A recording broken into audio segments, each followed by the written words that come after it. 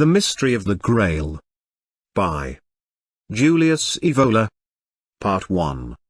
Approaching the Mystery of the Grail. 1. The Literary Prejudice. Anyone who wants to comprehend the essence of the chivalric romances and epics to which the cycle of the Grail belongs, together with many other analogous and related writings, must overcome a series of prejudices, the first of which is what I call the literary prejudice. I am referring to the bias displayed by those who regard romances and legends merely as fantastic and poetic human works, whether of an individual or collective authorship. These people deny anything that may have a higher, symbolic value and that cannot be regarded as an arbitrary creation. It is precisely this symbolic, objective, and super-individual element, however, that constitutes the core of sagas, legends, myths, adventurous feats, and epics of the traditional world. This element did not always originate from a perfectly conscious intention.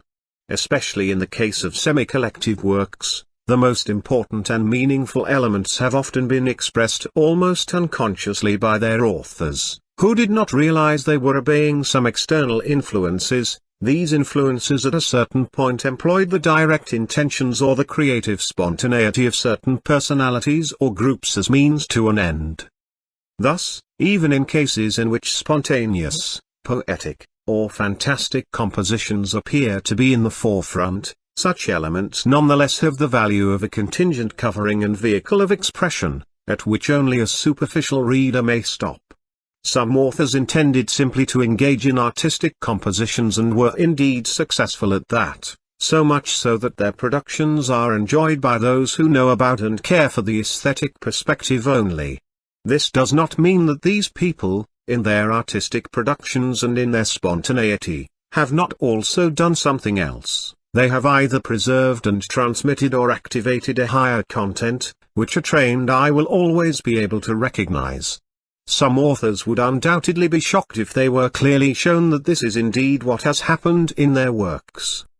In the legendary traditional compositions, however, the authors usually were not aware of engaging in something that goes beyond mere art and fantasy, even though they almost always had only a confused sensation of the scope of the themes that they put at the center of their creations. A concept from the domain of individual psychology has been extended to the domain of sagas and of legends, namely, that of a peripheral consciousness and, beneath it, an area of subtler, deeper, and more important influences. From a psychoanalytic perspective, dreams are among those states in which such influences, which have been repressed or excluded from waking consciousness, take direct control of the power of imagination, translating themselves into symbolic images. Ordinary consciousness experiences these images without understanding their real content. The more these images or phantasms appear to be extravagant or incoherent, the more we must suspect the existence of a latent, intelligent, and meaningful content. This is what should be thought in many cases about sagas, legends, adventures, myths, and even fairy tales. And so it often happens that the most fantastic, strange, improbable and incoherent aspect, which is less likely to have an aesthetic or historical value and therefore is usually set aside, eventually offers the best way to understand the central element that bestows upon such compositions its true sense and at times even its higher historical meaning. According to a saying in a particular tradition, which later on I will show to be related to that of the Grail, where I have spoken more clearly and openly about our science, there I have spoken obscurely and mysteriously. The Roman Emperor Julian wrote, "When myths on sacred subjects are incongruous in thought, by that very fact they cry aloud, as it were, and summon us not to believe them literally, but to study and track down their hidden meaning." 2. This, then, is the first prejudice that needs to be overcome. This prejudice influences the interpretation of the medieval romances and especially the literature of the Love's Lieges, Fedelidama. In this type of literature, owing to the preponderance of the artistic and poetic element, which was used as a covering, many people have regarded as iconoclast any attempt to set forth an extraliterary exegesis, namely, any attempt to penetrate the mystery found within this poetic literature. Such an attempt is related not only to the influences that have generated the Grail cycle but also to certain organizations that have acted in history behind the scenes. 2. The ethnological prejudice. A second prejudice that has to be overcome is the ethnological one. This prejudice essentially concerns an order of researches that have begun to unearth many hidden roots of the cycle of legends to which the Grail belongs.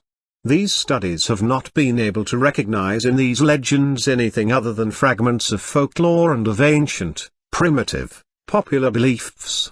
It is important to make a clarification in regard to this subject, because the presence of such elements in the Grail tradition is real. Moreover, they constitute the guiding thread that reconnects the historical aspect, which is relative to the presence and to the effectiveness of a particular tradition, to the suprahistorical and initiatory aspect of the legend of the Grail. First of all, it is necessary to extend to the collective dimension the relativity of the creative aspect that I have previously discussed in relation to individual productions, since most people see in folklore a spontaneous popular production, or a fantastic collective product, that is mixed with superstitions and needs to be considered for all practical purposes as an oddity. Influenced by such a prejudice, the so-called ethnological schools, just like the psychoanalytical trends devoted to the study of the collective unconscious, have engaged in various researches that always amount to a systematic, contaminating reduction of what is higher and superior to what is lower and inferior. At this point I must dispute the very notion of primitiveness that is attributed today to some popular traditions. Far from being primitive, that is, primordial, in most cases such traditions are nothing but degenerated residues that must be reconnected to very ancient cycles of civilization. Thus I concur with René Guénon's assessment that so-called folklore, in almost every instance, contains traditional elements in the true sense of the word, although at times they are deformed, diminished, or fragmentary. These elements have a real, symbolic value and thus, far from originating in people's minds, do not even have a human origin. The only popular thing is merely the fact that they have survived, considering that these elements belong to traditional forms that by now have disappeared. These extinct traditional forms sometimes are to be traced to such a distant past that it would be impossible to determine it, a past that is therefore confined to the obscure domain of prehistory. In this regard, people act as some sort of more or less unconscious collective memory, the content of which is derived from some other source. Likewise, I agree with Guénon's explanation concerning the peculiar fact that people in these cases are the bearers of many elements belonging to a higher plane, such as the initiatory one, and therefore to a plane that is in essence unpopular. When a traditional form is about to become extinct, its last representatives can willingly entrust to that collective memory what would otherwise be lost. This, in other words, is the only way to salvage what can still be salvaged. At the same time, the natural lack of understanding of the masses is a sufficient guarantee that what had an esoteric character may not be lost, but that it rather may continue to exist as a sort of witness of the past to those who in a later epoch will be able to comprehend it. This last observation is especially true in the case of the elements of the allegedly pagan, Nordic Western folklore that are present in the legends of the Grail and King Arthur. These elements, once properly integrated, that is, brought back to their original symbolic meaning through traditional and even intertraditional references, will convey the true meaning that certain romances and epics incorporated. These romances were highly regarded in the medieval knightly world and also had a relationship with the Ghibelline ideal of the Imperium and with various secret traditions and groups that inherited, in various forms, the spiritual legacy of this ideal. Thus we can clearly see the difference between this perspective and the above-mentioned psychoanalytical theories concerning the subconscious or collective unconscious, in which the latter has become a sort of grab-bag containing all kinds of things, all of which are considered, more or less, in terms of life, atavism, and the irrational. What such theories regard uniformly as the unconscious should rather be considered the superconsciousness. It is simply ridiculous to regard myths and symbols as manifestations or archetypes of life, considering that their nature is essentially metaphysical and that they have nothing to do with life, unless we are talking about their empty shells. It is pointless to remark, as C.G. Jung and Richard Wilhelm have done, 3 that any positive consideration must be limited to the study of the manifestations of the unconscious, understood as pure experiences, without any reference to transcendent elements. The truth is that when there are no firm reference points, there is no hope of orienting oneself through various experiences, of understanding and evaluating them, especially when experience as a whole is abusively identified with some of its particular modalities, which at times are even affected by pathological factors. This has been abundantly demonstrated by the outcome of all the various psychoanalytical interpretations. These attempts fail to reach the plane of the spirit. Moreover, even when they do not lead to a subnormal world of neuropaths and hysterics by producing such aberrations as those found in Sigmund Freud's totem and taboo, they nevertheless produce, as in the case of Jung's theory of archetypes, confused perceptions that are greatly influenced by the new superstitious cult of what is vital and irrational, thereby proving not so much to lack assumptions as to have mistaken ones. 3. Concerning the traditional method. What still needs to be overcome is the tendency to derive the fundamental themes of the Grail and of the imperial myth solely from a particular historical movement, by supposing an external, casual, and empirical transmission. According to a widespread opinion, the Grail is essentially a Christian legend. Some have instead hypothesized a Celtic pagan origin (1), others favor an Indo-Chinese origin (2), still others argue for a Syrian origin (3), and some have made references to alchemy. On another plane, not only has the Grail been associated with the doctrines of the Cathars and the ancient Persians, but some have even attempted to identify characters and historical locations described in the legend: France, according to some; Iran, according to others.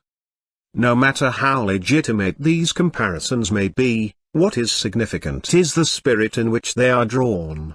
The characteristic feature of the method that I call traditional, in opposition to the profane, empirical, and critical intellectual method of modern research, consists in emphasizing the universal character of a symbol or teaching, and in relating it to corresponding symbols found in other traditions, thus establishing the presence of something that is both superior and antecedent to each of these formulations, which are different from and yet equivalent to each other.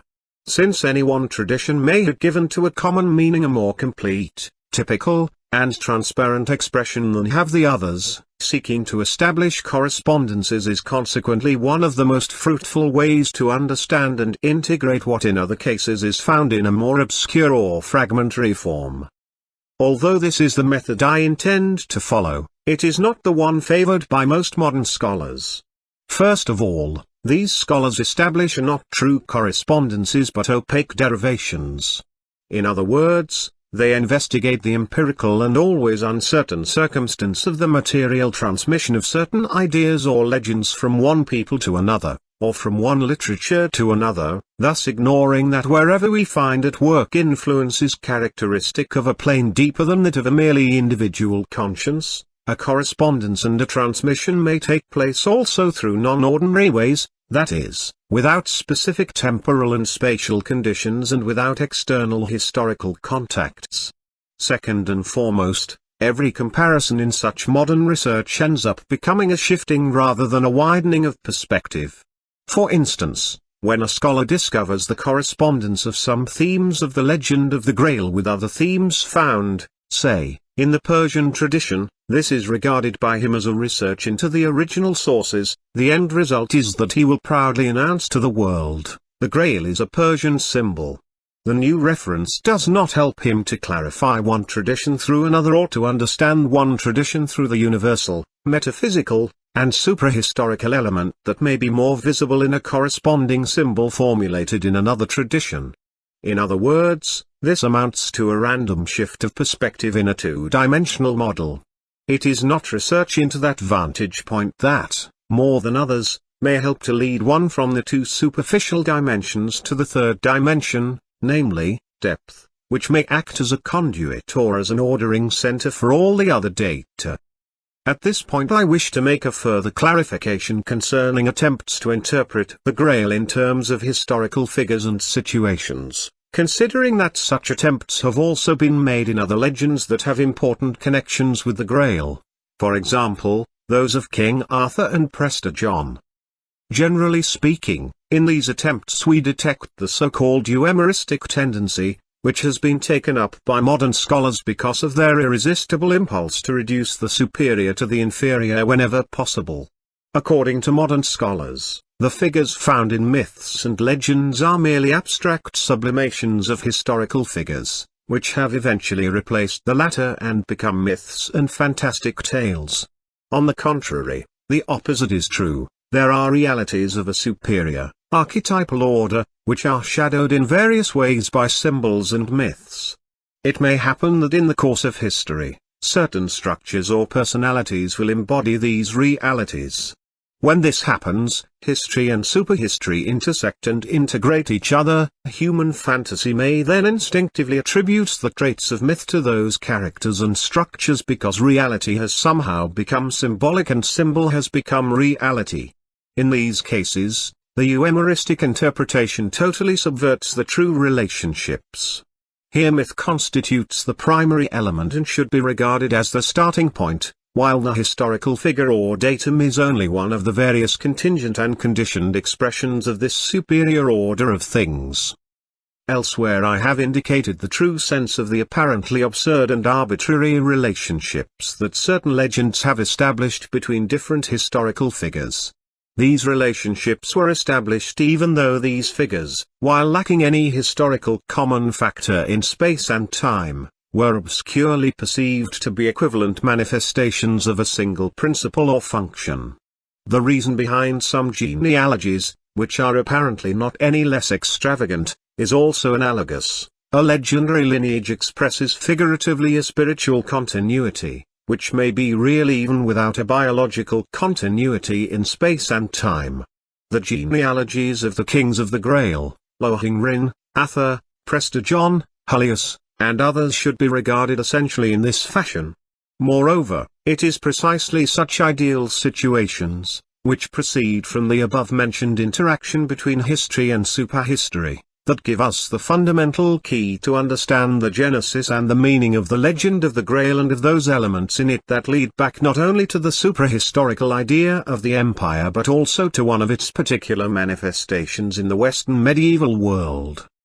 4. The historical context of the mystery of the Grail. When we isolate the texts that make up the Grail cycle, we find that they repeat a few essential themes, which are expressed through the symbolism of knightly figures and deeds. What we are dealing with, then, are essentially the themes of a mysterious center, of a quest and a spiritual test, of a regal succession or restoration, which sometimes assumes the character of a healing or avenging action. Percival, Gawain, Galahad, Ogier, Lancelot, and Peredur are essentially various names portraying the same human type. Likewise, King Arthur, Joseph of Arimathea, Prester John, and the Fisher King are equivalent figures and variations on another theme. Also equivalent are images of various mysterious castles, islands, kingdoms, and inaccessible and adventurous lands, which in the narratives are described in a series that, on the one hand, creates a strange, surrealistic atmosphere but, on the other, often ends up becoming monotonous. I have already mentioned that all this has or is susceptible of having the character of a mystery in the initiatory sense of the word. But in the specific form in which all this is expressed in the Grail cycle, we must recognize the point at which a suprahistorical reality imposed itself on history, closely associating the symbols of that mystery to the confused yet lively sensation that its effective realization required to solve the spiritual and temporal crisis of an entire epoch, namely, the medieval ecumenical imperial age. The Grail cycle originated from this very specific situation. The evocation of primordial and suprahistorical motifs intersected the ascent of a historical tradition at a point of equilibrium, around which a subject of varied nature and origin precipitated and was crystallized, unified by its susceptibility to the expression of a common motif. Thus we must start from the idea of a fundamental, inner unity of the various texts, and of the various figures, symbols, and adventures proper to them, and proceed to discover the latent capability of a text to integrate and continue another, until a thorough exposition of some fundamental themes is achieved. To bring back such motifs to their universal, intertraditional meaning and to an overall metaphysics of history would be a repetition of what I have tried to do in another work of mine. 1 Here I must limit myself to articulating the reference points that are most crucial to our comprehension of the simultaneously historical and suprahistorical meaning of the mystery of the Grail. Part 2. Principles and prior events. 5. The Olympian cycle. According to the way of thinking I have espoused, that which was manifested in various people as an authentic tradition is not something relative, determined by external or merely historical events. Rather, it always points to elements of a knowledge that is unique in its essence. These elements always have the character of constants. Traditional teaching, though in various forms, had always and everywhere upheld the belief in the existence of a primordial race that embodied a transcendent spirituality. For that reason, this race was often regarded as divine or like the gods. I have defined its structure as Olympian. By this term I mean to signify an innate superiority or a nature that is essentially supernature. A force from above is found in this race as a presence, predestining it to command, to the royal function. It shows it to be the race of those who are and those who can, and sometimes to be a solar race. Belief in a golden age, which is found in many traditions, is a distant memory of that race. Later peoples also formulated a suprahistorical view of that race's function and seat, or place of origin. This occurred because at one point, that which had been manifest became hidden. Owing to a progressive involution of mankind, which was likewise recorded in several traditions, the function exercised by this race became gradually invisible, and that direct contact between historical and suprahistorical elements was interrupted. This is the meaning, for instance, of Hesiod's teachings, according to which the beings of the primordial age never died but rather took an invisible form to guide mortal beings. Thus, a shift occurred from the theme of the Golden Age to a metaphysical kingdom, to which all the dominators from above are related in a mysterious, objective, and ontological way. This is the case both with the real heirs of the primordial tradition and with those who reproduced more or less perfectly and consciously the primordial type of rhythm in a given land and civilization. This is how the traditional notion of an invisible king of kings, or universal ruler, or king of the world, came to be associated with specific symbols, some of which derive directly from analogies, while others are mythologized memories of the land or lands where the primordial Olympian cycle unfolded. These are first and foremost symbols of centrality, the center, the pole, the region in the middle of the earth, the central stone or the foundation, the magnet. Then, symbols of stability, the island surrounded by the waters, the rock, the unshakable stone. Finally, symbols of inviolability and inaccessibility, the invisible or not to be found castle or land, a wild mountain peak, a subterranean region. Moreover, the land of light, the land of the living, the Holy Land. Yet again, all the variations of the golden symbolism, which, on the one hand, includes all the notions of solarity, light, regality, immortality, and incorruptibility while, on the other hand, it has always had some relationship with the primordial tradition and with the age characterized by gold. Other symbols point to life in the higher sense of the word, for example, the perennial food, the tree of life, to a transcendent knowledge, to an invincible power. Everything appears variously mixed in the fantastic, symbolic, or poetic representations that in the various traditions have foreshadowed this constant theme of the invisible realm and of the supreme center of the world, in itself or in its emanations and reproductions. 6. On the hero and the woman. As everybody knows, the doctrine of the Golden Age is part of the doctrine of the Four Ages, which testifies to the progressive spiritual involution unfolding in the course of history since very ancient times. All of these ages also have a morphological meaning and express a typical and universal form of civilization. Following the Golden Age, we encounter the Silver Age, which corresponds to a priestly and feminine rather than regal and virile type of spirituality. I have called it lunar spirituality, since the symbols of gold and silver have traditionally been in the same relationship as that between sun and moon. In this context, such correspondence is particularly revealing. The moon is the feminine star that, unlike the sun, no longer has in itself the principle of its own light. Hence the shift to a spirituality conditioned by mediation, namely, an extrovert spirituality characterized by an attitude of submission, of abandonment, of loving or ecstatic rapture. Here we find the root of the religious phenomenon, from its theistic devotional forms to its mystical ones. Any insurgence of a wild and materialized virility against such spiritual forms characterizes the Bronze Age. This age is characterized by the degradation of the warrior's caste and by its revolt against him who represents the spirit, insofar as he is no longer the Olympian leader but only a priest. The Bronze Age is also marked by the unleashing of the principle proper to the warrior's caste, namely, pride, violence, war. The corresponding myth is the Titanic or Luciferian revolt, or the Promethean attempt to steal the Olympian fire. The Age of Giants, or of the wolf, or of the elemental beings, is an equivalent figuration found in various traditions and in their fragments preserved in legends and epics of various peoples. The last age is the Iron Age, or, according to the corresponding Hindu term, the Dark Age, Kali Yuga. This age includes every deconsecrated civilization, every civilization that knows and extols only what is human and earthly. Against these forms of decadence there emerged the idea of a possible cycle of restoration, which Hesiod called the heroic cycle or age of heroes. Here we must employ the term heroic in a special, technical sense distinct from the usual meaning. According to Hesiod, the generation of heroes was created by Zeus, that is to say, by the Olympian principle, with the possibility of reattaining the primordial state and thus to give life to a new golden cycle.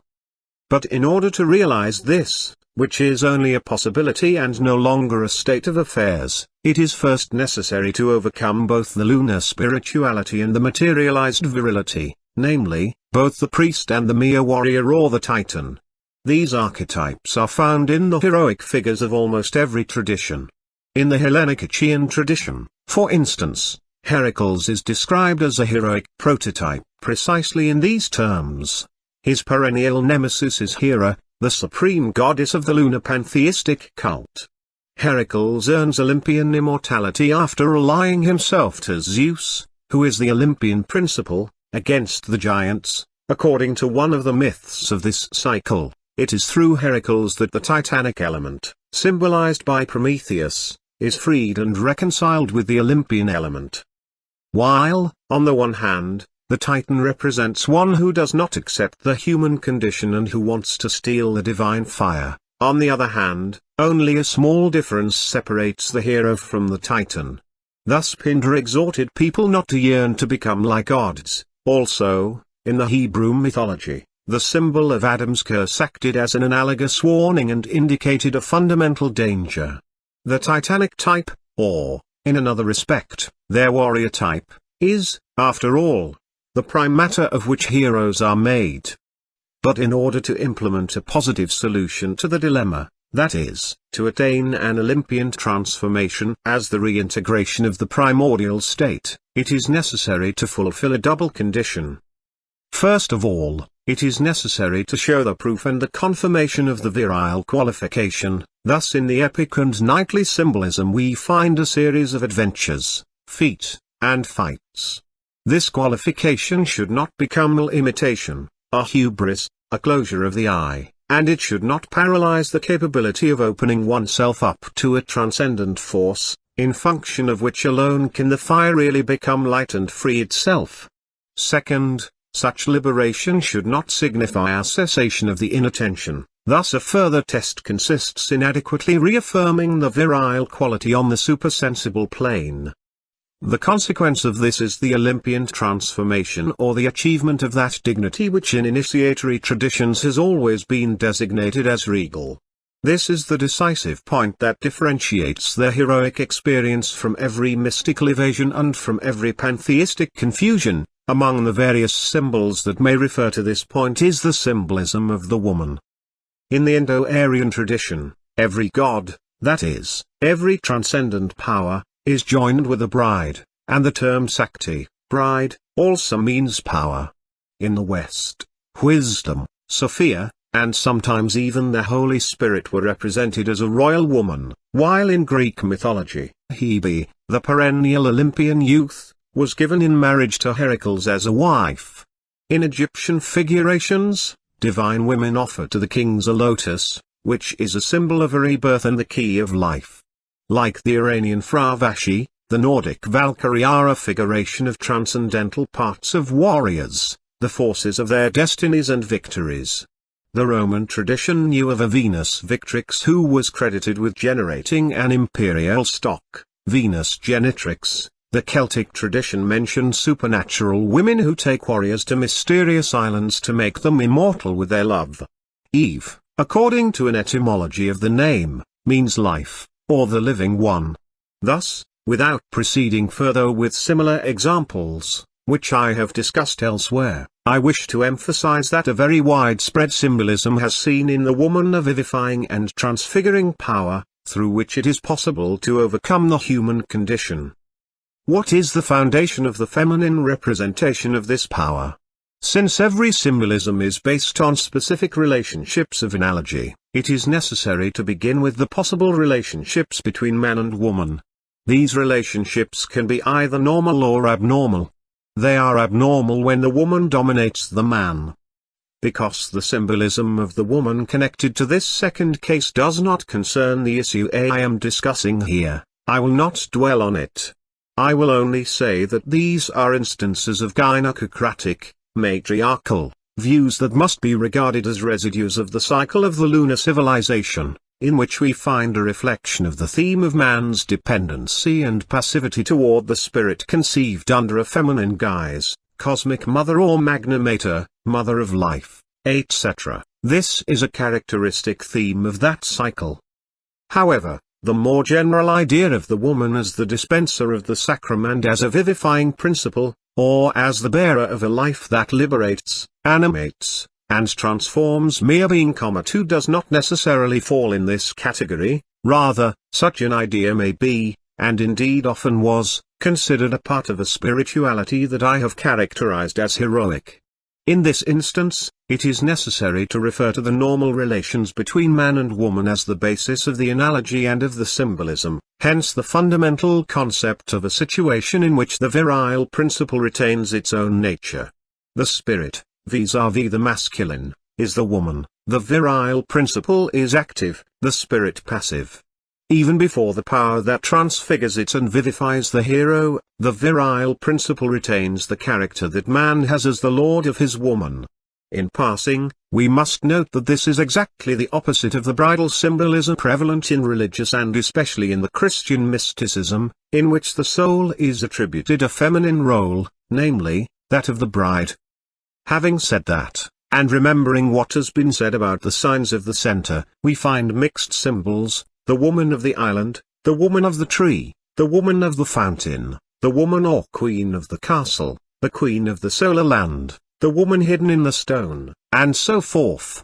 More particularly, as the widow, the woman expresses a period of silence, that is, a period in which the tradition, the power, or the strength is no longer possessed, has lost her man, and awaits a new lord or hero. Analogous is the meaning of the imprisoned virgin who waits to be freed and married to a preordained knight. On this basis, everything that in epic legends and in many chivalric romances is described in terms of adventures and heroic struggles undertaken in the name of a woman is almost always susceptible to interpretation as a symbol of the tests of the virile quality, tests that are assigned as a premise for a transcendent integration of the human personality. And if in this type of literature we also find women who are seductive and who represent a potential danger for the hero, this should not be understood solely in a primitive and direct manner, that is, in terms of a mere carnal seduction. Rather, this should be understood on a higher plane as a reference to the danger that a heroic adventure can lead to a titanic fall. In this case, the woman represents the seductiveness of transcendent power and knowledge when its possession means Promethean usurpation and the sin of prevaricating pride. Another, opposite aspect may be related with what someone has called the death which comes from a woman, referring to the loss of the deeper principle of virility. 7. The Hyperborean theme. Another fundamental traditional teaching, which I have discussed elsewhere with corresponding documentation. 1 is the location of the center or primordial seat of the Olympian civilization of the Golden Age in a boreal or Nordic boreal region that became uninhabitable. A tradition of Hyperborean origins, in its original Olympian form or in its new emergences of a heroic type, is at the basis of founding or civilizing deeds performed by races that spread into the Eurasian continent during the period from the end of the Glacial Age through the Neolithic era. Some of these races must have come directly from the north, others seem to have had as their country of origin a western Atlantic land in which some kind of replica of the northern center had been established. This is the reason why various concordant symbols and memories refer to a land that sometimes is northern Arctic and other times western. Among the many designations of the Hyperborean center that came to be applied also to the Atlantic center was Thule, or White Island, or Island of Splendor, the Hindus fettered Vipa, the Hellenic Luke Island to the original seed of the Aryan race or Aryanavego in ancient Iran, and Land of the Sun, or Land of Apollo, that is, Avalon.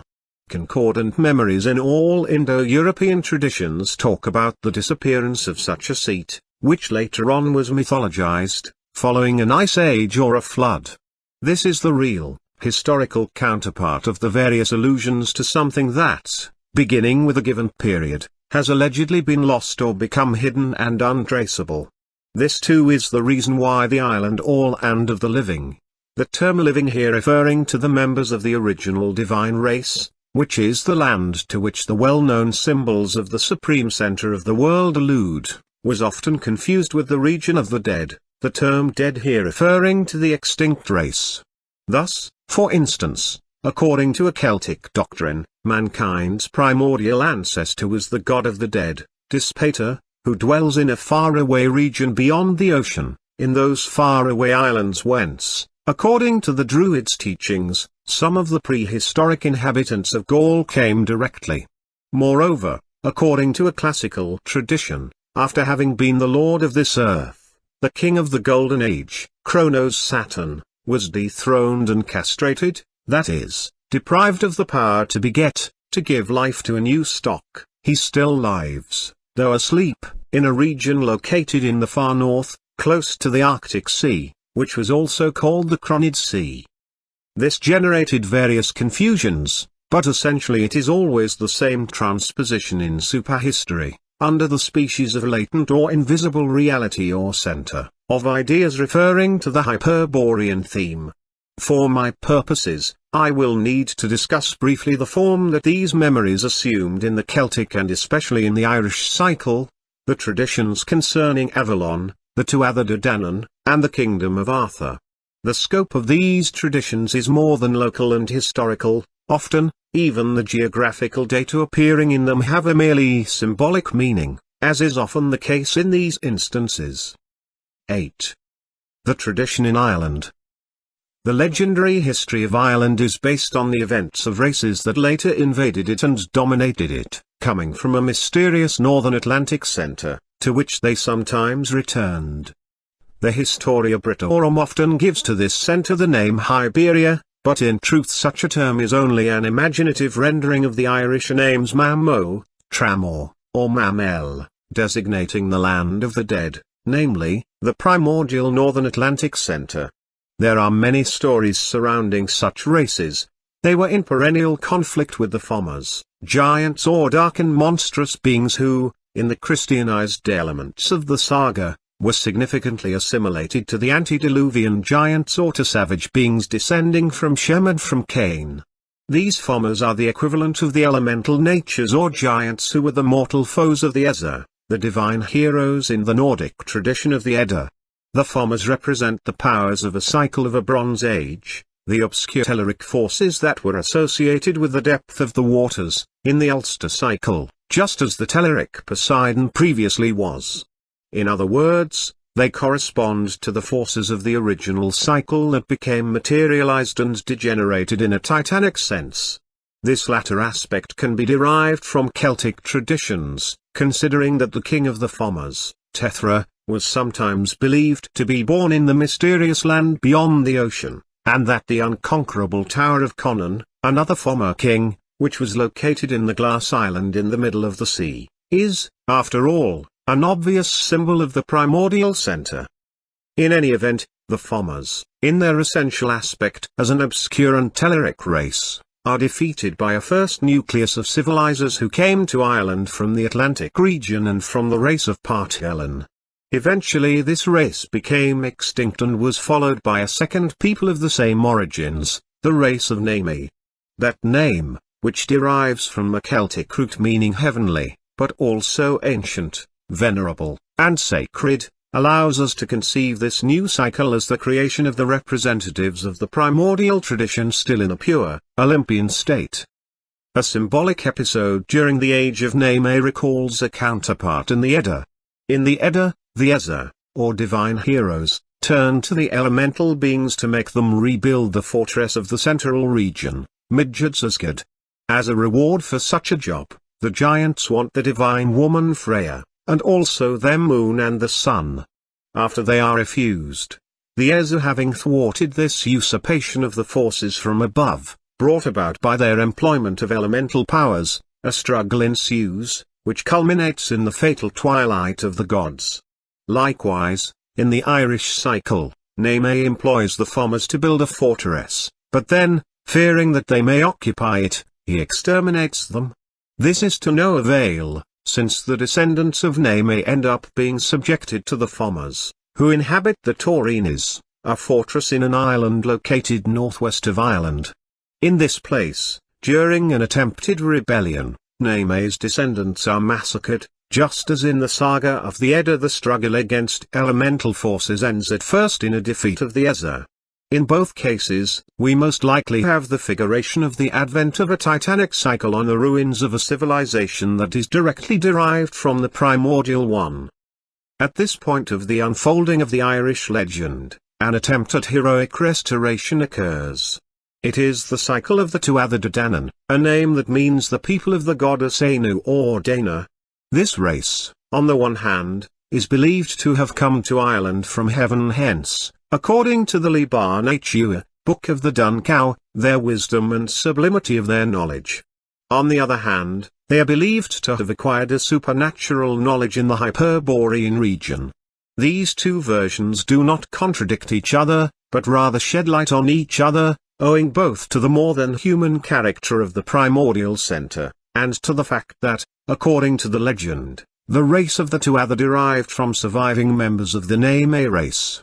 These survivors allegedly traveled to the Hyperborean or Western Atlantic land in order to acquire supernatural knowledge, which explains a relationship with certain mystical objects, more on which later. Since the race of Neme was the heavenly and ancient race that was swept away by a titanic cycle, the overall meaning is probably that this was a reintegrating contact with the original spiritual center, a center that is both heavenly and, in the geographic transposition of the memory, Hyperborean or Western Atlantic.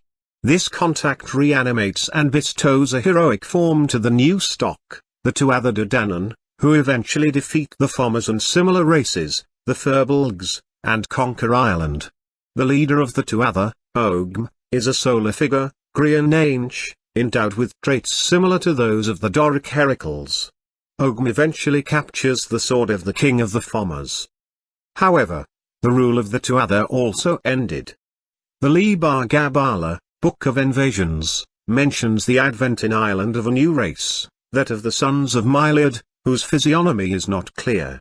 In this race the warrior element predominates. It seems that Myliad has the same root as Miles, soldier, yet it is not distinct from residues of the highest tradition proper to the previous cycle of the Tuatha. Thus even in the civilization of Myliad we find the symbolism of the central seat.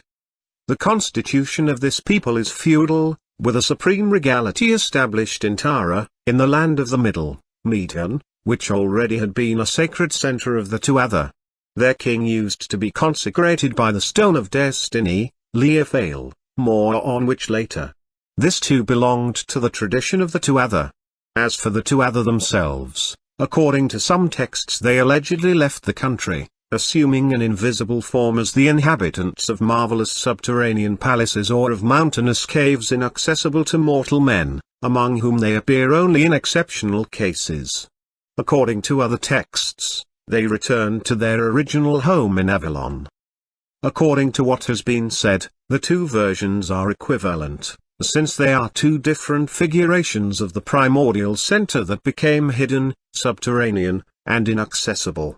In Celtic traditions, images of the Atlantic island of Avalon continued to be applied to it.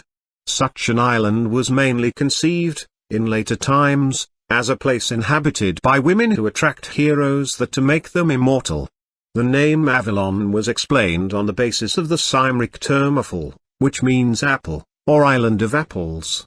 For this is naturally reminiscent of the island of the Hesperides, beyond the ocean, with the symbolic golden apples that Heracles captured in yet another of the labors that won him Olympian immortality. The supernatural women of the island of Avalon apparently possess the gift of health. In the legend of Tanannog they declare that in their land there is no death nor dissolution of the body, and that in it the hero Oisin will be crowned king of eternal youth. 5. At the same time, Avalon, the White Island, 6 has also the value of a polar and solar island. Avalon, according to another possible etymology, is none other than the island of Apollo, the Greek god who was called by the Celts Ablun or Bilan. Thus this island represents the solar land and the Hyperborean region, since Apollo had also been considered a solar king of the Golden Age and of the Hyperborean region. The frequent confusion of this island with the glass island must be due to a general symbolism of glass walls and even of walls of air, signifying an invisible defense surrounding some places, blocking their entrance, and also, according to yet another symbol, of a fiery revolving wall around this island. These are variations on the theme of inviolability, which was always attributed to the supreme center. The text known as the Battle of Matad, sections 3-6, relates that the Tuatha brought with them from the northern Atlantic seat 4 objects that were strictly related to the teaching they received: a stone, a spear, a sword, and a bowl. The stone is the Fatidic stone or oil stone, so called because, acting as a sort of oracle, it allows one to recognize the legitimate king among various pretenders to the throne. The spear is the spear of Lug, the god of thunder, of which it is said that never was a battle lost by him who brandished it. The sword is the invincible and inexorable sword of New Adu. Finally, the bowl of Dagd is able to magically satiate with its contents any number of warriors. These objects of the Tuatha will reappear in corresponding objects of the Grail cycle, just as the Grail's seat will be shown to be in close relation to the very island of Avalon, or White Island. In the traditions gathered in the annals of the four teachers we find very visibly the theme of the struggle and of victory as a test. An ever-recurring formula is, King X fell to Y, who became king instead. Its deepest meaning reminds us of the legend of the King of the Woods of Nemai, which I have discussed in my Revolt Against the Modern World. In this legend, to defeat and kill a given person appears to introduce one directly to the regal and priestly function held by that person, and also to the quality of becoming the bridegroom of the divine woman. 8 medieval chivalric romances filled with variations on this theme. The test of arms introduces, often almost automatically, the possession of a woman, who goes from one hero to another. On the basis of the so-called love right, according to the ethics of this literature, it was regarded almost as a natural thing for a knight to desire his own lord's wife, provided he believed to be and could prove to be better than he in the test of arms. The peculiar character that all this presents, if taken literally, and its scarce correspondence with the effective customs of the time, should already induce us to suppose a hidden content as the true meaning of such adventures. In these adventures, moreover, one finds distant echoes of the theme of the selection of that virile quality which is most fit to qualify one to obtain possession of the woman. According to the Historia Regum Britanniae, Britain was originally inhabited by giants. The main one among them was called Gomergot. Brute, conceived as one of the descendants of the Trojans who founded Rome, exterminated these giants and established the Britannic tradition. Gomergot visibly corresponds to Gog and Magog. This is indeed a significant biblical echo. Gog and Magog were demonic populations that will play an important role in the imperial myth. They correspond to the Fomas, to the elemental beings Orinthusi, to whom the divine heroes of the Edda, that is, the Eza, block the path with a wall, thus preventing them from occupying the seat of the center, the Midgard, which is a particular representation of the primordial center. In a certain sense they represent the demonic character of the world of the masses.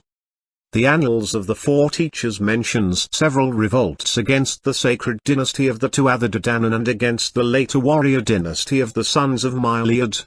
These insurrections were sparked by the race of the Fur Dominain or race of the Abyss, a Telluric race associated with degenerated residues of previous inhabitants of Ireland, such as the Firbolgs. Finally, we find mention of a plebeian race, the Tuatha, which during a feast day massacres the nobility and induces the forelords to rebel against the supreme lord of the seat of the center. As a punishment for such violence the land is stricken by a widespread sterility, accompanied by all sorts of plagues. The kingdom will remain in this state of desolation until the son of the last king, who had been defeated and killed, will return to his father's land. In the Eastern Saga of Alexander, the devastation and the sterility of all the waters, so severe that it left no potable water, are referred to the time of the advent of the people of Gog and Magog. This is the same condition that affects the kingdom of the Grail, which became the Ghast Tear, the land ravaged because of the dolorous stroke, a condition that will last until the arrival of the avenging and restoring hero. This body of ancient traditions and Celtic pre-Christian symbols presents the principal themes that will be embodied again in the Grail cycle. The next link in the chain is the legend of King Arthur. 9. The Arthurian cycle.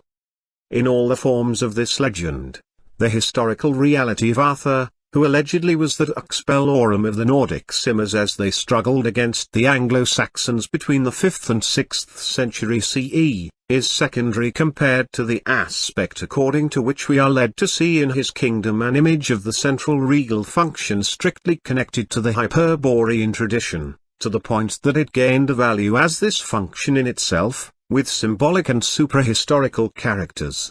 Thus the relation between Arthur's kingdom and England becomes accidental. In medieval literature this kingdom had instead a supranational meaning, and it embraced the best chivalry.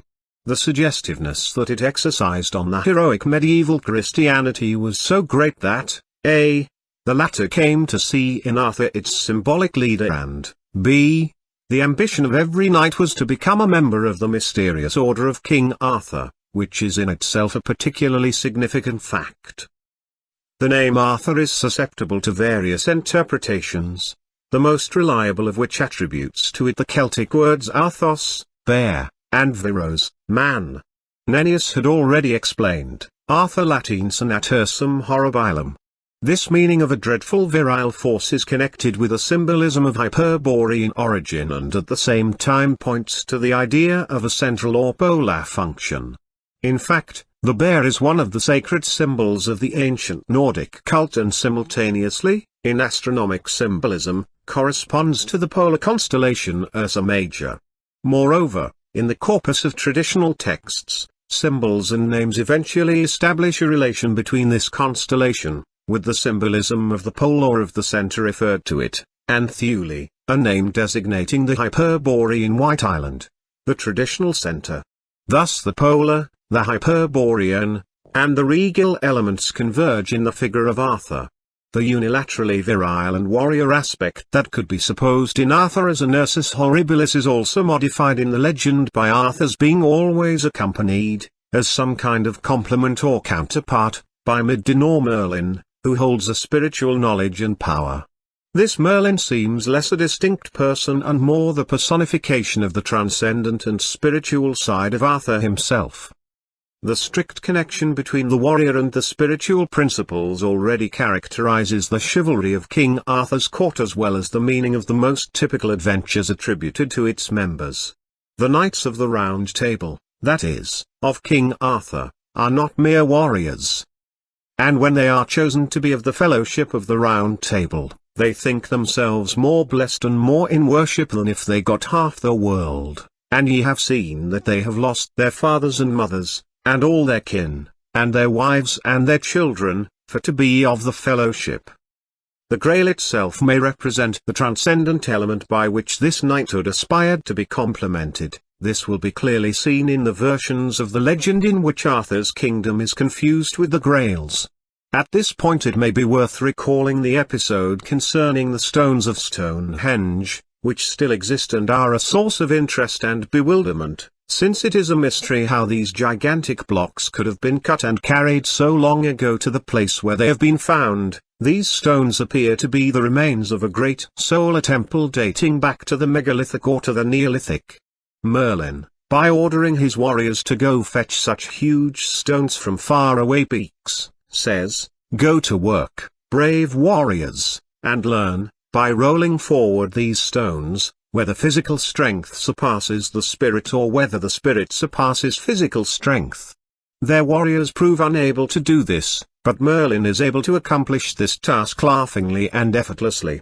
That the warrior virtue had, in the Arthurian cycle, a spiritual reference point can be seen from this exhortation in the same text, the Historia Regum Britanniae, fight on for your own land, and even welcome death, if necessary, for death is a victory and a liberation of the soul. This is exactly the ancient view of the mors triumphalis, which is a main feature of the ethics of heroic traditions. According to the legend, Arthur demonstrated his innate right to be the legitimate king of all of England by passing the so-called test of the sword, namely, by successfully taking a sword out of a great quadrangular stone on the altar of the temple, obviously a variation of the Stone of Kings that belonged to the ancient tradition of the Tuatha De Danann. Here we find a double, convergent symbolism. On the one hand, we have the general symbolism of the foundation stone, which hints at the polar idea, thus the allegory and the myth allegedly refer to a virile power, that is, the sword, that needs to be drawn from that principle. On the other hand, to take the sword out of the stone may also signify the freeing of a certain power from matter, since the stone often represents this meaning. This also agrees with another episode in the legend, that in which Arthur, led by Merlin, seizes the sword Caliburn or Excalibur, which is held by a mysterious arm hovering over the waters. But this weapon, forged in Avalon, is related to the supreme center. Its being held above the water symbolizes a force detached from the conditions of the material, passional, and contingent life, to which a fundamental aspect of the symbolism of water always referred. Such a life must be overcome, not only by those who yearn to receive a regal mandate from the center and become leaders of men in a higher sense, but also by every knight who wants to be worthy of belonging to the followers of Arthur and ultimately to find the Grail again. Among the themes proper to the ancient Britannic tradition, I will mention again the institution of the Round Table and the symbolism of King Arthur's seat. Concerning the latter, we often find the recurrence of the famous symbols of the inaccessible land, according to Andrea Capellano, Arthur's is a kingdom separated from the human world by a large river, and it can be accessed only by crossing a dangerous bridge. This kingdom is defended by giants. In it there is a castle that is constantly revolving. In this castle, which is called Regal Castle, Caeriga, or Rich Men's Castle, Caerglud, there is a supernatural vessel that, according to the tradition of the spoiling of Arn, was taken by King Arthur from a king of the other world. This vessel, which, like the Grail in the castle of the rich king, is a facsimile of the vessel Dagd, one of the symbols proper to the Hyperborean tradition of the Tuatha De Danann, satiates everybody, heals all wounds, and protects from the erosion of time, all the while denying its gifts to cowards and oath-breakers. Such a seat, as a revolving castle, Chaos City, is one and the same with the rotating island that in the ancient Celtic saga is often the equivalent of the glass island and, in general, of Avalon. Here we definitely find an allusion to the polar land that spins around its axis and carries along the world in its rotating motion. This is a visible reminder of the image of the universal ruler, Chakravartin, an expression that literally means the spinner of the wheel, in reference to him who, as an immobile center, moves the wheel of the Rinamond of the ordered universe. These ideas can also be found in the symbolism of the Round Table, which was instituted by Arthur, under Merlin's advice, to characterize the knightly order of which he was the supreme leader. According to Sir Thomas Mallory's text, the Round Table was built as an image of the world. In it the entire universe, the earthly and the heavenly, is believed to find shelter. In other texts, a reference is made to the course of the stars and to the rotation of the heavens in relation to an unmovable center. From this it can be clearly seen that the knights who sit at the Round Table are also the representatives of the ordering central power. In different versions these knights of the Round Table, or at least the best among them, are 12 in number. This points to a visible correspondence with the 12 peers who in the Roman de Brute divide the earth in 12 parts, each one taking one part as his estate, and calling himself its king. 12 is a solar number that always appeared, in various forms, wherever the establishment of a traditional center was either accomplished or attempted. For instance, the 12 thrones of Midgard, the 12 supreme Olympian gods, the 12 stumps of the Delphic center, the 12 Roman lictors, the 12 residents of Avalonia, and the 12 counts, paladins of Charlemagne. Moreover, in the cycle of the Grail and of King Arthur, such symbolism was connected with a further theme, that of the Siege Perilous, a seat at the Round Table purposely left vacant and reserved for an awaited and predestined knight, superior to everybody else, who sometimes is portrayed as the 13th knight and who clearly corresponds to the same supreme function of a center, of a leader or pole for the 12, and who is the image or representative of the Chakravartin or universal ruler. Naturally, when the theme of the Siege Perilous appears, one must think about a state of involution of Arthur's kingdom or of decadence of his representatives, such that it necessitates a restoration. Ideally, this is the point at which the Knights of the Round Table go in search of the Grail and at which, in the corresponding literature, the adventures of the Grail and those of the Knights of King Arthur are inextricably connected.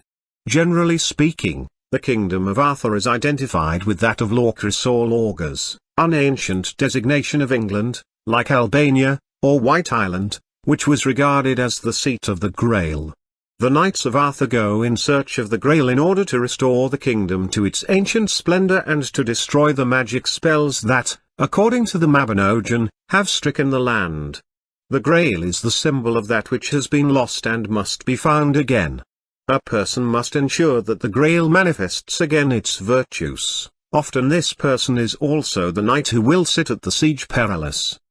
In relation to all this, the figure of King Arthur appears to be split in two.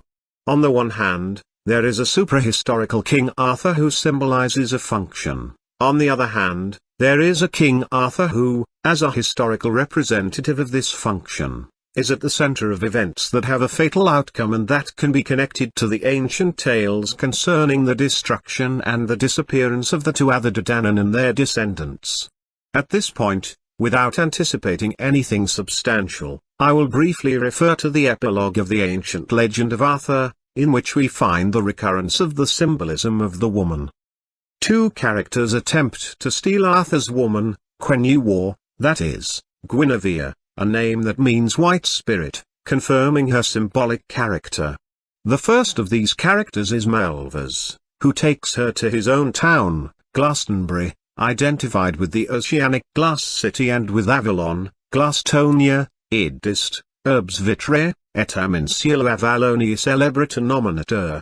Consequently, the glass island is besieged. Eventually a reconciliation is achieved.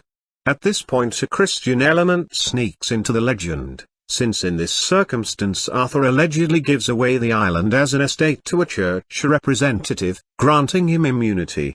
In reality, this points again to an attempt, on the part of the Christian tradition, to replace the Celtic Hyperborean tradition by appropriating all of its main themes.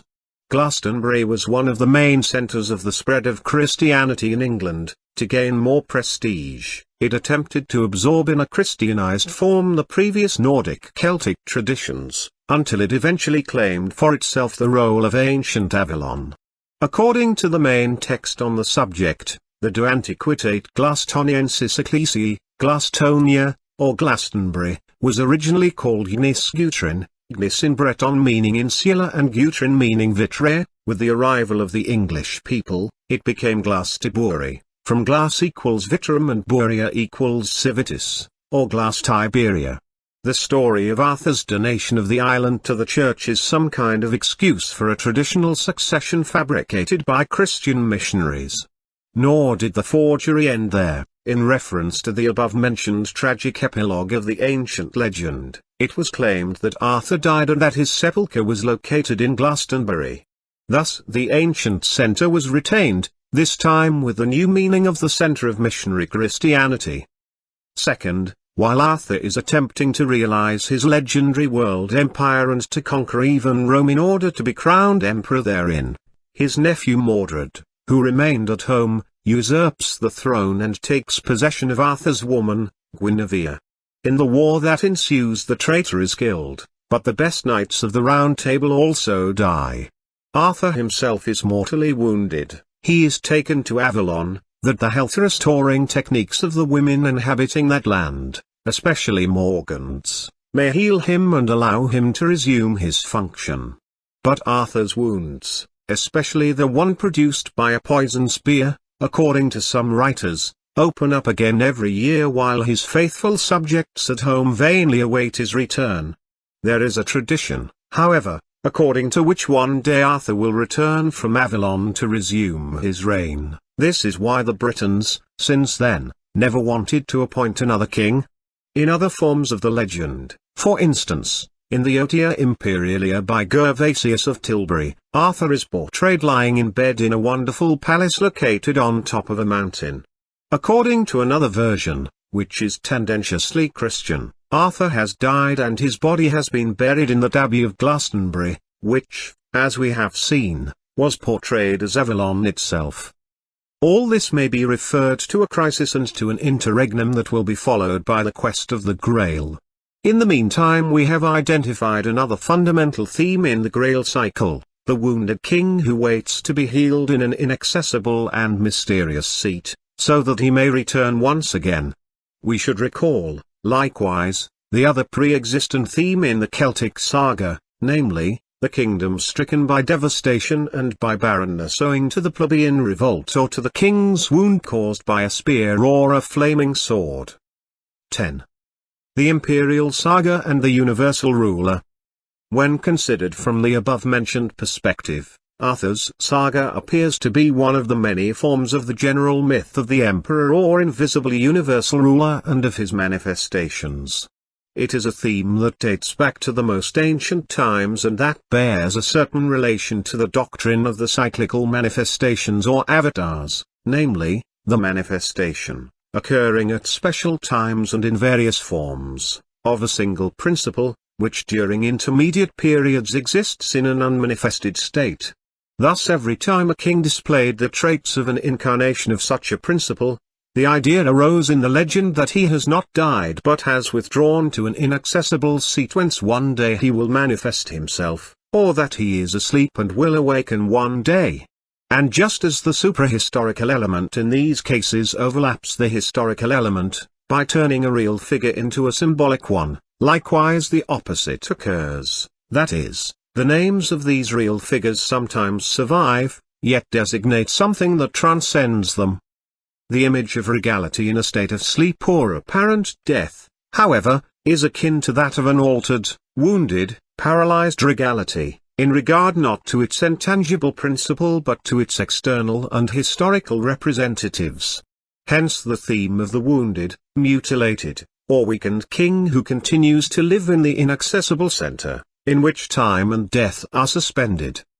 Without repeating what I have discussed elsewhere, in order to give a general and universalized idea of the context being discussed, I will mention some typical forms in which this symbolism was expressed in ancient times.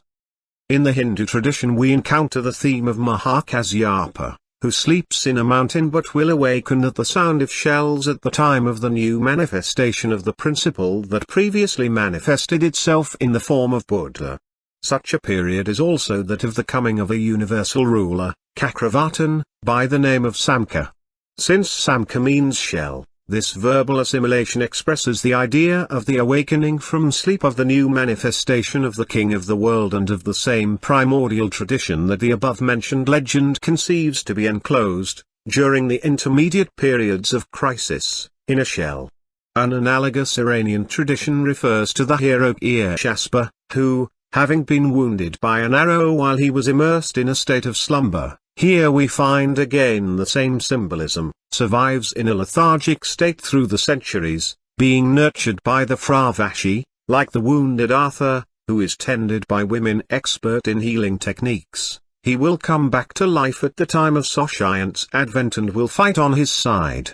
Soshiant is the lord of a future, triumphal kingdom of the god of light and the slayer of the Imanic dark forces, the Jewish notion of a Messiah and the Christian notion of God's kingdom, which many people believe to have greatly influenced the medieval imperial myth, are nothing but an echo of this ancient and pre-Christian era Iranian concept.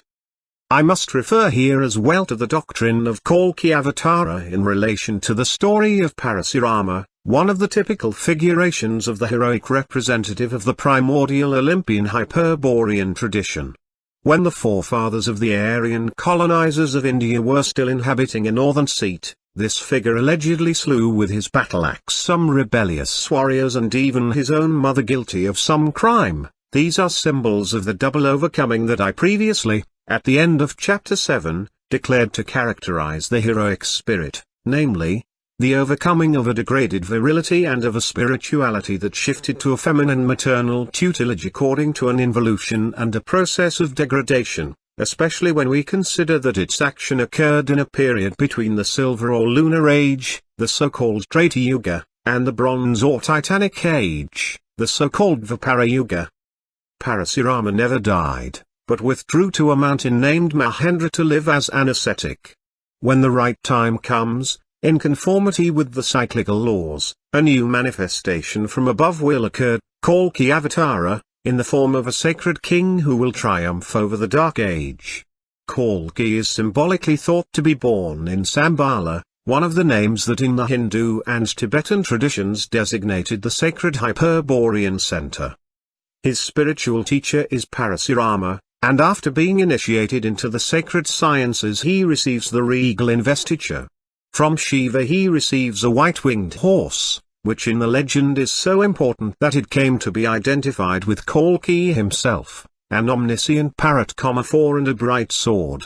Recall that Arthur is believed to return one day on a white horse and that this symbol also plays a famous part in the revelation of Saint John the Divine. Recall also Excalibur, the lost sword that Arthur will one day yield again and that from time to time emerges from the bottom of a lake.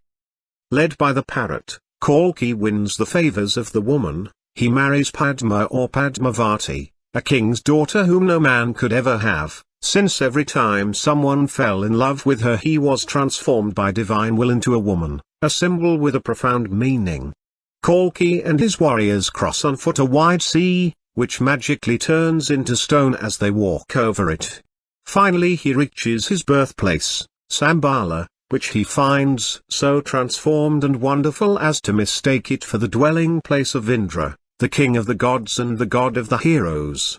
Shambhala is a symbol of the new manifestation of the forces of the primordial center. In it we find again the representatives of the solar and lunar dynasties, the kings Maru and Diva, who thanks to the power of their ascetic practices remained alive in the Himalayas through the ages of the world, up to the most recent Dark Age. Here the Himalayas are conceived as the region in which the primordial age lasts forever. Finally a last battle takes place, which is Kalki's struggle against the Dark Age, personified by the goddess Kali and by the two chiefs of the demons, Koku and Vikoka. 5 This struggle is very hard, since these demons can resurrect each other and return to fight as soon as they hit the ground. In the end, however, Kalki will prevail. Further on, I will discuss in greater detail the symbolic elements found in this story, in case the reader has not understood their full meaning. Here I have simply wished to introduce some references in order to contextualize from an intertraditional perspective the imperial myth of the new manifestations of the Rinam and to prevent the expressions that this myth had during the Middle Ages from being read separately from each other, especially in a unilateral dependence on Christian beliefs. After all, many people thought that the Roman world, in its imperial and pagan phase, signified the beginning of a new golden age, the king of which, Kronos, was believed to be living in a state of slumber in the Hyperborean region. During Augustus's reign, the Sibylline prophecies announced the advent of a solar king, a Rex Coelo or ex Sol Misses, to which Horace seems to refer when he invokes the advent of Apollo, the Hyperborean god of the Golden Age. Virgil too seems to refer to this Rex when he proclaims the imminent advent of a new golden age, of Apollo, and of heroes. Thus Augustus conceived his symbolic filiation from Apollo, the phoenix, which is found in the figurations of Hadrian and of Antoninus, is in strict relation to this idea of a resurrection of the primordial age through the Roman Empire. The foreboding of Rome's connection with the suprahistorical and metaphysical principle of the imperium may, after all, be considered the basis of the very theory of Rome's persistence and eternitas, provided one is aware of the previously mentioned process of transposition of that which is proper to this principle to one of its specific embodiments in history. During the Byzantine Age, the imperial myth received from Methodius a formulation that revived, in relation to the legend of Alexander the Great, some of the themes already considered. Here again, we find the theme of a king believed to have died, who awakens from his sleep to create a new Rome, after a short reign. The people of Gog and Magog, to whom Alexander had blocked the path, rise up again, and the last battle takes place.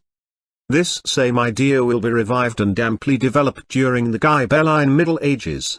The awaited, hidden emperor, who never died and who withdrew to an invisible or inaccessible center, is here transformed into one of the major representatives of the Holy Roman Empire, Charlemagne, Frederick I, or Frederick II.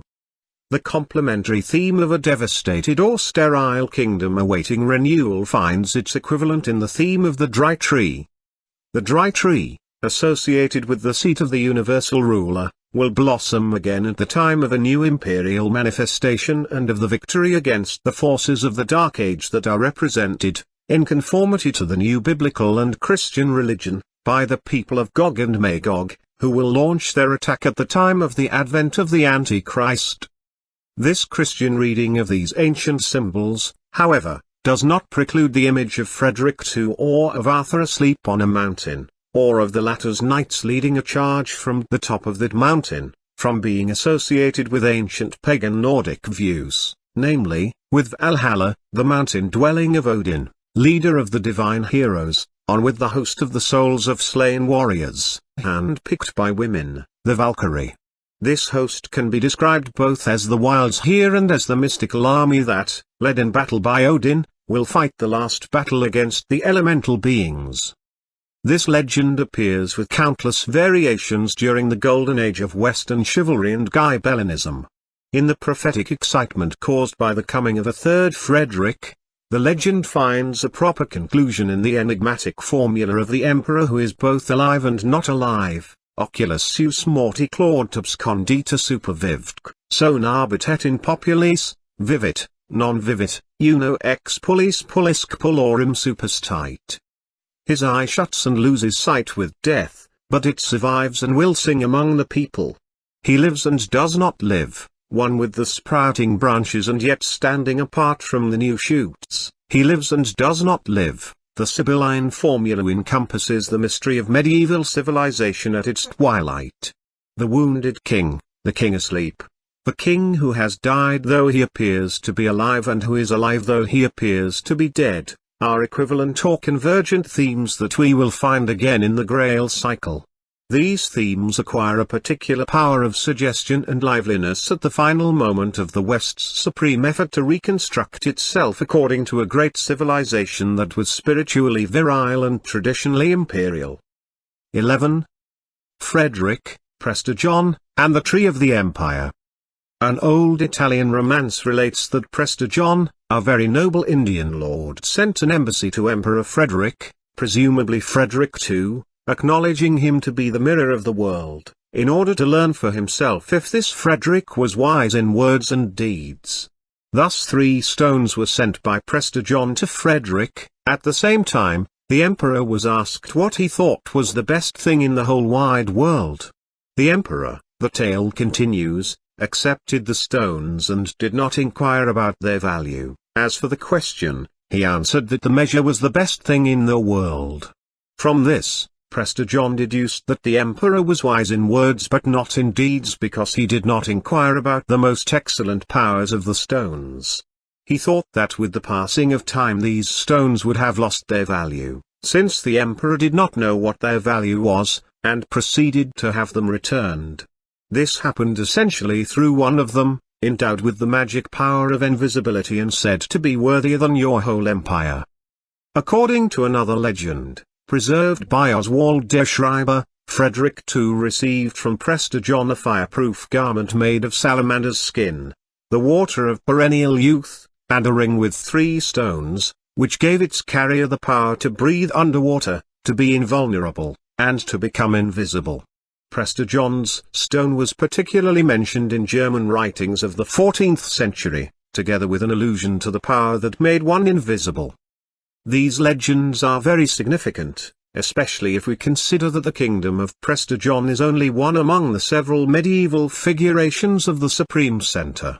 This center was supposed to be located in a mysterious and wonderful region in Central Asia, Mongolia, India, or even Ethiopia, the latter name having a vague and various meaning. When considering the attributes conferred on this kingdom, however, there are no doubts concerning its symbolic character.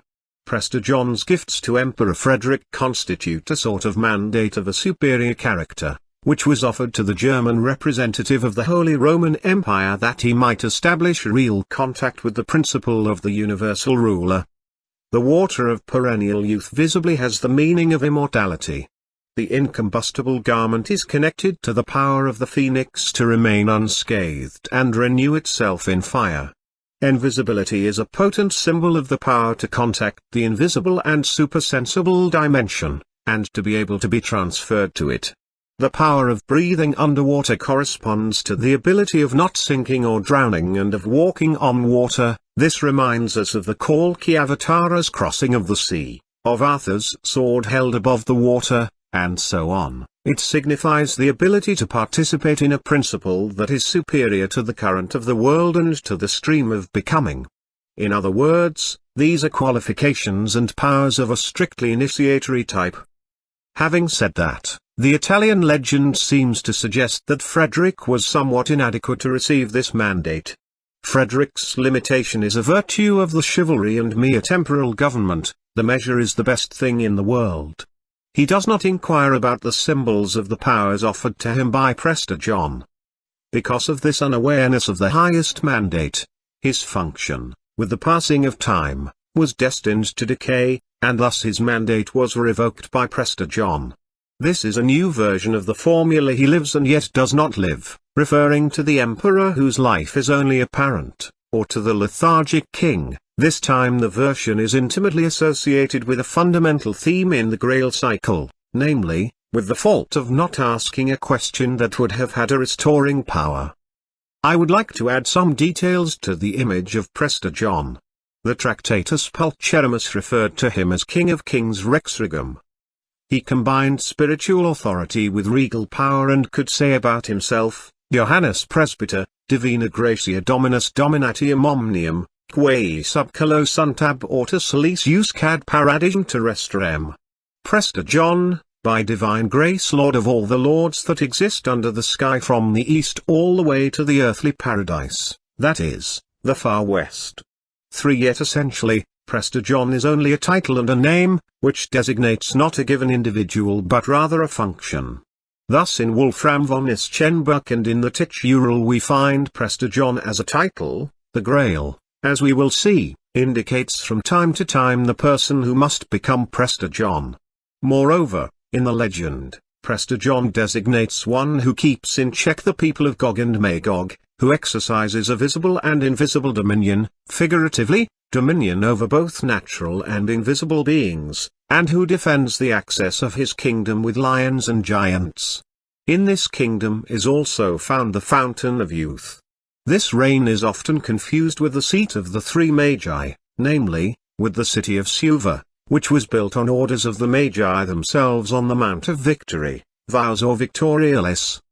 Moreover, here we find again the polar symbolism of the revolving castle in the image of the heavens and that of the place where there are stones of light and stones that restore sight to the blind and cause people to become invisible.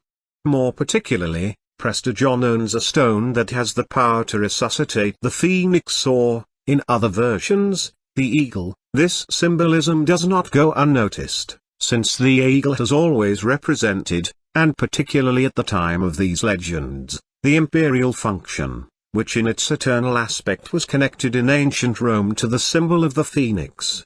According to some, the Persian king Xerxes, Alexander the Great, the Roman emperors, and finally Ogier of Denmark and Garinus all visited the kingdom of Prester John.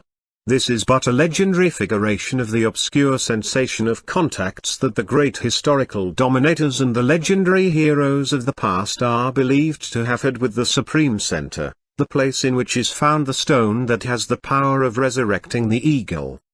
According to the legend, Alexander, as the crowning accomplishment of his conquests, after heading toward India on the path once traveled by Heracles and Dionysus, asked the deity the supreme pledge of victory.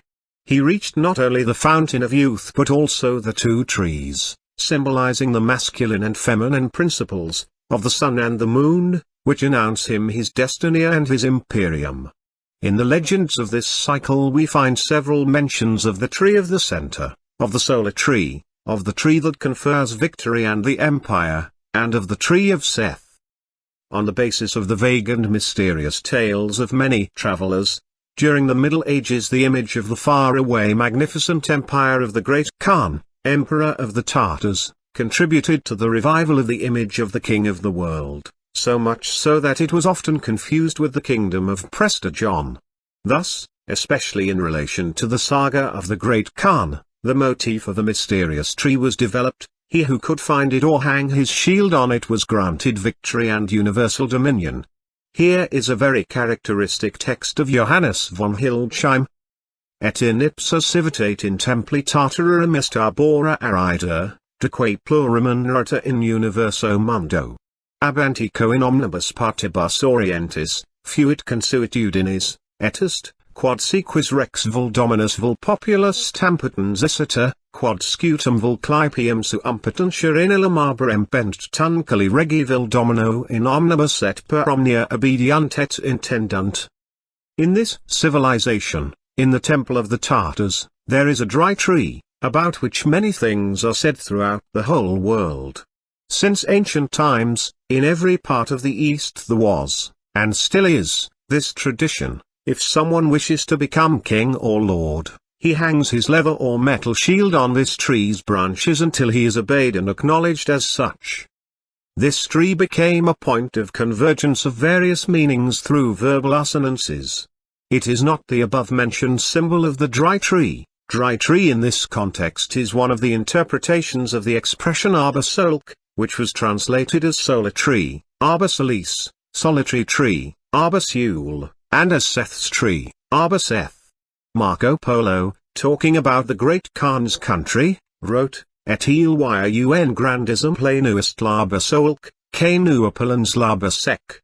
Moreover, Solc, which as an Arab root, may signify wide, high, lasting. An English manuscript says that this was not the dry tree, but Seth's tree, since Seth grew it out of a sprout taken from the tree of knowledge, that is, from the central tree of the Garden of Eden.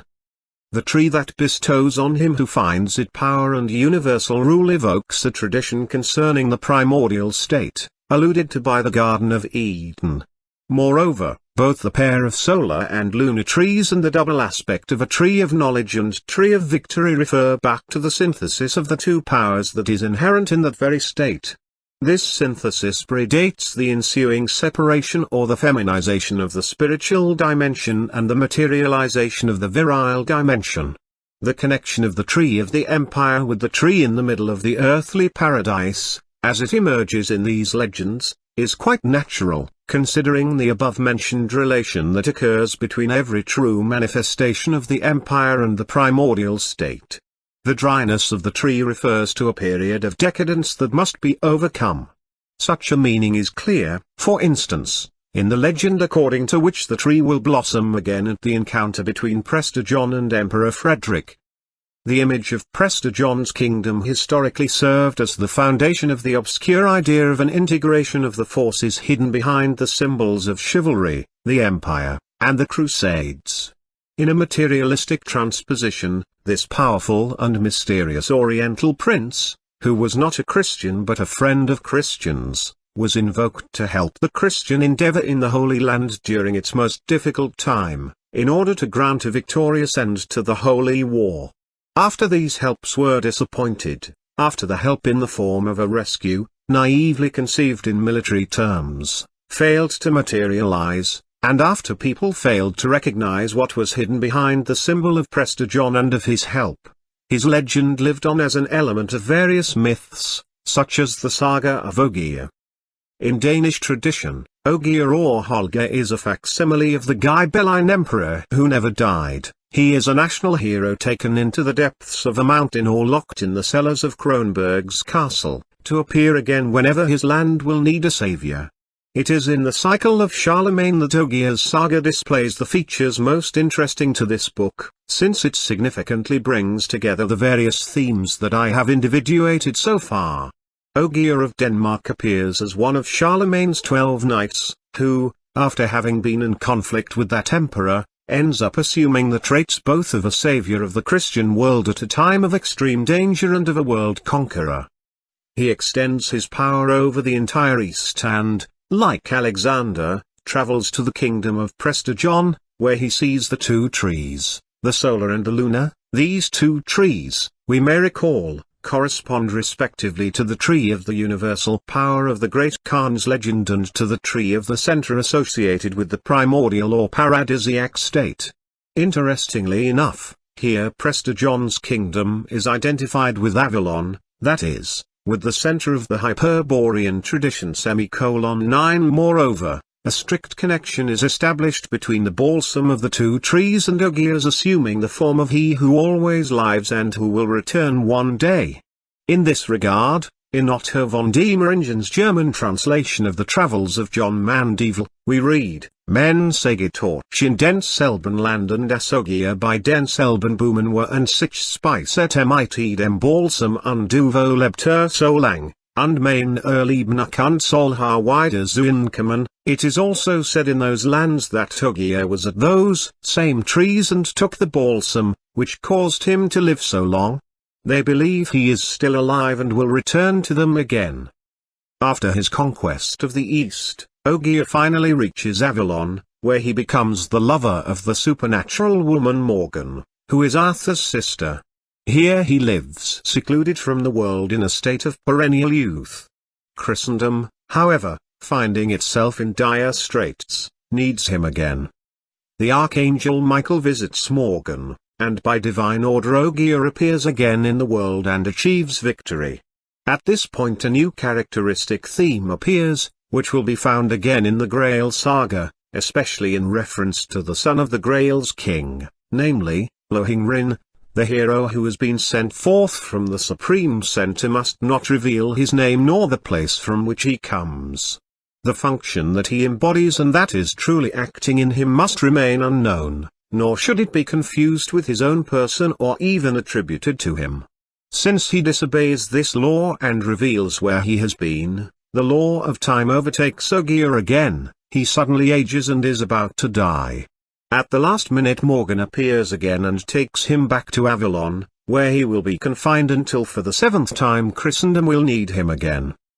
If we take all of this in consideration, it is very significant that in Wolfram von Eschenbach, Prester John is thought of as a descendant of the Grail dynasty, that in the Titch-Ural, Percival himself assumes the function of Prester John, and that it is in the latter's country that the Grail eventually ends up in order to indicate time after time who must absolve the function of Prester John. In the German version of Ogier's saga, Prester John and the Great Khan are presented as two companions of Ogier's, who create two powerful dynasties. These are various figurations of the inner unity of the same theme, variously expressed in the cycle of various legends that focus on this or that symbolic figure. 12. Dante, the Greyhound and the Ducks.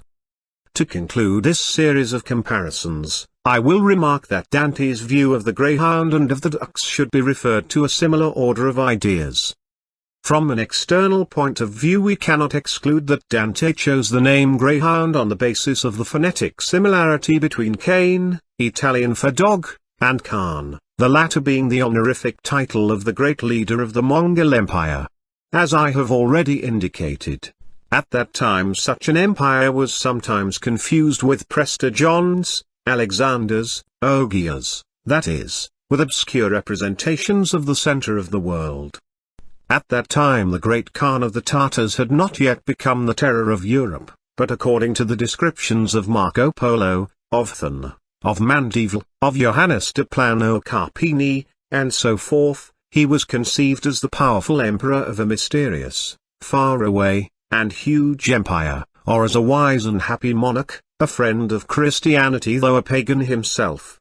The verbal assimilation that leads from Khan to Greyhound is found as early as the German translation of Mandevil's text, Heißt der Großhund, den man Julich nennt kann.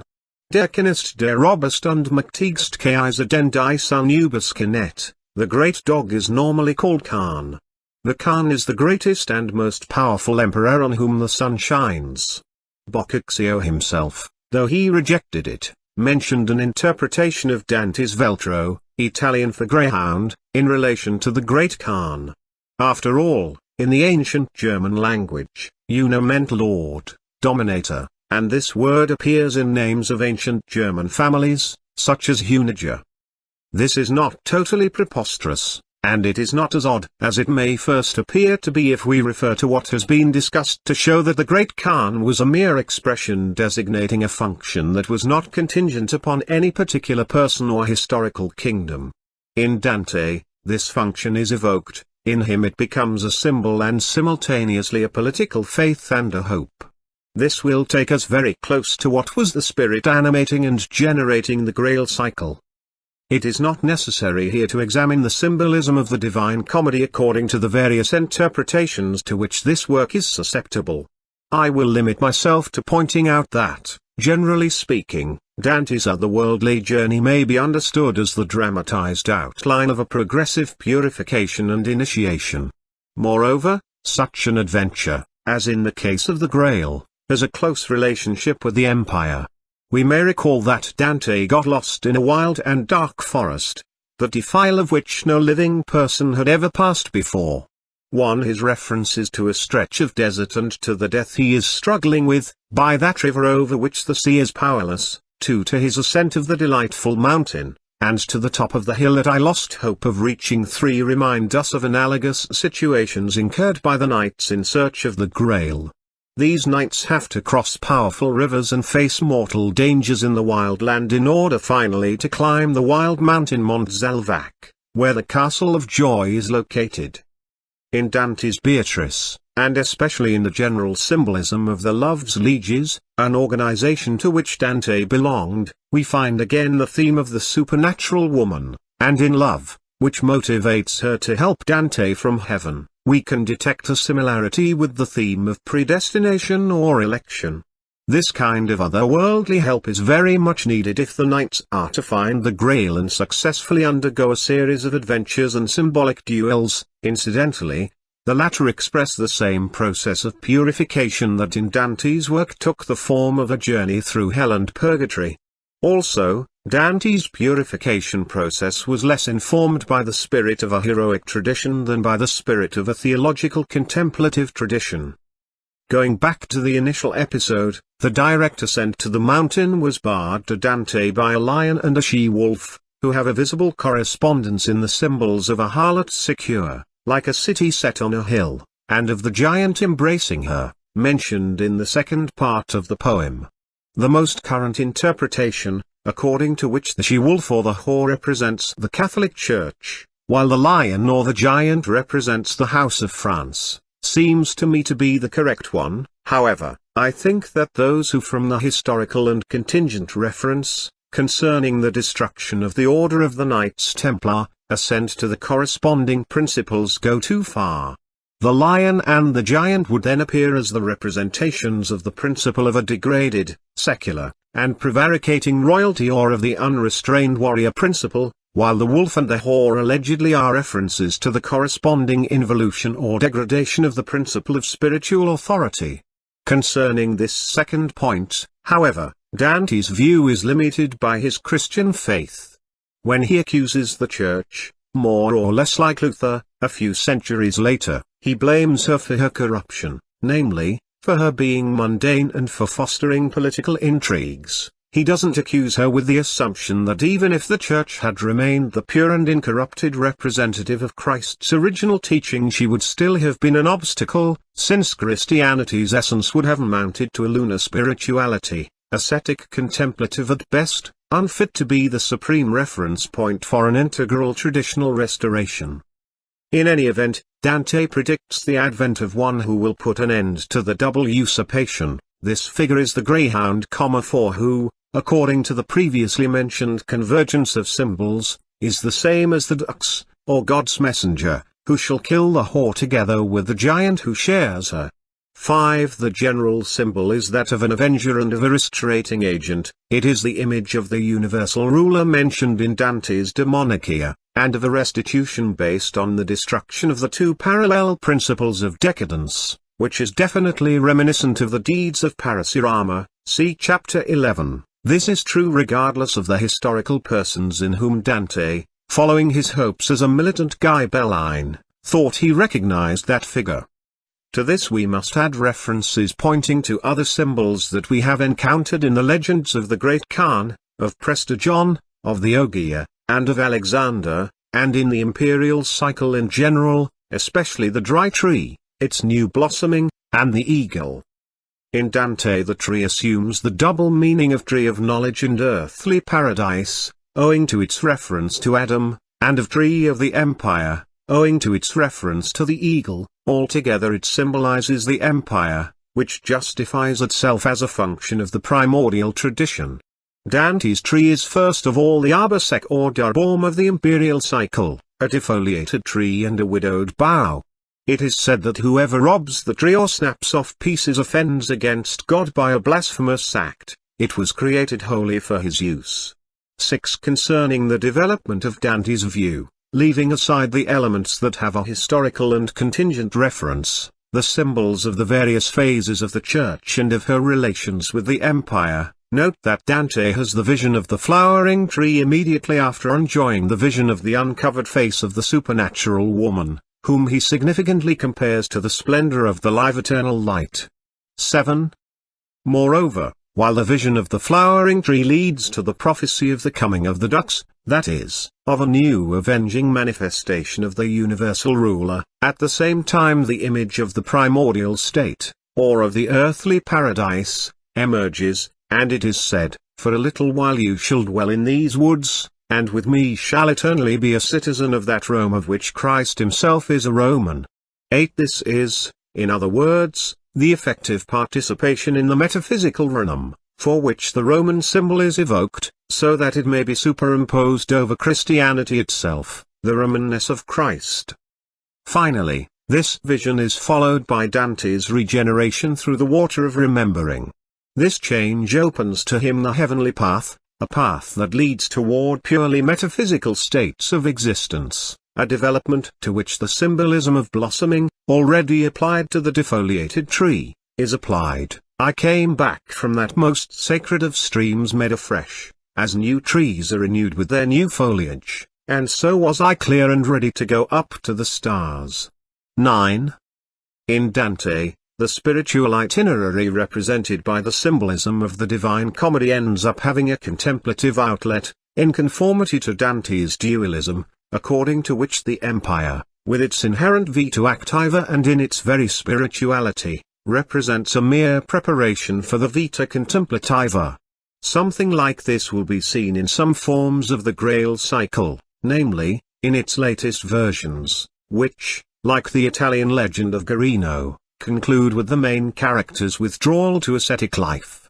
Yet in the Grail cycle, this appears in some kind of pessimistic conclusion, the main forms of which witness a different spirit, a higher tension, a more unconditioned attitude, which is a sign of the influence of a more original tradition than that by which Dante's thought was influenced. Having gathered almost all the necessary references, let us proceed to consider the mystery of the Grail. Part 3. The Cycle of the Grail. 13. The Sources of the Grail. It has been correctly pointed out that from a historical point of view the most characteristic texts concerning the Grail suggest the existence of a hidden current that briefly surfaced at one particular point in time and then disappeared, almost as if in response to an obstacle or to a specific danger. In fact, these texts crop up during a short time frame. Apparently, none of them predates the last quarter of the 12th century and none is later than the first quarter of the 13th century. This period also corresponds to the apogee of the medieval tradition, to the golden era of the Ghibelline movement, of knighthood, of the Crusades, and of the Knights Templar, and also of the synthesis attempted by Thomism, on the foundation of a pre-Christian and non-Christian legacy that was also assumed by the Arab civilization, alongside an analogous blooming of a knightly and mystical spirit, namely, Aristotelianism. The sudden popularity of the Grail romances was followed by a similarly strange oblivion. During the early years of the 13th century, almost as if obeying a password, Europe ceased writing about the Grail. A new revival occurred after a sensible interval, during the 14th and 15th centuries, in altered and often stereotypical forms, which underwent a rapid decadence. The period of syncope of the first tradition of the Grail coincides with that of the greatest effort on the part of the Church to repress trends that she considered heretical.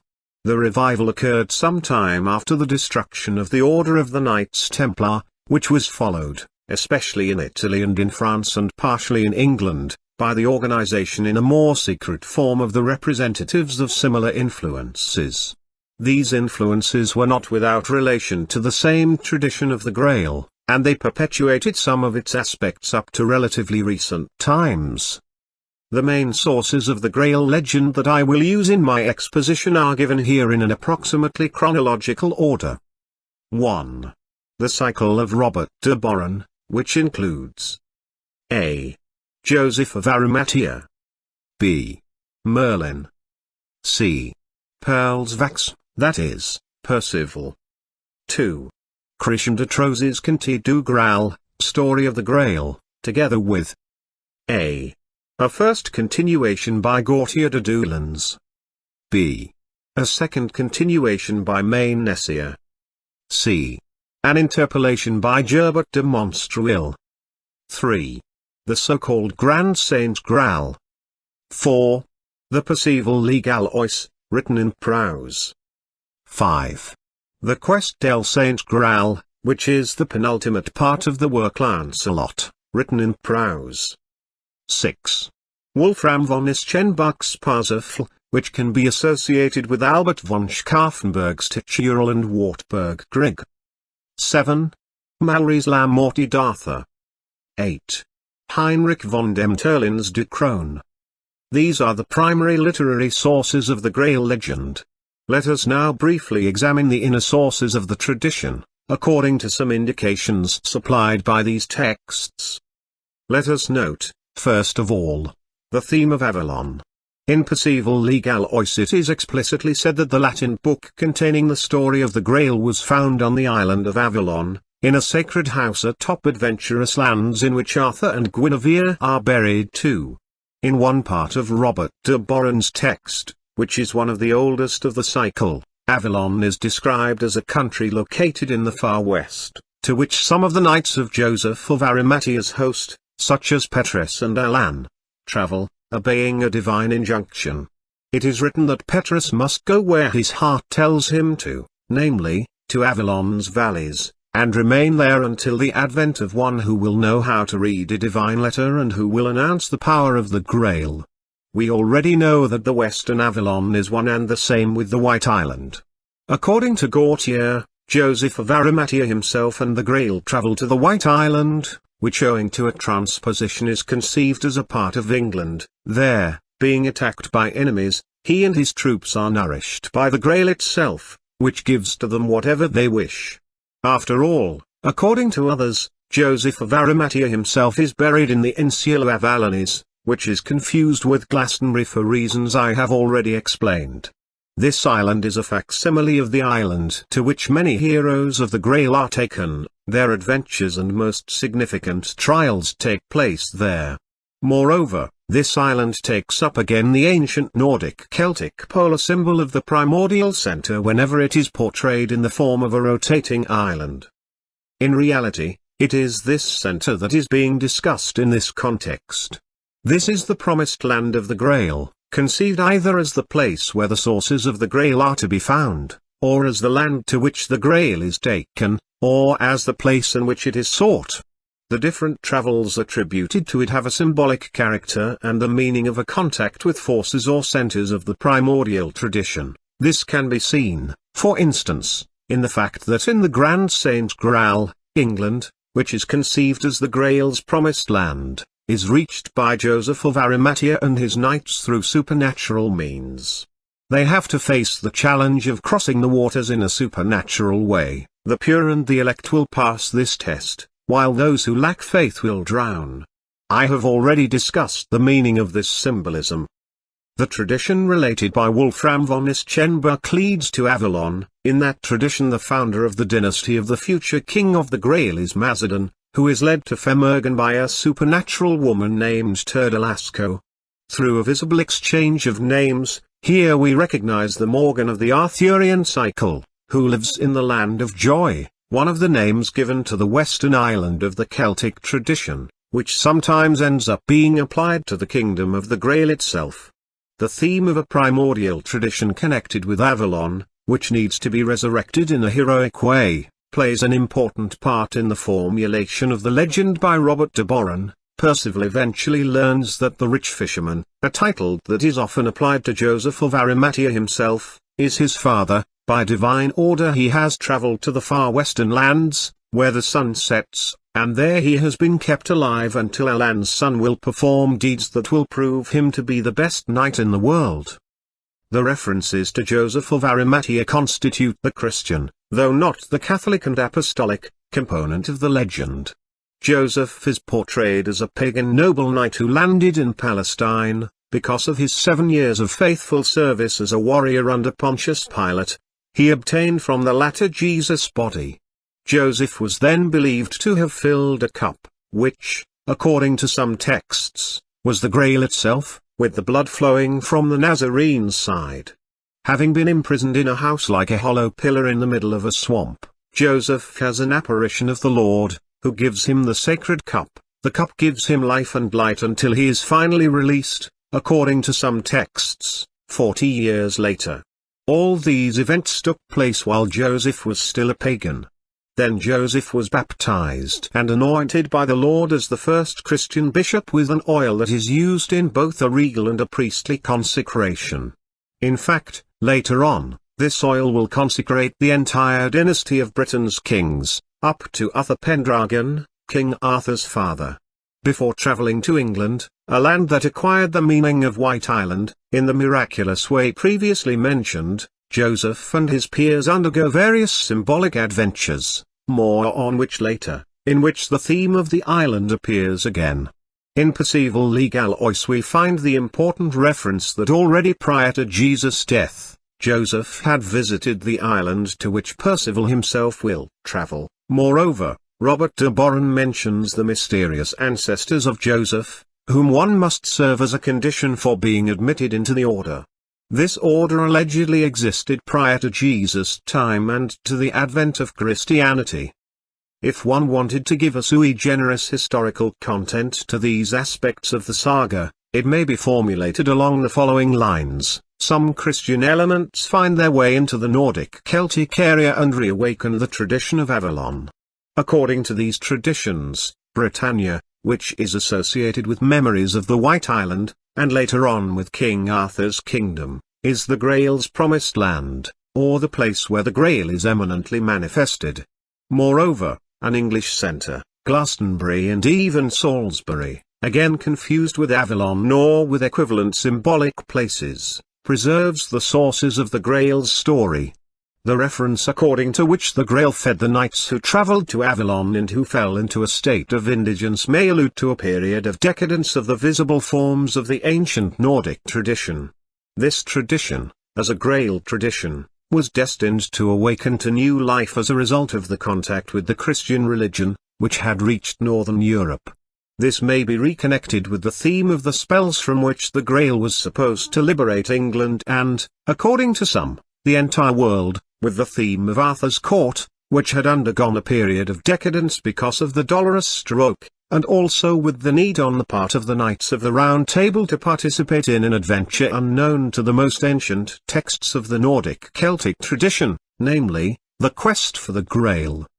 In its Christianized form, this quest is also unknown to the early texts of Orthodox Christianity. Moreover, the tradition of the Grail has ostensibly little in common with the Apostolic Roman tradition. Concerning the second point, we have already seen that the forefather of the Grail's regality, Joseph of Arimathea, receives the investiture directly from Christ. The former's dynasty, which is essentially regal, does not have a relation with the Church of Rome, but rather leads directly to the Nordic kingdom of King Arthur. In one of its ramifications, according to Wolfram von Eschenbach, that kingdom converges into the symbolic kingdom of Prester John, who is King of Kings. Concerning the first point, while the ecclesiastical literature already knew the figure of Joseph of Arimathea and his imprisonment, for it was silent about the Grail, nor do we find ancient Britain texts, with one exception, which seems to be a case of interpolation, in which Joseph appears as a Christian missionary to England. The chronicler Heinand, who first related the story of the Grail and mentioned the figure of Joseph of Arimathea, wrote, Gradualis autem vulgradae dicita Gallice scutellatu et aliquintulum profunda in quae precious edapes, cum suo juri divitibus solent apponi, et dicita nomine Grail. Hanc historiam Latin scriptam in Venae non potui, stantum Gallice scripta habentur equibus dam prosribus, nec facile, ateant, titu in Venae ripetist. Daylight, however, was called by the Gauls a wide plate that holds a holy feast. At this feast you are to be served good fortune, and it is called by the name of Grail. This is the history as it is written in Latin, that is, in the writings of the Church. It was not discovered, but was held in all the Gallic scripts by certain princes. In 1260 Jacob van Millant declared the story of the Grail to be a fake, on the basis that up to that time the Church knew nothing about it, or better, did not want to hear about it. If in some texts Joseph's cup is identified with the cup used during the Last Supper, we do not find references to such an association in the Christian tradition. On the other hand, even when in later and more Christianized texts the Grail assumes an analogous function to that played by the Eucharistic cup in the mystery of the Mass, Robert de Boron's aversion to talk about the nature of the Grail and the mention of secret words that no one is supposed to repeat and that were allegedly entrusted only to Joseph of Arimathea suggest that this is a different mystery from that celebrated in the Catholic rite. In any event, this rite seems to have been officiated by people other than regular clergy, with a symbolism and an esotericism totally foreign to Christianity. And when some texts identify the Grail as Jesus' cup at the Last Supper and the spear as the weapon that pierced Jesus' side at his crucifixion, those who follow the inner logic and grasp the overall picture cannot but wonder if here is something more than images of the predominant religious conscience, borrowed as instruments for the expression of a different content. The facts that such a content originates from traditions extraneous to Christianity and that it reflects a climate that can hardly be reduced to Christian religiosity can be seen rather clearly by those who consider the legends of the Grail in their entirety. Wolfram von Ischenbach attributes the sources of his story to a certain Chiot the Provençal, who in turn allegedly found the legends of Percival and the Grail in pagan texts he decoded thanks to his knowledge of magical characters. In very ancient times, Phlegetones, of Solomon's stock, had written the story of the Grail found in these texts on the basis of his knowledge of astrology, having read the name of the Grail in the stars. By examining the stars he discovered deep secrets about which he talked only with shivers and great fear. Thus the story of the Grail generally presents supernatural, secret, and initiatory characters. Robert de Boron attributes its true sources to a great book that he was never able to read, in which the great mysteries of the so-called Grail are inscribed. In the Perceval Legalois it is also written, "This story must be held in high esteem and never told to people who would not understand it, since evil men will never understand a good thing when they see one." Robert de Boron adds, "The great story of the Grail was never started by a mortal man, uncretritis ist nevoit. La grant estoia de Grail, par null homme qui fust mortal." According to him, the metamorphoses that occur in the vision of the Grail cannot be expressed, since the secrets of the sacrament must be revealed only to him whom God has given the grace of being worthy of it. Vauquier says that it is dangerous to talk about the Grail other than at the right time and place, and that one cannot talk about the mystery of the Grail without trembling and changing complexion.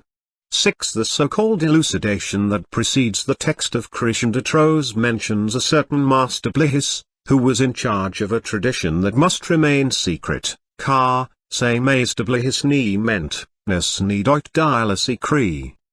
The most recent and Christianized text of the first period, the Grand Saint Grail, substituted the original secret and mysterious character surrounding the Grail with a more mystical one. The Book of the Grail was written by Christ himself and transmitted to the author during a vision. One can approach it only after an ascetic and purifying preparation. When reading it, apparitions are experienced, and one's spirit is taken by angels to contemplate directly the mystery of the Trinity. To open the casket that contains the Grail means to enter into direct contact with Christ himself.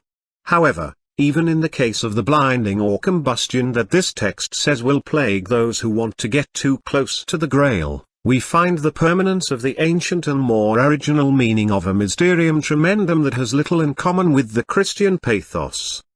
14. The virtues of the Grail. In the various texts, the Grail is essentially portrayed under three forms. As an immaterial, self-moving object, of an indefinite and enigmatic nature, it was not made of wood, nor of some metal, nor of stone, horn, or bone. As a stone, a heavenly stone and a stone of light. As a cup, bowl or tray, often of gold and sometimes adorned with precious stones. Both in this form and in the previous one, we almost always find women carrying the Grail, another element totally extraneous to any Christian ritual, since no priests appear in it. A mixed form is that of a cup carved out of a stone, sometimes of an emerald. The Grail is sometimes qualified as holy, sometimes as rich. This is the richest thing that any man hath living. 1. This text, like many others of the same period, uses the expression sangreal, which is susceptible to 3 interpretations: Holy Grail, Royal Blood, and Regal Blood. The main virtues of the Grail may be summed up as follows. 1. Virtue of light, that is, an enlightening virtue. The Grail radiates a supernatural light.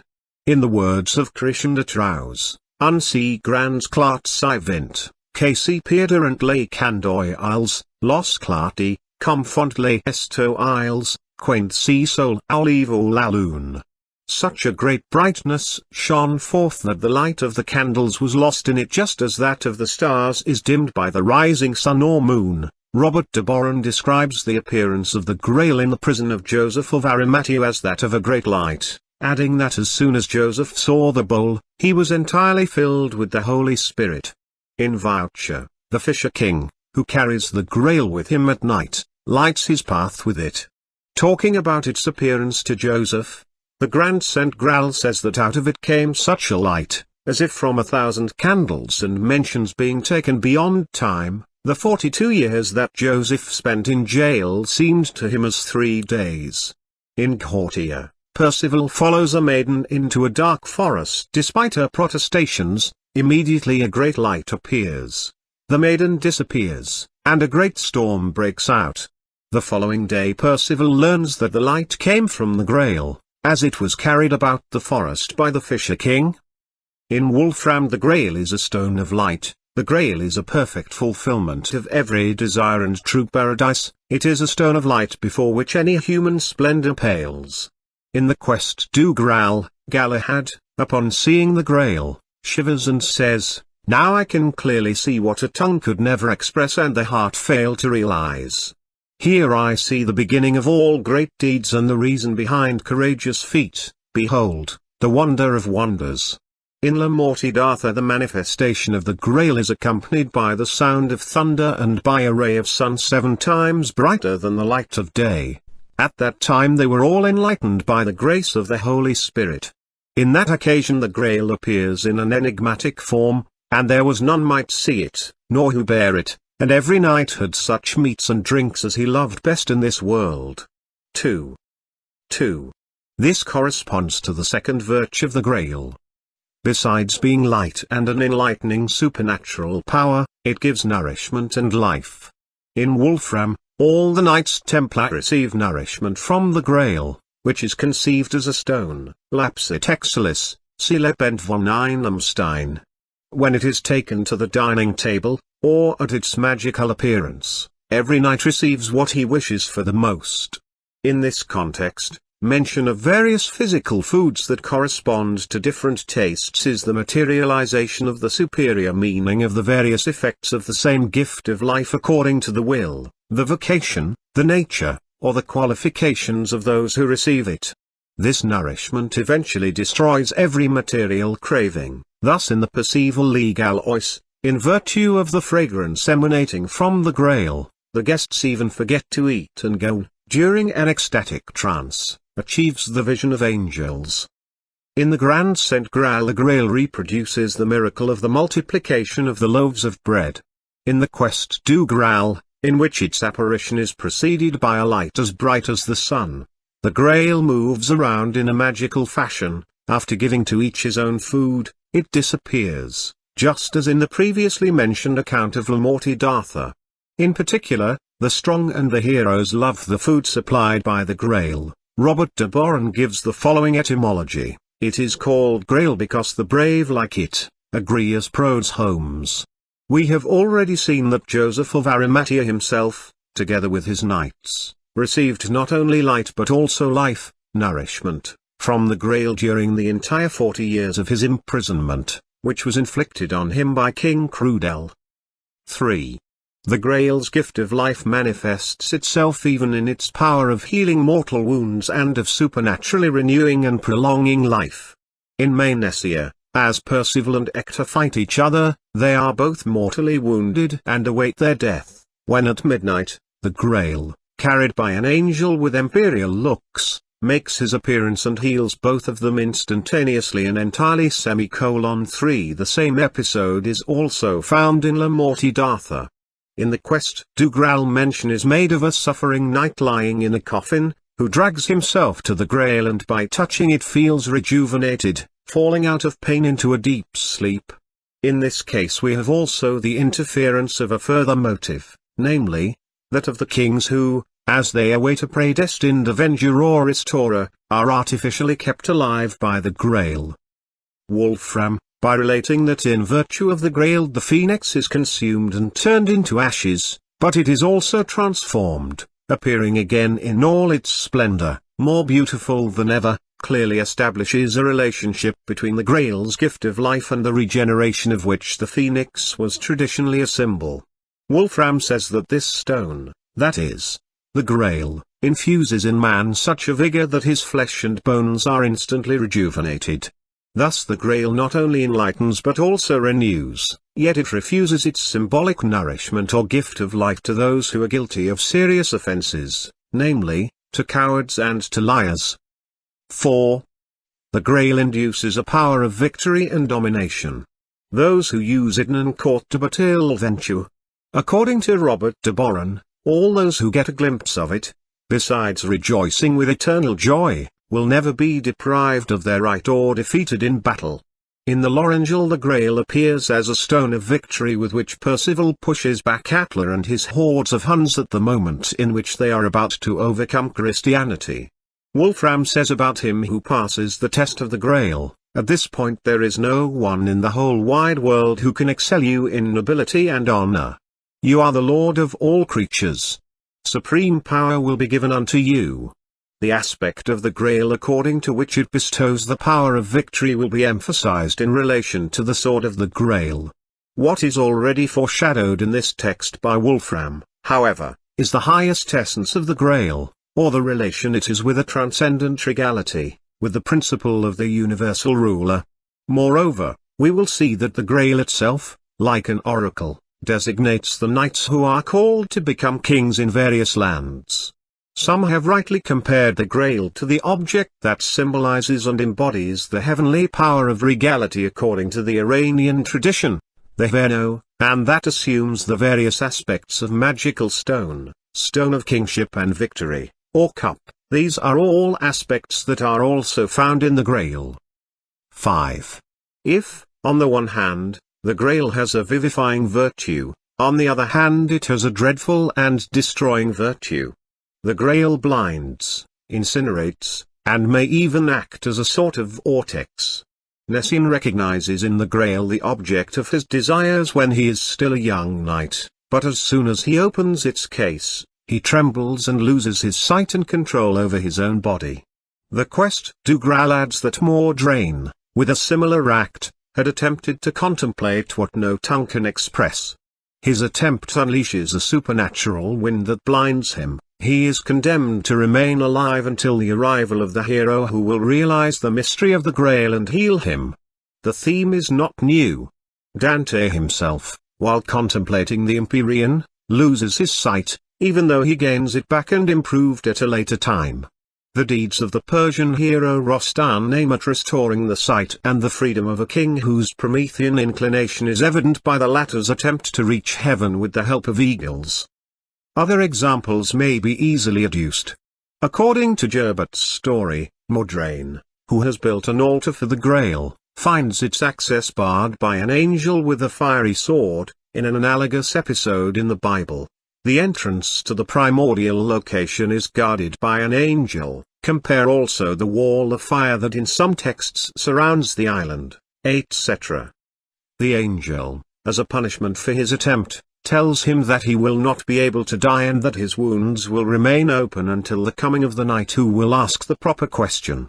In the Decron, to pursue the Grail is said to be a mortally dangerous thing. And yet, in La Morte-d'Arthur, it is to the same close view of the Grail that caused Mordrain's and Nessin's downfall that Gowan aspires. He leaves in quest of adventures, vowing not to return until he finds the Grail. Moreover, The dangerous nature of the Grail can be seen in relation to the theme of the Siege Perilous and to the test it constitutes for those who want to assume the role of the awaited hero and supreme leader of the Knights of the Round Table. This is the empty chair or 13th chair or polar seat that I have previously discussed. Every time an unchosen or unworthy person takes this seat, either an abyss opens up underneath him or he is stricken by a thunderbolt. Thus when the disciple Moses sits at the table of Joseph of Arimathea, which is not to be confused with the round table, he is grabbed by 7 fiery hands and destroyed just as a fire incinerates a piece of wood. 6 Later on, the text describes this event in the following terms: half of the fire that consumes Moses is put out, but the other half will keep on burning until Galahad comes to bring the adventure of the Grail to a successful end. Our variation is the test of the vessel. The only ones who enjoy the ecstasy of the Grail are those who, sitting at the table of Joseph of Arimathea, are not stained with any offense. On this occasion, Moses, after taking a seat analogous to the Siege Perilous, is swallowed up into an abyss that opens underneath his feet. According to a Christian explanation, this happens because of his lack of faith, he being a false disciple. We also encounter another theme, according to which the only person who can successfully seek the Grail is the one who will sit in the golden seat represented by the supernatural woman. 6 knights who have attempted to sit in it have suddenly fallen into an abyss. When Percival sits in it, a terrible thunder resounds and the earth opens up, yet he remains sitting calmly at his place. Impassible, clothed in his calm dignity and in the purity of his strength, nothing can overcome him. In Robert de Boron, after this test, another series of adventures must be undertaken by Percival and all the Knights of the Round Table. These adventures eventually lead to the definite conquest of the Grail. The quest du Grail and La Morte d'Arthur present the theme in an even more direct form. The dangerous seat is successfully occupied only by he who has passed the test of the sword, which consists in drawing a sword out of a stone, thereby demonstrating himself to be the best among all knights. After this test, the meaning of which I have already explained, is successfully completed, the Grail appears at Arthur's court, a light brighter than the sun shines forth and the Grail magically appears, emanating its fragrance and giving to each knight his own nourishment. This dangerous aspect of the Grail should be considered as a limit case of what the Grail can do, depending on the nature of those who come in contact with it. The power of the Grail destroys all those who try to hold it without having the proper qualifications, or who attempt to usurp it by repeating the Titanic, Luciferian, or Promethean deed. A significant expression is found, in this regard, in Wolfram, when he says figuratively that to those who are guilty, the Grail is so heavy that they could not hold it up even if they all tried to at the same time. What causes the power of life to act as a destructive force?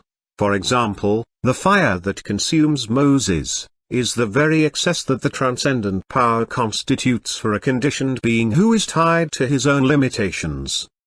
A variation of this meaning is found in La Morte d'Arthur in the following form: when perceiving the great brightness caused by the Grail, as if all the torches of the world were gathered in that hall, Lancelot steps forward. A voice warns him not to enter, but to run away, otherwise he will regret it. He disobeys and goes in anyway. When a fire strikes him in the face, he falls to the ground and cannot get up, having lost control of his limbs. To his peers, who think he has died, an old man says, "In God's name, he is not dead, but has more life in him than the strongest among you."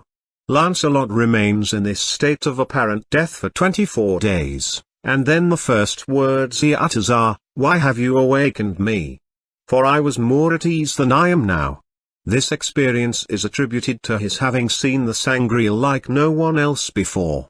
Obviously this was an initiatory state, or a state in which the participation in the power of the Grail is made possible by the suspension of the waking consciousness and of the individual limitation relative to it. This avoids the negative, destructive, and overpowering effect that the experience of the contact has in those who are not able to shift to higher forms of consciousness or other states of being. The double virtue of the Grail is somewhat related to the meaning that the dyad couplance has, in general, in the concordant traditions of various people, and even outside any relation with Christian symbolism. The cup corresponds to the feminine, vivifying, and enlightening aspect, and the lance to the virile, fiery, or regal, that is, the scepter, aspect of the same principle. Or better, the former corresponds to the lunary and the latter to the solitary. Again, the former corresponds to the holy wisdom and the latter to the dimension of fire and denomination of the same principle. In the same context, however, we could insert the ambivalence of the lance itself, which is taken from the Irish tradition and which on the one hand inflicts the coup de l'urux by causing a destruction, while on the other hand it has the power to heal. This brief overview of the virtues attributed to the Grail sheds light on the subjective side of its quest. This quest is essentially an inner event. As an experience it does not amount to some mere mystical ecstasy, it is rather a primordial power that is positively evoked. Those who know how to assume it are qualified for the other tasks mentioned in the legend, which indeed constitute its central nucleus. I wish now to discuss those episodes in which the Grail appears as a stone, and also to emphasize the particular meaning that emerges in the tradition portraying the Grail as a stone fallen from heaven and particularly as a Luciferian stone. Wolfram von Eschenbach connects to the Grail the enigmatic term lapsit excelsis. This term has been interpreted by scholars in various ways: lapis auralis, or Lord's stone, San Marti, lapis elixir, in reference to the alchemical elixir of regeneration, Pulgen, lapis bitilis or bitilis, Hagen, which may be a reference to Bitilos, the stone fallen from the sky according to Greek mythology, lapis excoelis or decoelis, a heavenly stone, Martin, and finally, lapis exilius, or stone of the exile. In reality, no matter how accurate these conjectural interpretations are from a purely etymological point of view, the Grail is susceptible to all of these meanings, according to its various aspects.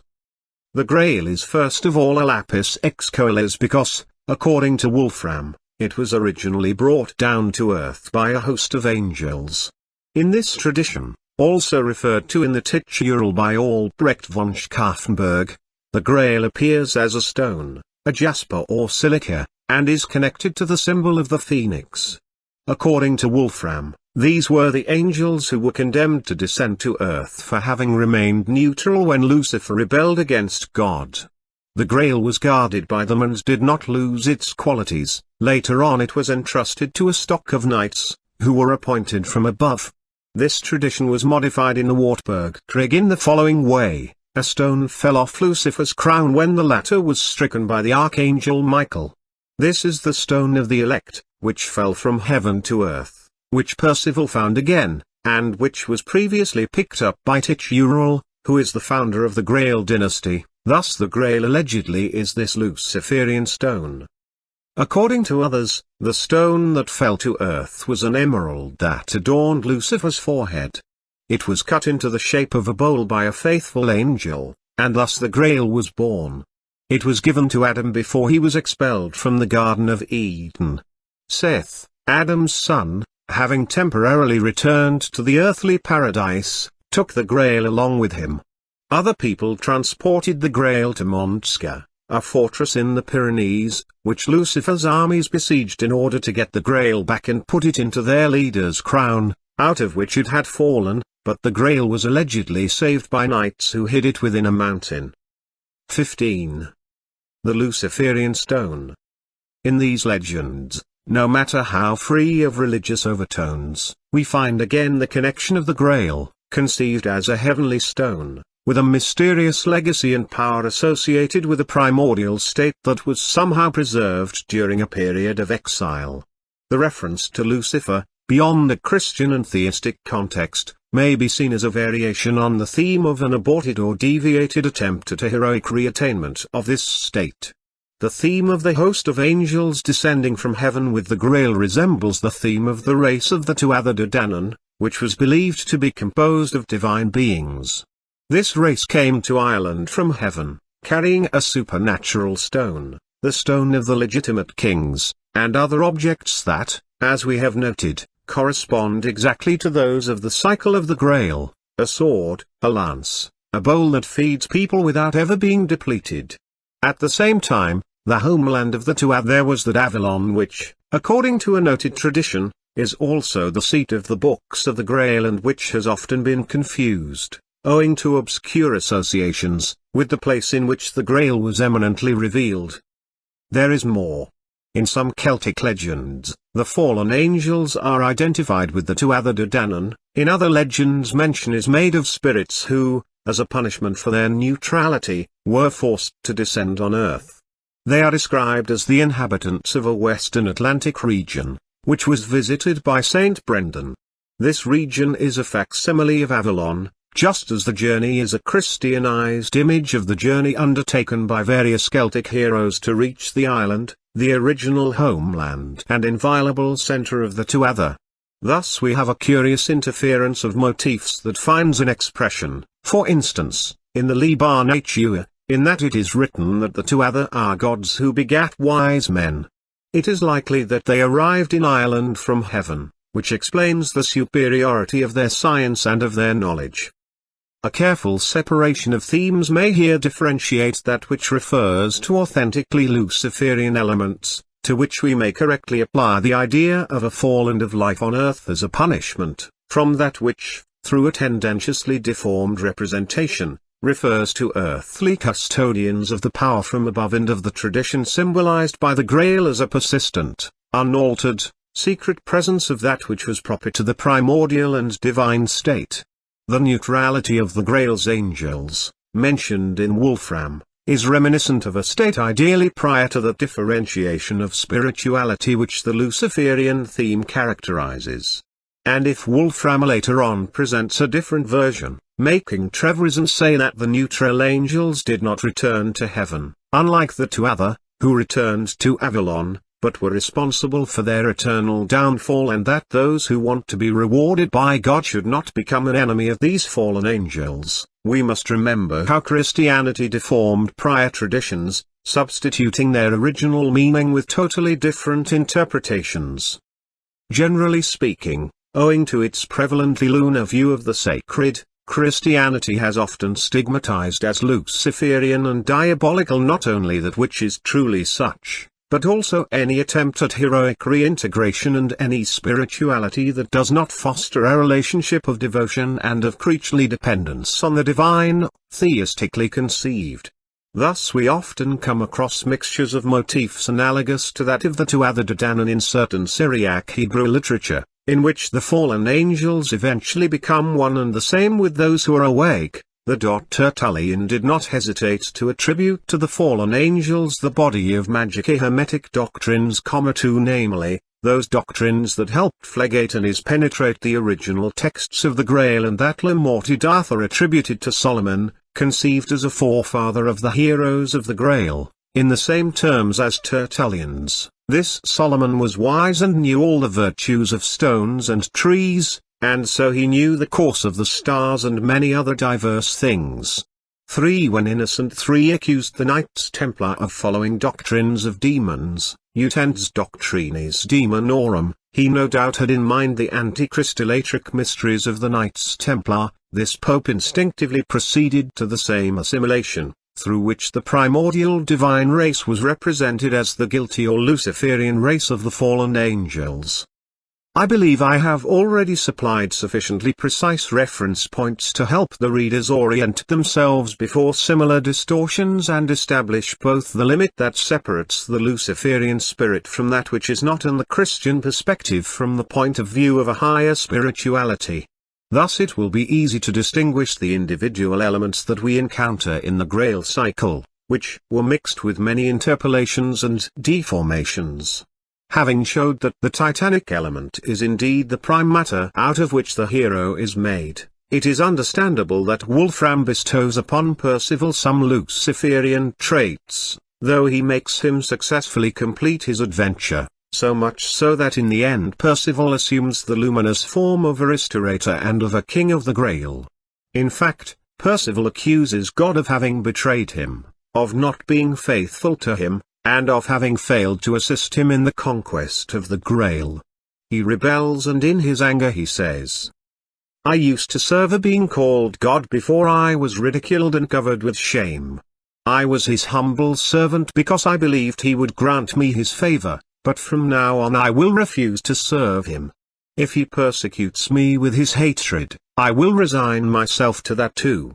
Friend," he says to Grail, "when the time for you to fight has come, may the thought of a woman, rather than of God, protect you."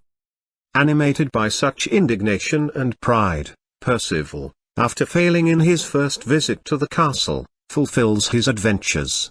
And thus, being separated from God, avoiding churches and performing wild knightly deeds, wilden adventure, wilden, Ferrenritterschaft, he eventually triumphs, achieving the glory of the King of the Grail. Trevisan will tell him, "Rarely was a greater miracle seen. By showing your anger you have received from God what you desired the most." Also in Wolfram, Percival appears as the one who reaches the castle of the Grail in an exceptional way, without having been designated or called like others before him.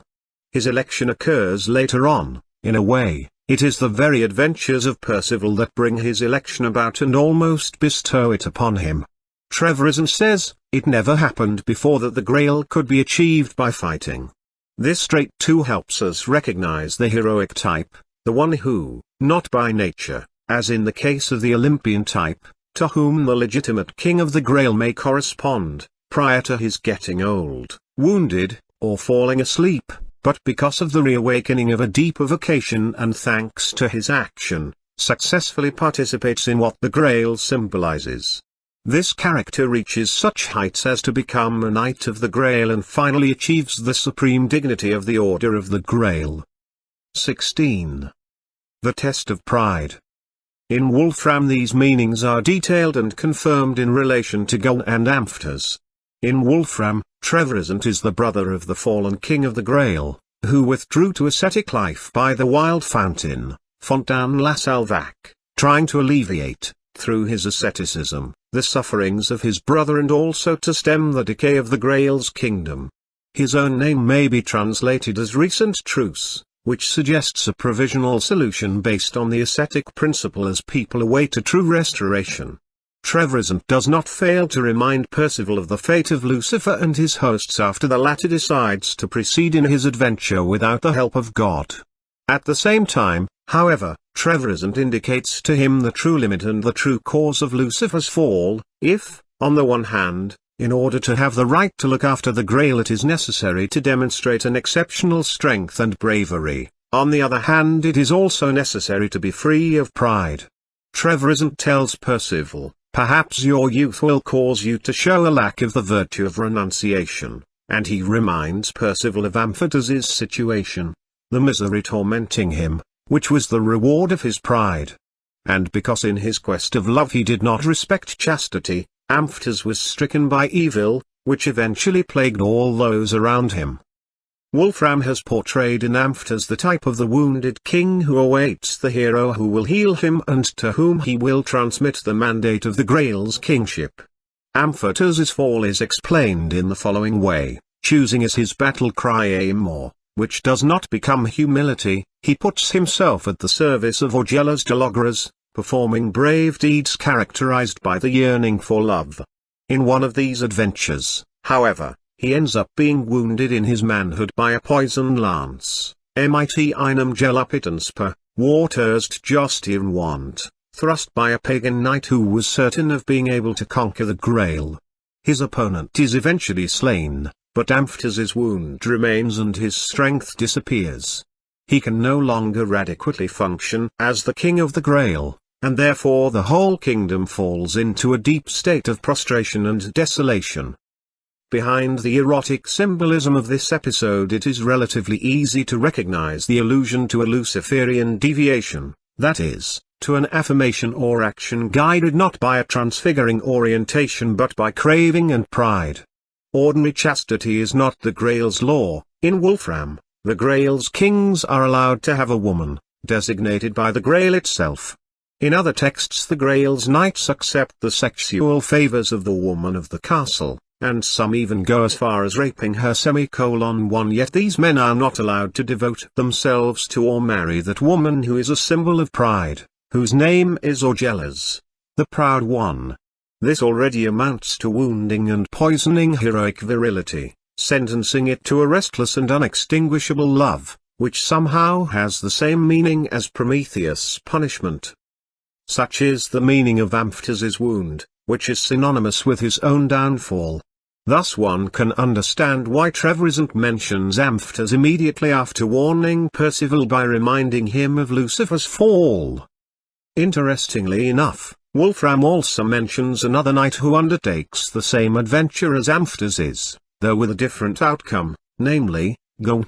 Gawain listened to Percival's advice to entrust himself to a woman rather than to God. In a Blilot he finds a woman who will protect him in every difficult adventure, or one who will be his escort and follower, or a roof that will protect him during storms and times of calamities. This woman says, "My love will give you peace and successfully protect you from all dangers, even though you will valiantly defend yourself. I am in you, and my fate is strictly connected with yours. I want to be close to you during combat. If you firmly believe in me, luck and valor will never desert you." Having defined in these terms the union with his woman and her occult efficiency, Gawain undertakes the adventure of the castle of the maiden or Chastel Marvale. This adventure had been indicated by Kundry, the Grail's messenger, as the one that the Knights of the Round Table must undertake because Percival, though he reached the castle of the Grail, did not successfully accomplish his restoring mission. In Wolfram this is declared to be the most daring of all his adventures, and in La Morte d'Arthur it is declared a great folly.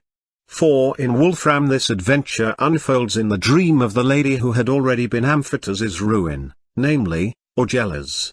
Gawain succeeds in his adventure without getting himself killed.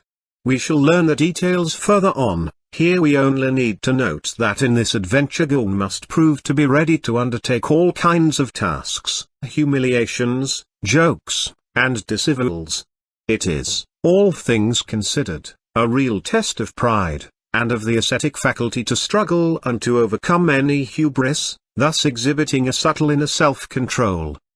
This self-control may well be demonstrated in the allegory of Gawain's walking through the Astroite Voie with which the adventure begins, that is, through a dangerous path, which in the Ducrone is made of steel, as wide as a hand and laid over a dark and deep river. This is the only access to the rotating castle and one that another knight, Kay, did not dare to attempt. Generally speaking, this is the symbol of a tough path, equally distant from Prometheism and from a non-viral sacrality.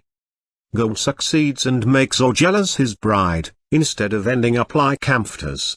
It is also a significant symbol that Gawain reaches Orgelas's kingdom just when he finally finds the man who had previously wounded a knight whom he found in the arms of a woman. In other words, the same path is travelled again, the same cause is sought after, but the deed is successful. In relation to this, we notice the double aspect that, in conformity with what I have already discussed, the theme of the woman assumes. On the one hand, here we find the distinction between an earthly knighthood, which is inspired by a woman, and a heavenly knighthood, the object of which is the Grail. This can be seen, for instance, in the quest du Grail, in which the knights about to leave in search of the Grail wish to take their women along but are prevented from doing so by an anchorite who declares that the earthly knighthood must be transformed into a spiritual knighthood.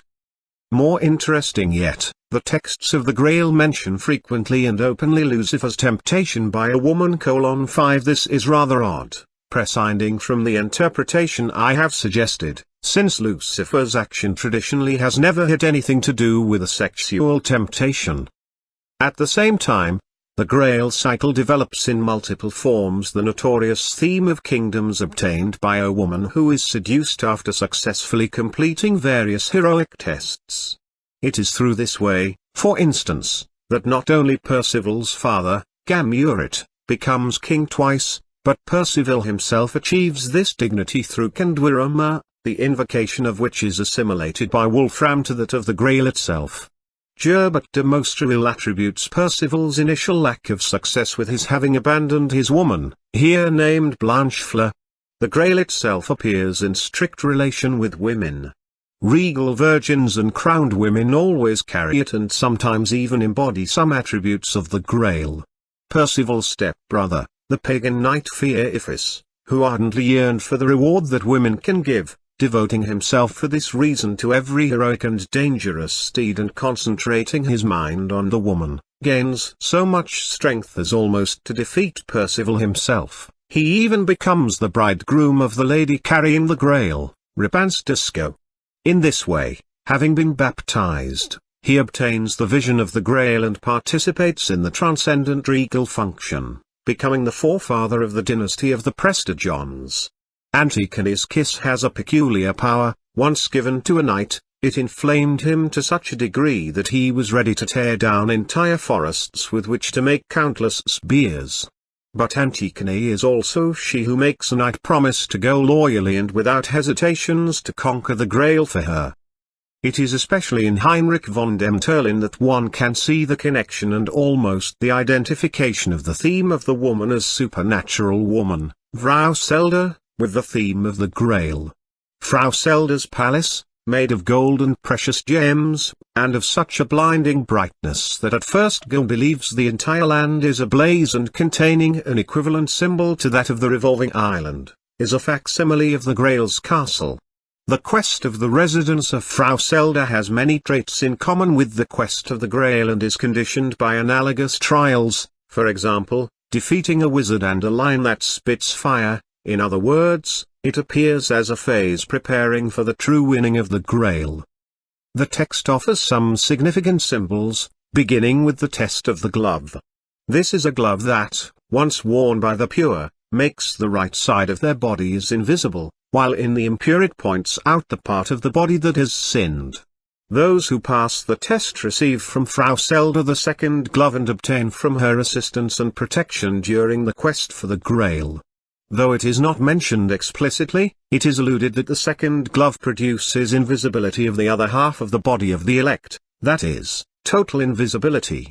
This symbolism may be interpreted in the following fashion: since the virtue of invisibility corresponds to the power of stepping into the invisible dimension, of assuming a state that is not tied to a physical form, the woman, in relation to Selda's second glove, here acts in the sense of integrating that which may be derived from the purity of the knights who undertook this test. Here only Arthur and Gawain pass the test. In another episode of the same story, Gawain reaches the residence of Selda and obtains from her the wish of health and victory for all time for himself and of eternity for Arthur's kingdom, to which he belongs. Shortly after this virtual chrismation, Gawain must face a test that corresponds, in its effects, to that of Wolfram's goal, namely, the test of steadfastness, of inner self-control. He must go ahead, impassively, without responding to provocations, challenges to duels, cries of distress, or knightly deeds concerning a rightful revenge. If Gawain had failed in this test willed by Frau Selda, the text says, the court would have been dissolved. This is analogous to the effect caused by Amphtas's fall. The same symbol appears in another form, when Gawain, asked to choose between the possession of a regal woman, and thus of her kingdom, and eternal youth, does not hesitate to choose the latter, namely, a supernatural life. This adventure precedes a test that is the exact copy of that which Wolfram's Gawain performs in the castle of the maiden and which ends with the possession of Orgelas. In summary, the meaning of all this, esoterically speaking, is that the woman, that is, the vivifying force, the power, the transcendent knowledge, represents a danger only when she is yearned after. Only as such does she substantiate the Luciferian temptation and cause the wound in Amphtas's virility, which degrades and paralyzes him. She is the woman who, in Kalki's myth, never marries anyone but the restoring hero, since all other men, as soon as they lust after her, are transformed from men into women, or in other words, like Amphtas, they lose their spiritual virility. When considered as a craving, or as an uncontrolled desire, the heroic eros is a danger. In this context chastity signifies control, limit, anti-titanic purity, overcoming of pride, and immaterial unshakability, rather than a moralistic and sexuophobic precept. There is a significant saying of Trevisan to Percival: there is only one thing that the Grail and its secret virtues will never tolerate in you: countless desires. The triumphal peace corresponds to the Olympian state that is regained by the hero. By fighting on you have pacified your soul. Asceticism of power, the overcoming of both the wild, virile element and of desire latent purity in victory. Only when these characteristics are present does the unshakable, sidereal, and purified virile nucleus develop in a human being. This nucleus makes one fit to assume the Grail, to enjoy the full view of it without being blinded, destroyed, or incinerated on the spot. This is all I have to say concerning the most essential meaning of these parts of the Grail's legend. After having determined it, it may be worthwhile to allude briefly to yet another possible interpretation of what happened to Amphitys, an episode under which the theme of the woman, in a more concrete sense, may fall. The possibility of admitting in even a subordinate manner such an interpretation depends on the supposition that the authors of the medieval romances had some knowledge of sexual magic and that they alluded to it in their symbolism. It is not easy to answer such a question definitively. In any event, the following are the main reference points. According to secret traditions, man possesses the principle of an eminently virile force that, once freed from matter, is believed to manifest itself as a magical and commanding power. Such force is paralyzed by sexuality, unless sexuality is given a particular orientation. The woman acts in a lethal way on this force when she awakens desire in the initiate, drawing him into a sexual intercourse aimed at procreation, and since the power of magical and supermaterial virility is that which allows one to cross over the river of death, one can rightly speak of a slow death which woman imparts.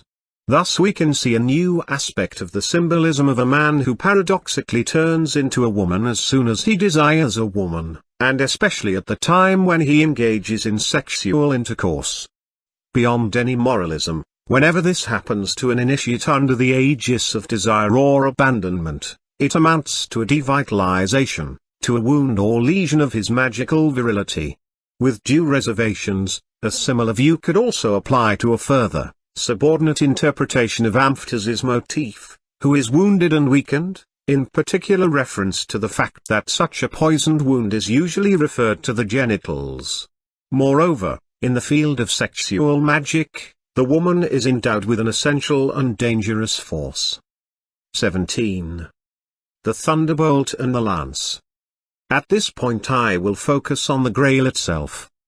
It has been noted that the Grail, as a stone fallen from Lucifer's crown, resembles in a specific and significative way the frontal stone, Urna, that in Hindu symbolism and especially in Buddhism often represents the place of the third eye, or Shiva's eye. This is an eye that is endowed with both a transcendent or cyclical vision, known in Buddhism as bodhi, or spiritual enlightenment, and a fulgurating power. This latter aspect is in direct relation with what I have previously discussed, considering that it is with this eye that Shiva incinerated the god of love Kama, when the latter attempted to awaken in him desire for his consort Sakti. Moreover, in some esoteric traditions of yoga, the frontal eye corresponds to the so-called center of command, Ajna Chakra, which is the highest seat of transcendent virility, namely, that virility in which Shiva's symbolic phallus manifests itself in the form of a Tara, to which it is attributed the power to cross the stream of becoming or to go beyond death.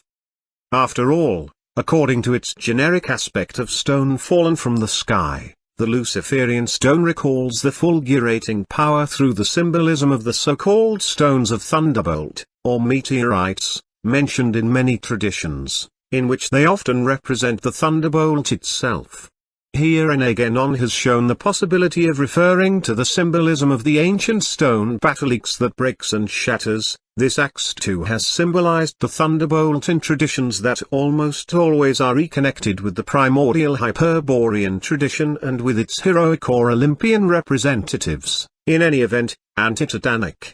Thus the axe refers not only to Shiva, who incinerated the Hindu Eros, but also to Parasurama. It corresponds to Mjolnir, Thor's warhammer, and is the symbolic weapon with which these two gods strike and defeat Telluric, Titanic, or wild beings.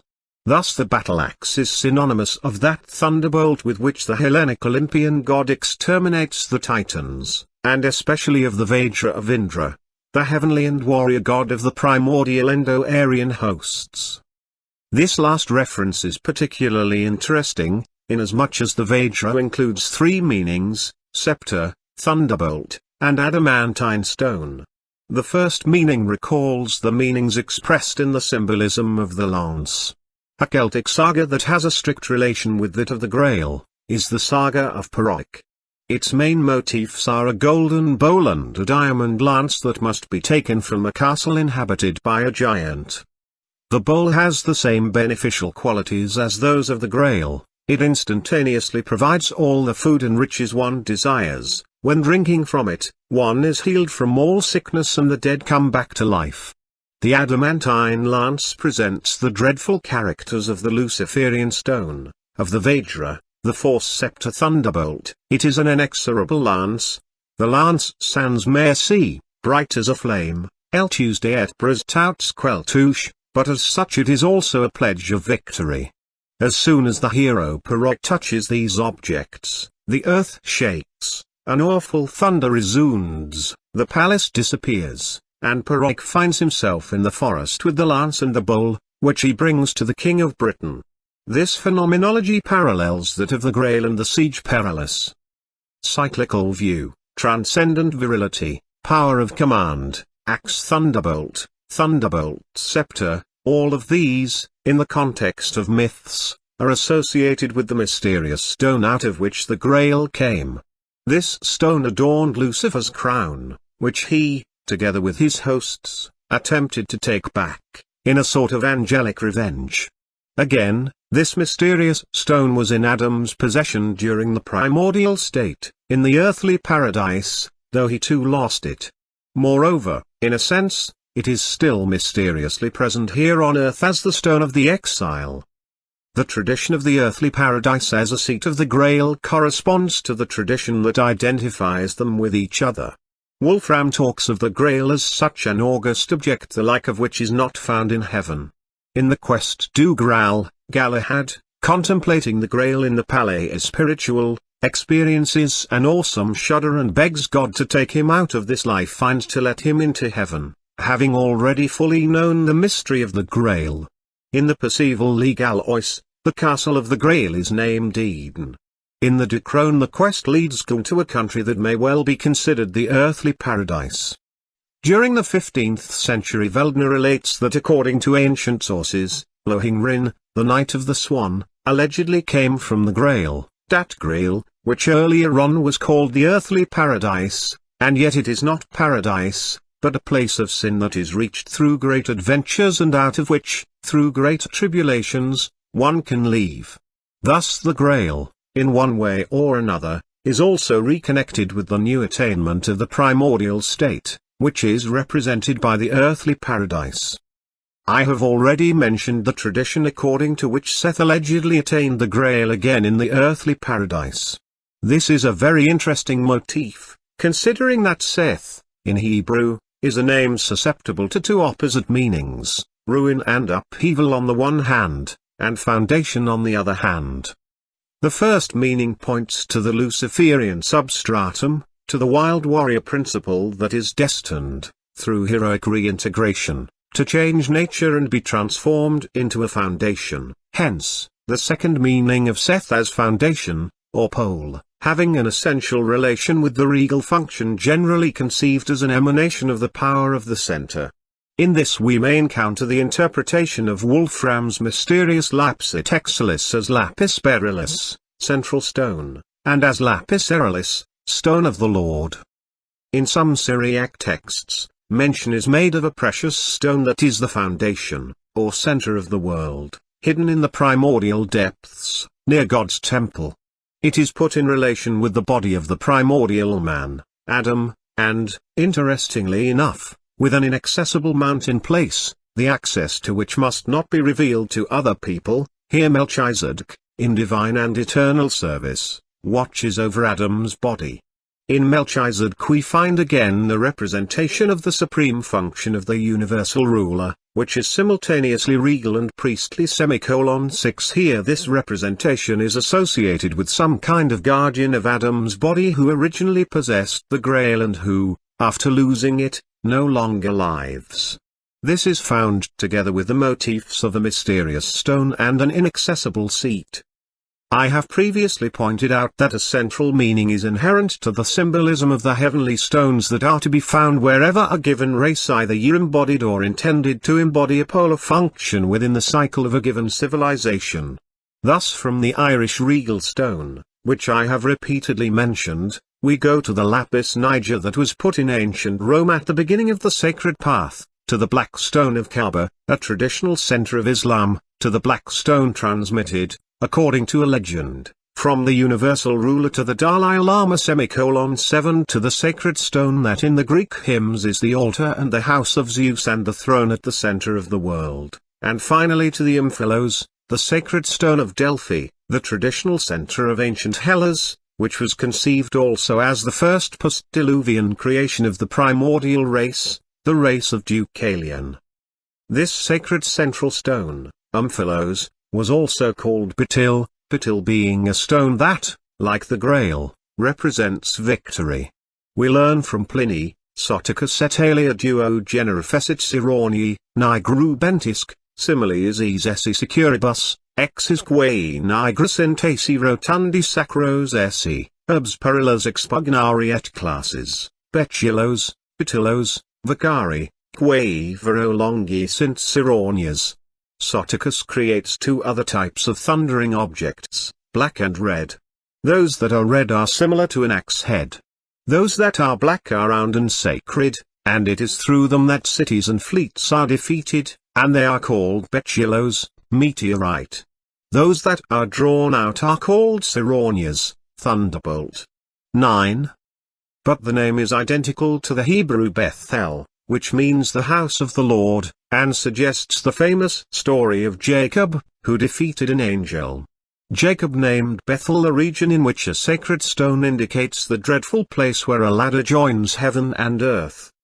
How awesome is this place! This is none other than the house of God, and this is the gate of heaven, says Jacob.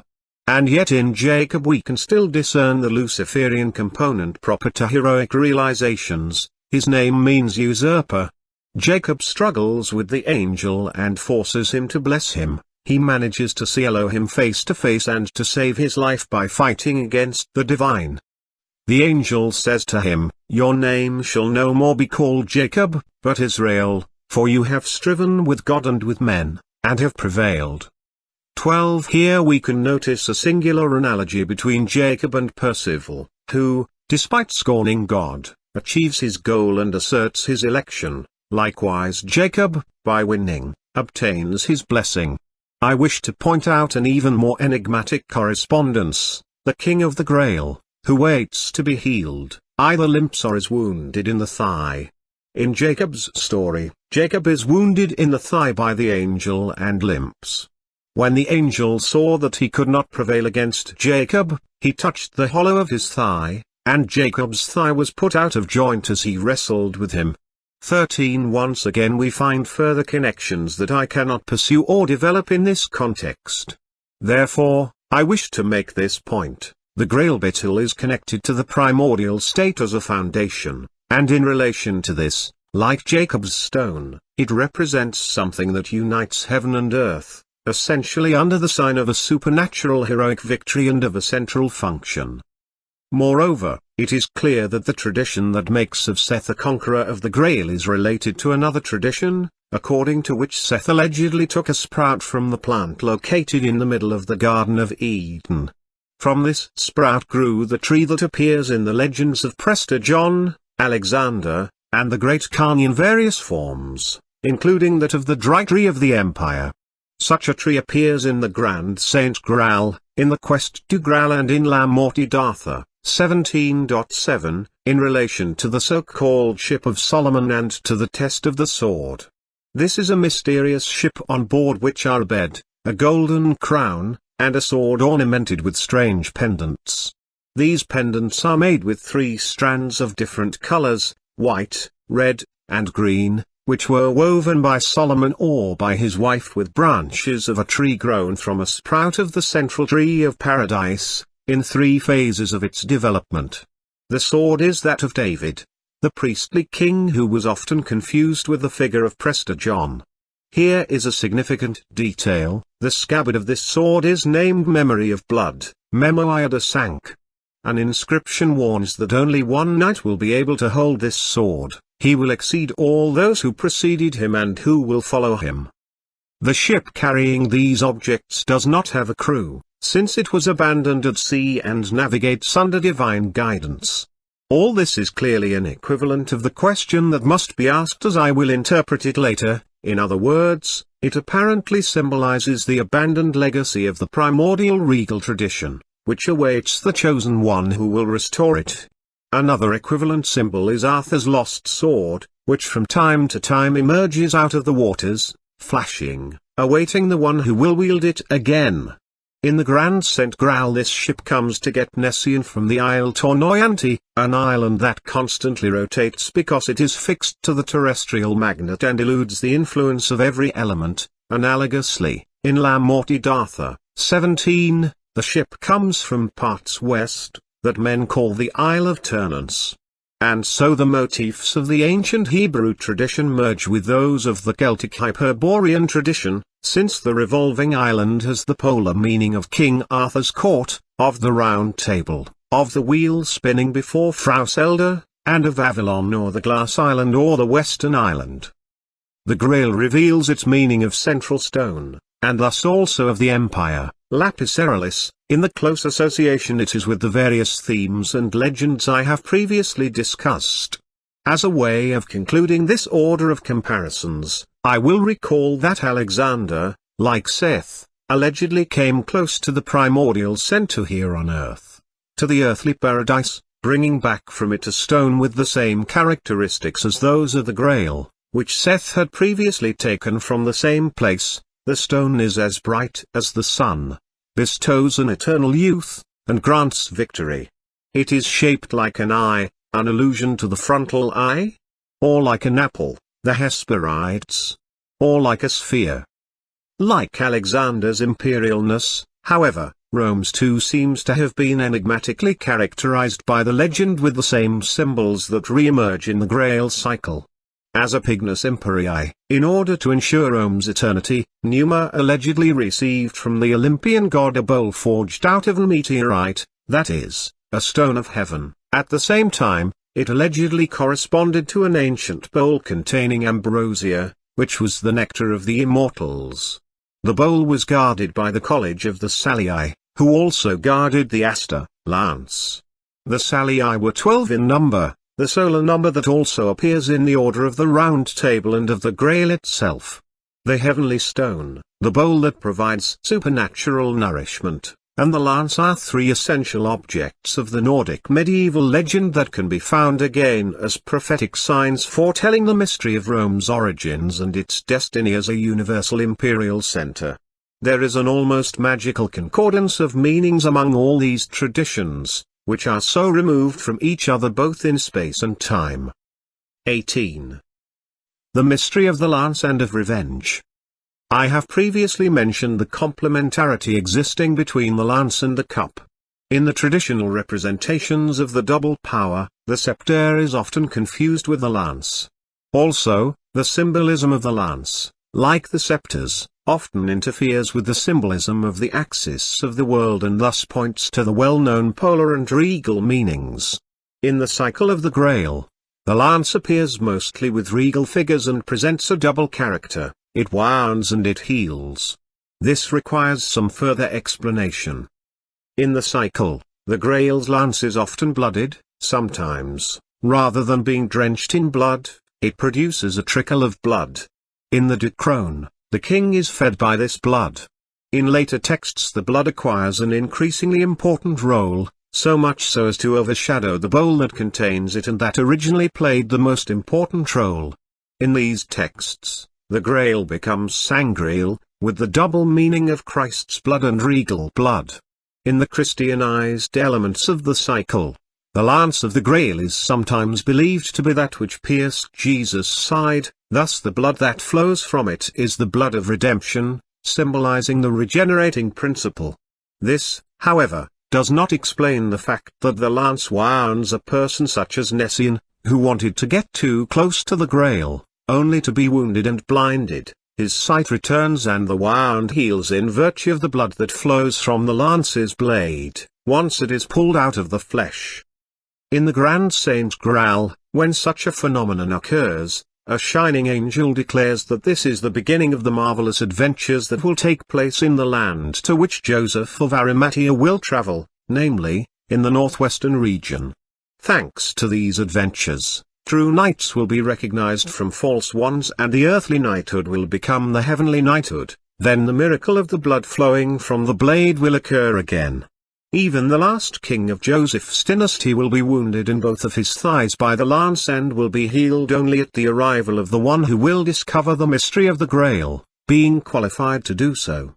In this context, the blood of the lance seems to be related to the virtue of the restoring hero.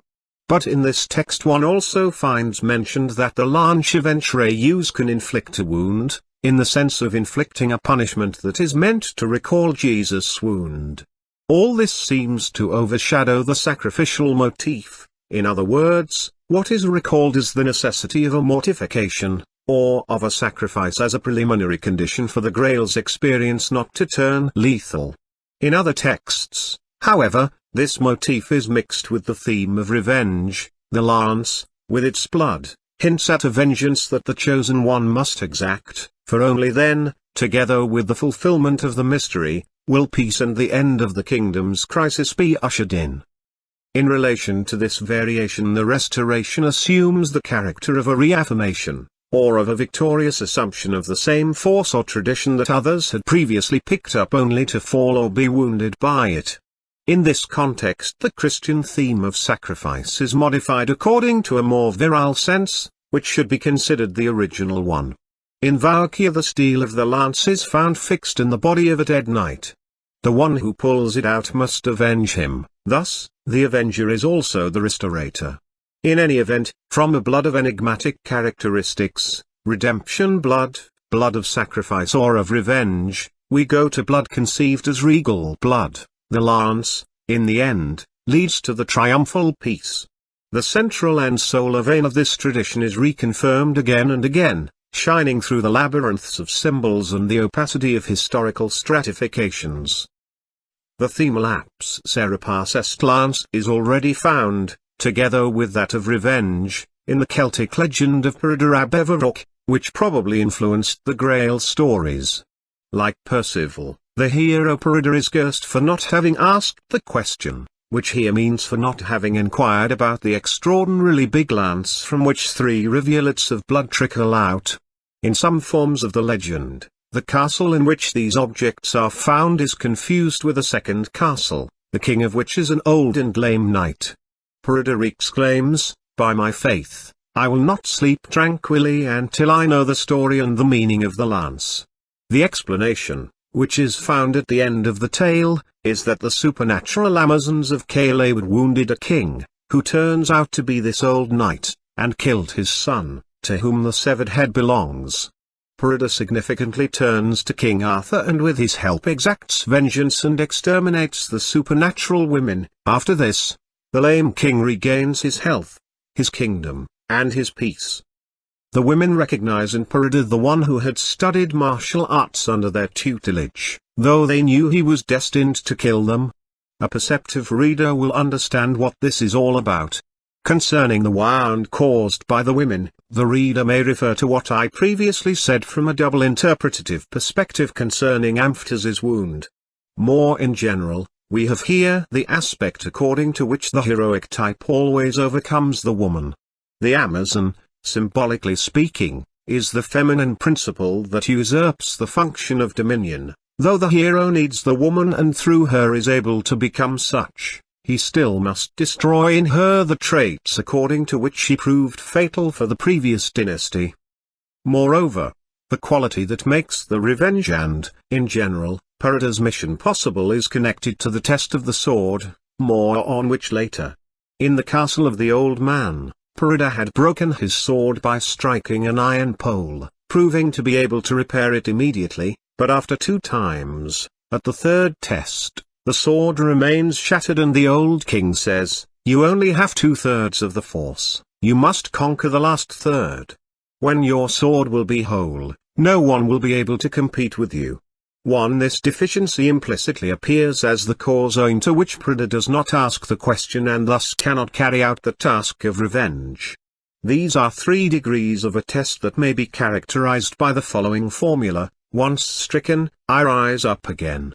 This refers to the capability of taking up again and reaffirming in a sacrificial manner, hence, eventually, a reconnection with the Christian theme, an energy that is broken in one of its material and elementary forms. The theme of revenge is probably related to some historical element that was absorbed by the saga, the king's wound always corresponding to some rebellion of forces or people that have usurped or are trying to usurp its function. The complete form of the legend follows this pattern: the blood that drips from the lance calls for revenge. Thus, to mend the broken sword is the first task, which leads to the question test. This is followed by the revenge, the restoration, and the glorification. Then the lance becomes a bright symbol of peace. The fundamental themes of the ancient Celtic legend of Pereda correspond exactly to those of the legend of Percival, which in this way evokes ancient elements of a non-Christian origin and spirit. A last reference in this sense may be indicated in the destruction of Diedagar's hostel and in the Musqualad, ancient Celtic legends in which mention is made of a powerful and lethal lance and of a bowl containing blood mixed with a flaming poisonous substance. As soon as the lance is immersed in this bowl its flames are extinguished. In Wolfram, Amfortas owes his wound's torment and incurability to a burning poison in which the tip of the lance was dipped. In this it is said, God has manifested his wonderful and terrible power. It is the equivalent of the poisonous and burning bleeding substance mentioned in the ancient Celtic legend. The lance, in its positive aspect of scepter, dissolves and puts out this substance, much as Heracles, as an Olympian hero, becomes the liberator of the Titanic hero Prometheus. Then the darkness and the tragedy are dispelled, and the Hyperborean memory of blood, which guarded the sword, is reawakened. The mystery of the regal blood is realized. 19. The dolorous stroke. Let us now examine the various forms assumed by the motif of the fallen king, besides the one previously considered in reference to Amfortas. In the Grand Saint Grail and in the Quest du Grail the king has received wounds, from which he now suffers, when fighting against King Crudel, an enemy of Christianity. These wounds are not felt until he loses his sight for having gotten too close to the Grail. We could interpret the symbol in the sense that the failed realization of the Grail leads to the acknowledgement of an inferiority, or having been wounded without knowing it, when struggling against the representatives of traditional non-Christian forms and defeating them. In these texts the wound is also related to the test of the sword that lies, together with the golden crown, in Solomon's ship. This sword is sometimes drawn halfway out of its scabbard, named Memory of Blood, and according to Le Morte-d'Arthur, 17, partially made with the wood of the Tree of Life. This sword, as I have explained, awaits one who has been predestined. A sign warns that he who wants to use this sword will find it useless in time of need.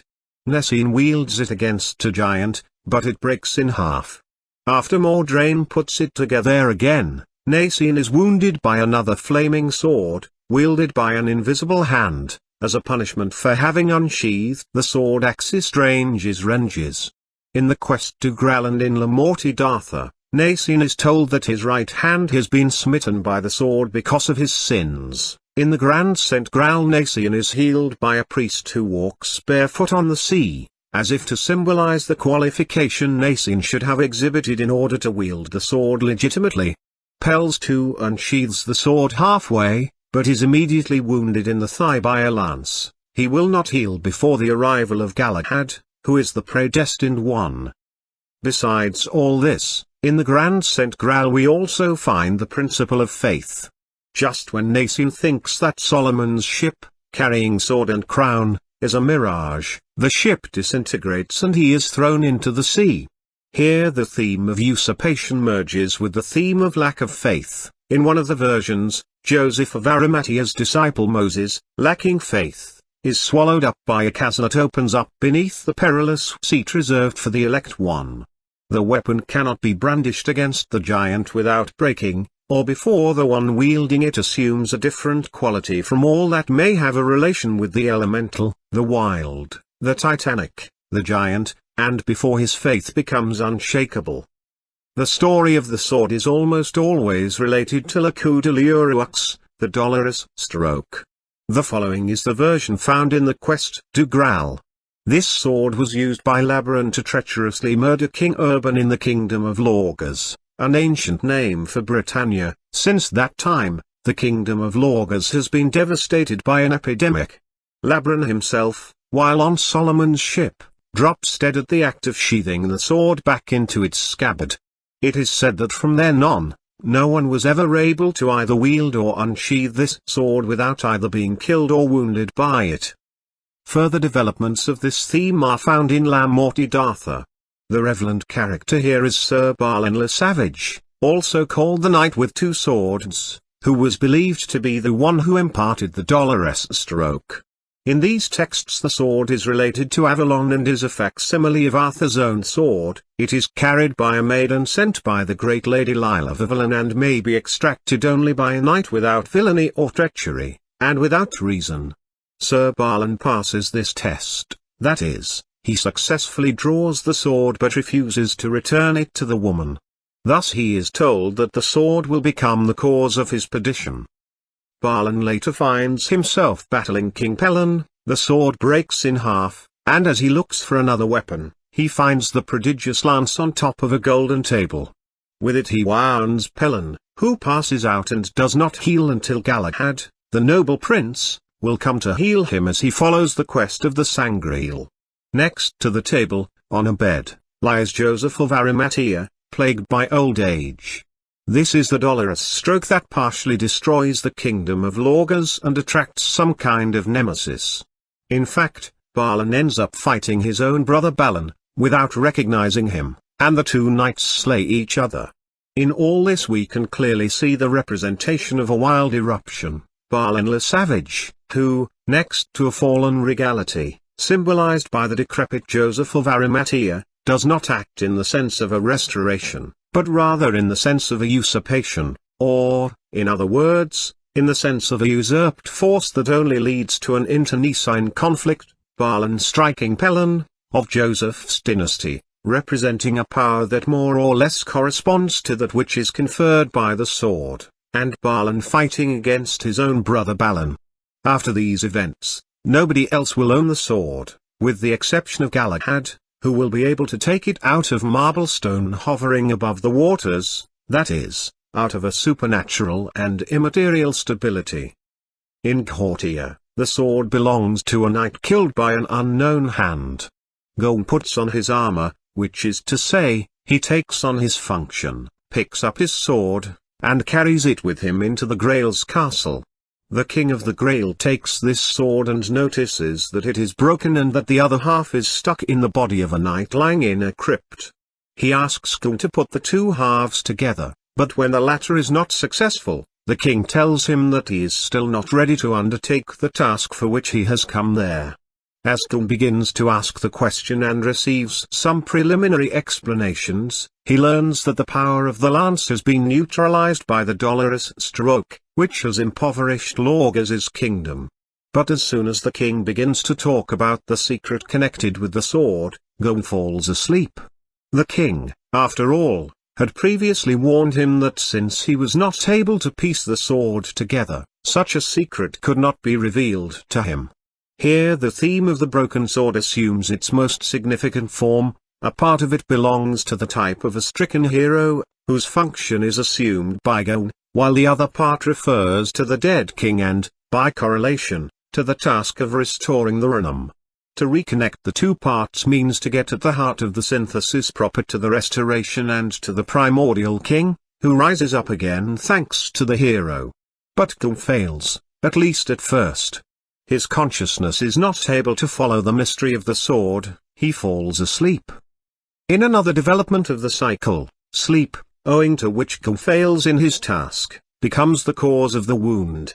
Alan, in his Terra reign, had a beautiful castle built to keep the Grail. In the middle of an overwhelming current, the castle, named Corbenic, should be identified with the Grail itself, since in Caldwick, according to the text, Corbenic means most holy vessel, saintism vasos. This is the castle of the perennial wake and of the test of sleep. No one is allowed to sleep in it. When the king, Alphasum, tries to fall asleep, a fiery figure pierces both his thighs with a lance. This wound will later cause his death. Corbenic is Le Palais Aventurous, and every knight who falls asleep in it is found dead the morning after. An analogous theme is found in the Ducrone. Unlike his companions, though he is asked to drink, Grail refuses. This symbolic abstinence allows him not to fall asleep like the others and thus to ask the question, without which everything he had done up to that point and everything that he still could have accomplished would have been useless. The meaning of this is rather obvious. Just as sleep is a well-known initiatory symbol, so is that of the awakened one and of the sleepless one. In every initiatory tradition, to overcome sleep has had the meaning of participating in a transcendent lucidity, free from the contingencies of material and individual existence. A variation on the theme of usurpation, which is somewhat connected to the theme of amphitheaters, is found in the so-called elucidation. The kingdom of Lorgas is ravaged and sterile because King Imogen and his knights raped the women of the fountain and stole from them a golden cup. Since then, the court of the Fisher King, or the Grail's court, which was the wealth of the country, disappeared, and the throne remained vacant for more than 1,000 years. In the end, at the time of King Arthur, Grail learns about this and begins his quest for the Grail's court and king. In Wolfram, Klinska too is portrayed as a man who violates women. This characteristic of his, presented in the allegorical form of adultery, is the cause of his emasculation and ensuing involvement in black magic, which is a counterfeit of true supernatural power.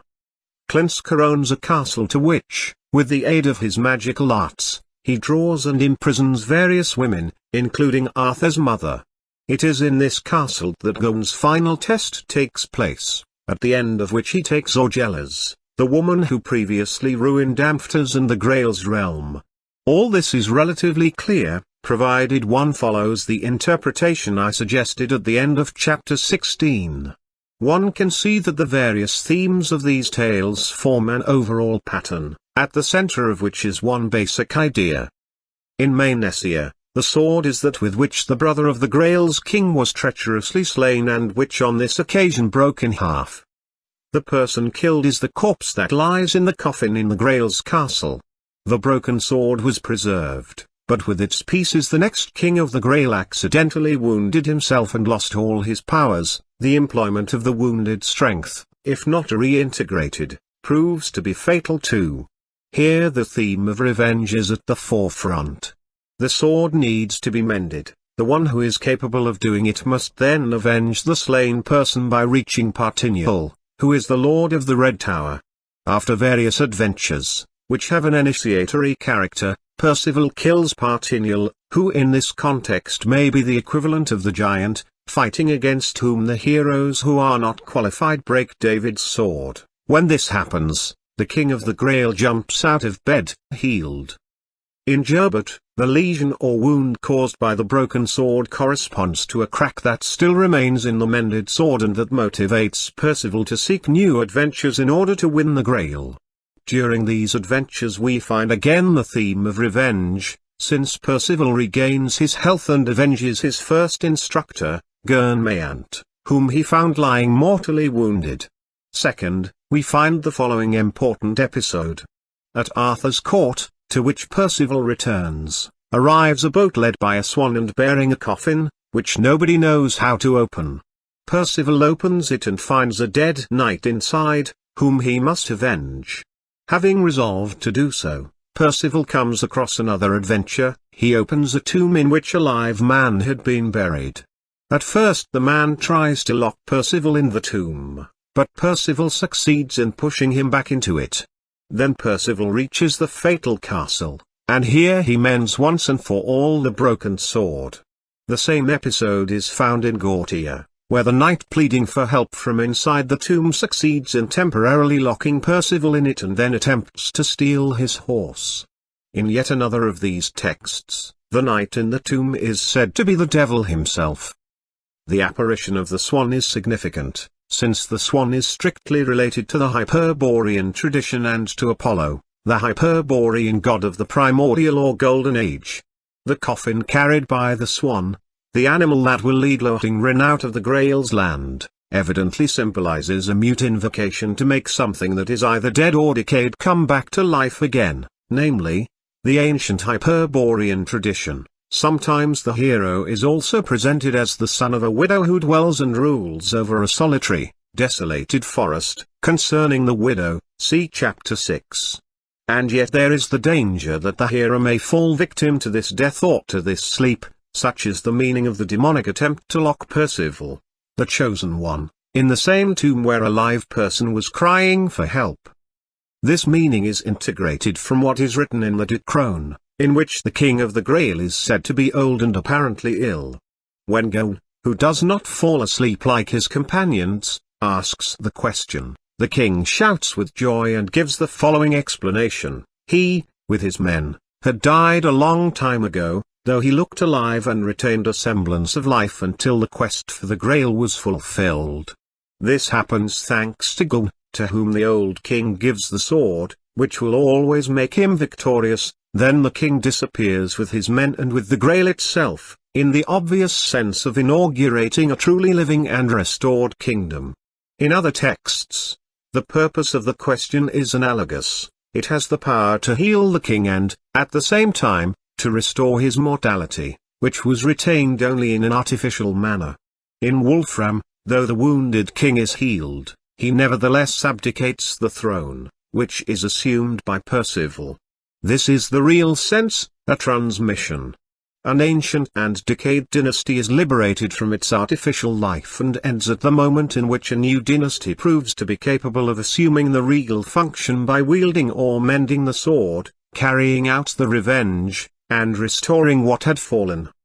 The substitution, which occurs in an irregular and arbitrary fashion, accompanied by violence and a lack of proper qualifications, or in terms of a fratricidal strife, is the meaning of the story of the Dolorous Stroke, both according to my summary of Le Morte d'Arthur and according to various other confused and complicated versions. In Wolfram von Ischenbuch, next to the wounded king, a magnificent old man lies on a bed. His name is Titurel, the first person to whom the Grail's banner was entrusted. The Grail, that is, the function of which he still remains the representative, keeps him alive, although he is afflicted by a paralysis that cannot be cured. The fallen kings mentioned in other texts often have an unnaturally prolonged life, some are 1,000, others 400, others 300 years old. They cannot die before the coming of the chosen one. This is an allusion to an interregnum, in the sense of a simply formal survival of the regnum. It is a mandate that is retained at a latent state and carried on by wounded, paralyzed, or blinded people until the restorer arrives. When we read in the Percival Legalois that Percival's father, obeying a divine calling, travelled to the far western countries and could not die there until the arrival of the man who deserved to be called the best knight in the world, we find once more the theme of the western island, of Avalon and the wounded Arthur. Another interesting reference is provided by Wolfram, according to whom the poisonous and burning wound of Amphtas gets worse, especially under the sign of Saturn, or Kronos. Saturn Kronos is the king of the primordial age, who is asleep in the Hyperborean seat. According to some myths, he was castrated at the beginning of a new cycle. What has been expounded helps to explain why Amphtas's wound grows worse and opens up again under the sign of Kronos. Moreover, In the Hermetic tradition, Saturn Kronos is the deceased who must be resuscitated. The royal art of the heroes consists in freeing lead from its leprosy, namely, from its imperfections and darkness, transforming it into gold, thus actualizing the mystery of the stone. Moreover, Kronos, gold, and foundation stone are different references to the primordial regal tradition. Wherever the sign appears again, the wound of the person who has either degenerated or usurped burns and becomes troublesome.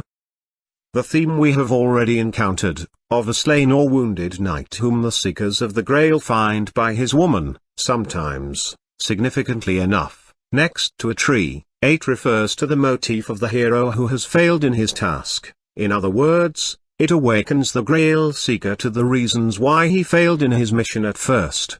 Significantly, such a woman, conceived as a relative of the seeker of the Grail, makes him aware of his own name, which he himself has ignored. In any event, she offers some explanations regarding the mystery of the Grail's castle. She blames the knight for not having asked the question, and sometimes she gives instructions on how to mend the sword should it break. Since in Wolfram the woman stands by the embalmed body of the dead knight, there seems to be a further interference, namely, the mixing of the motif of the King of the Grail, whose life is only apparent, with that of the hero struck down before he was able to conclude his adventure. In Wolfram this woman is named Sagun. She even curses Percival for his indifference toward the suffering king in the Grail's castle and the meaning of the Grail itself.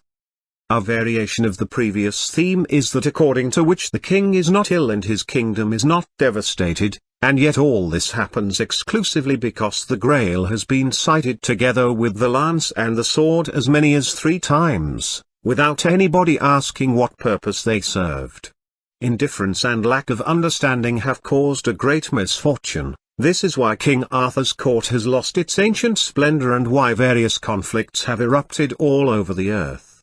This particular version of the legend has something that recalls the tragic tone of the Twilight of the Gods.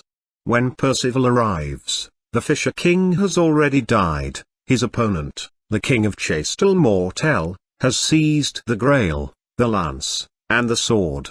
Percival regains these objects and forces the enemy king to commit suicide, but he does not found a new dynasty of the Grail. Rather, he retires to an ascetic life with his companions.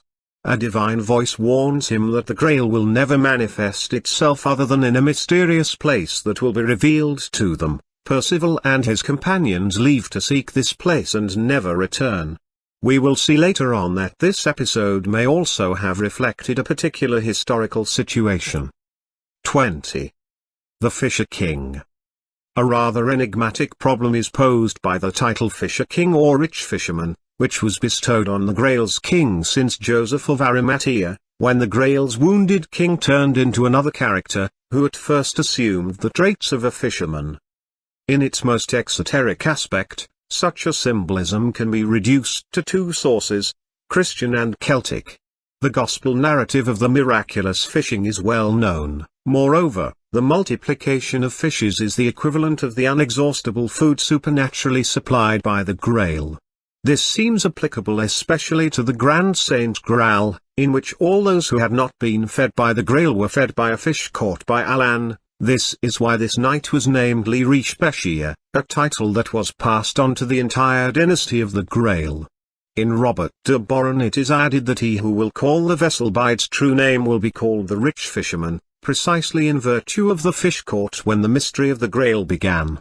Moreover, here there seems to be a distinction. Although the effects of the Grail and of the fish are equivalent, the fish appears as a sort of complement to the Grail. It integrates the latter's efficacy in regard to a certain group of knights who were not fed by the former. The Celtic tradition already knew a fish of wisdom, or salmon of wisdom, which burns one's hands but which, once eaten, bestows all kinds of knowledge.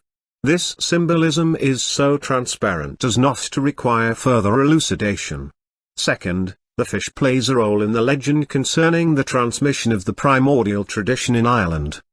The Liban Hu relates that when the primordial race of Partelen, which conquered Ireland, became extinct, a man survived, named Tuan, who by assuming at various times the form of symbolic animals, managed to preserve the memory of the first generation.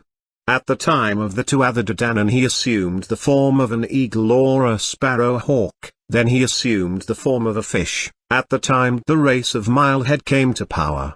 Once caught and eaten by a princess, Tuan was born again in a human form as her son and as a prophet. The king of the Grail as a fisherman might possibly have some relation with the obscure idea of a renewal of the legacy of the stock of Part Ellen, of its memory conceived as a mystery of nourishment that either equals or integrates that of the Grail. The dynasty or tradition of the Grail was often connected to Solomon. Some Arabian legends, which became common knowledge in Western Europe during the Middle Ages through their Spanish versions, introduce the theme of the fish in connection with a quest for a ring that is equivalent to the Grail as a regal stone and stone of power. The ring has a stone with the character of the fire that fills heaven and earth, a symbol of supreme power. Solomon, having lost this ring, decays. The ring has been thrown into the sea. When Solomon is fishing, he finds it again inside a fish and thus gains back the power of a visible and invisible dominion over people, animals, and demons. This ring of King Solomon is in turn a facsimile of the stone that Alexander the Great allegedly found in a huge fish and that, like the Grail carried by the Fisher King, has luminous properties, manifesting itself as a great light in the night.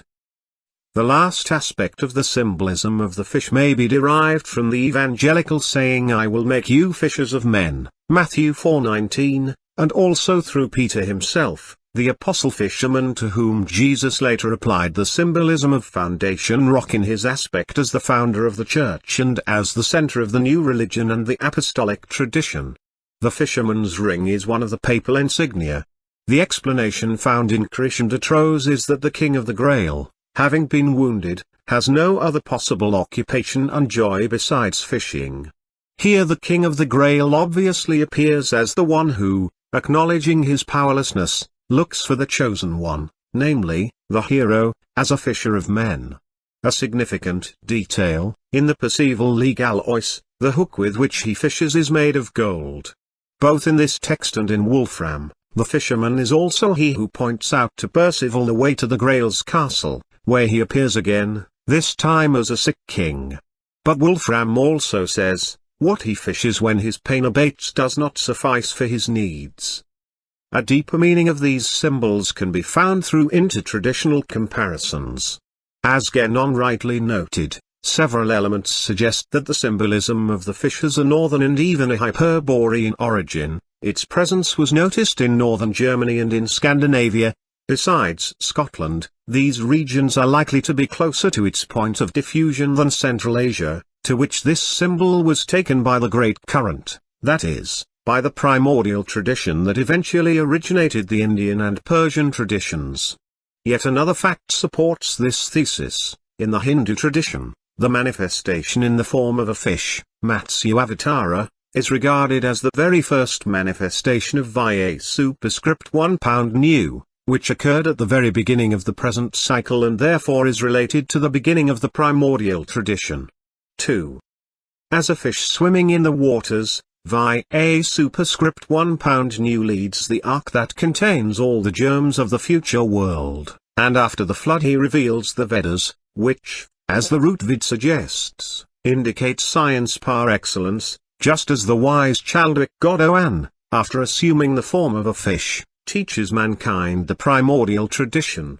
Thus the Celtic and Christian elements of the symbolism of the fish appear to be fragments of a wider view that sheds light on the Grail legend. The Fisher King is the fallen dominator who seeks to reactivate the primordial tradition, the Hyperborean legacy. This will be possible only at the coming of the hero who will know the Grail and who will be aware of its function and benefices, which, as we have seen, are integrated and mixed with those of the fish. Hence the other aspect of the same symbolism, namely the Fisher King as seeker of men in an eminent sense, beings who are qualified for that function. 21. The seat of the Grail. We have seen that of all the places in which the tests of the Grail's knights occur, the island and the castle seem to be in the forefront. The journey to such places should essentially be regarded sub specie interioritis, that is, in terms of a shift of consciousness to a world that is usually precluded to human beings. The journey assumes a general and universal initiatory symbolism, besides those specific references that I have previously mentioned that refer to the tradition of Avalon and of the White Island. Pindar said that the land of the Hyperboreans cannot be reached on foot or by ship, and that only such heroes as Heracles could find it.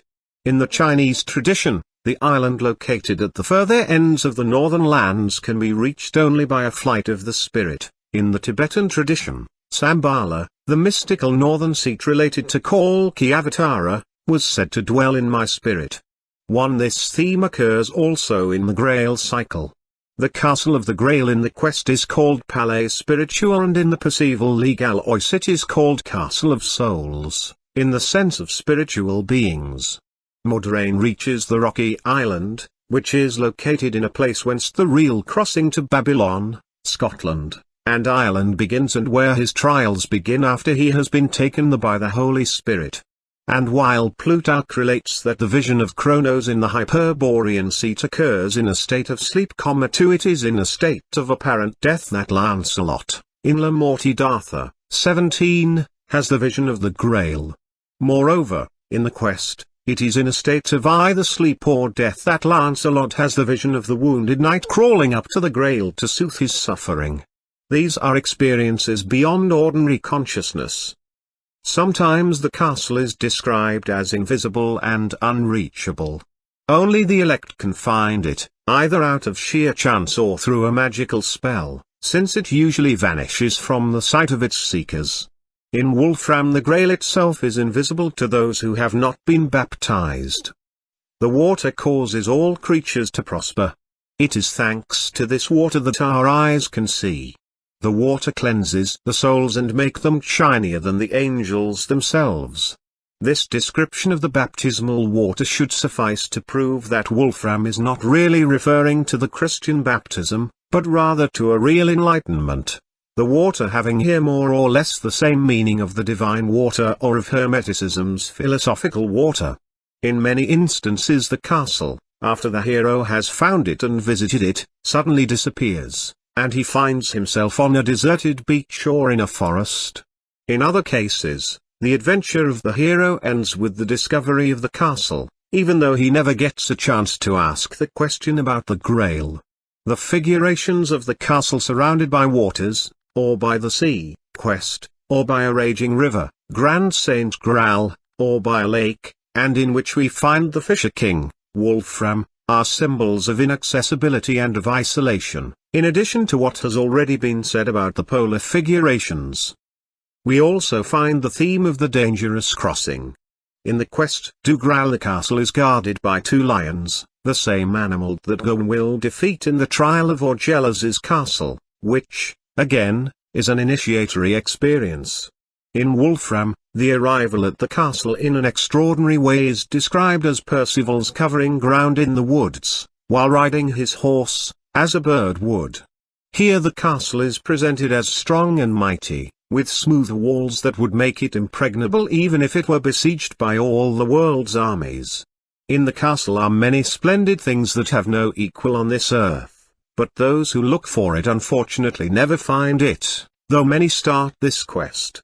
In order to see it, one must arrive in it without knowing it. The place in which it is built is deserted, wild, and ghostly. It is the Mont Zalvac in the lands of Salvac, and the path leading to it is filled with ambushes. Wolfram adds, one is not likely to ride so close to Mont Zalvac without engaging in a dangerous fight or without encountering that expiation of sins which the world calls death. The Knights of the Grail, or Templars, Templason, prevent people of all nations from approaching, with the exception of those who are indicated by an inscription that appears on the Grail itself. They commit themselves to fight to the death any invader.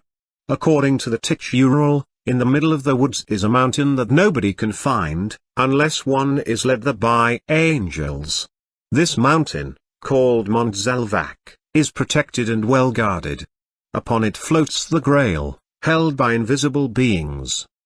In later texts, the meaning of the mountain of the Grail, Mont Zalvac, often shifts in meaning from Mons Silvaticus to Mons Salvationis, in relation to the land of Salvatore and of San Salvador in Spain, where it is allegedly found. Generally speaking, various symbols always express the idea of inviolability before any profanation.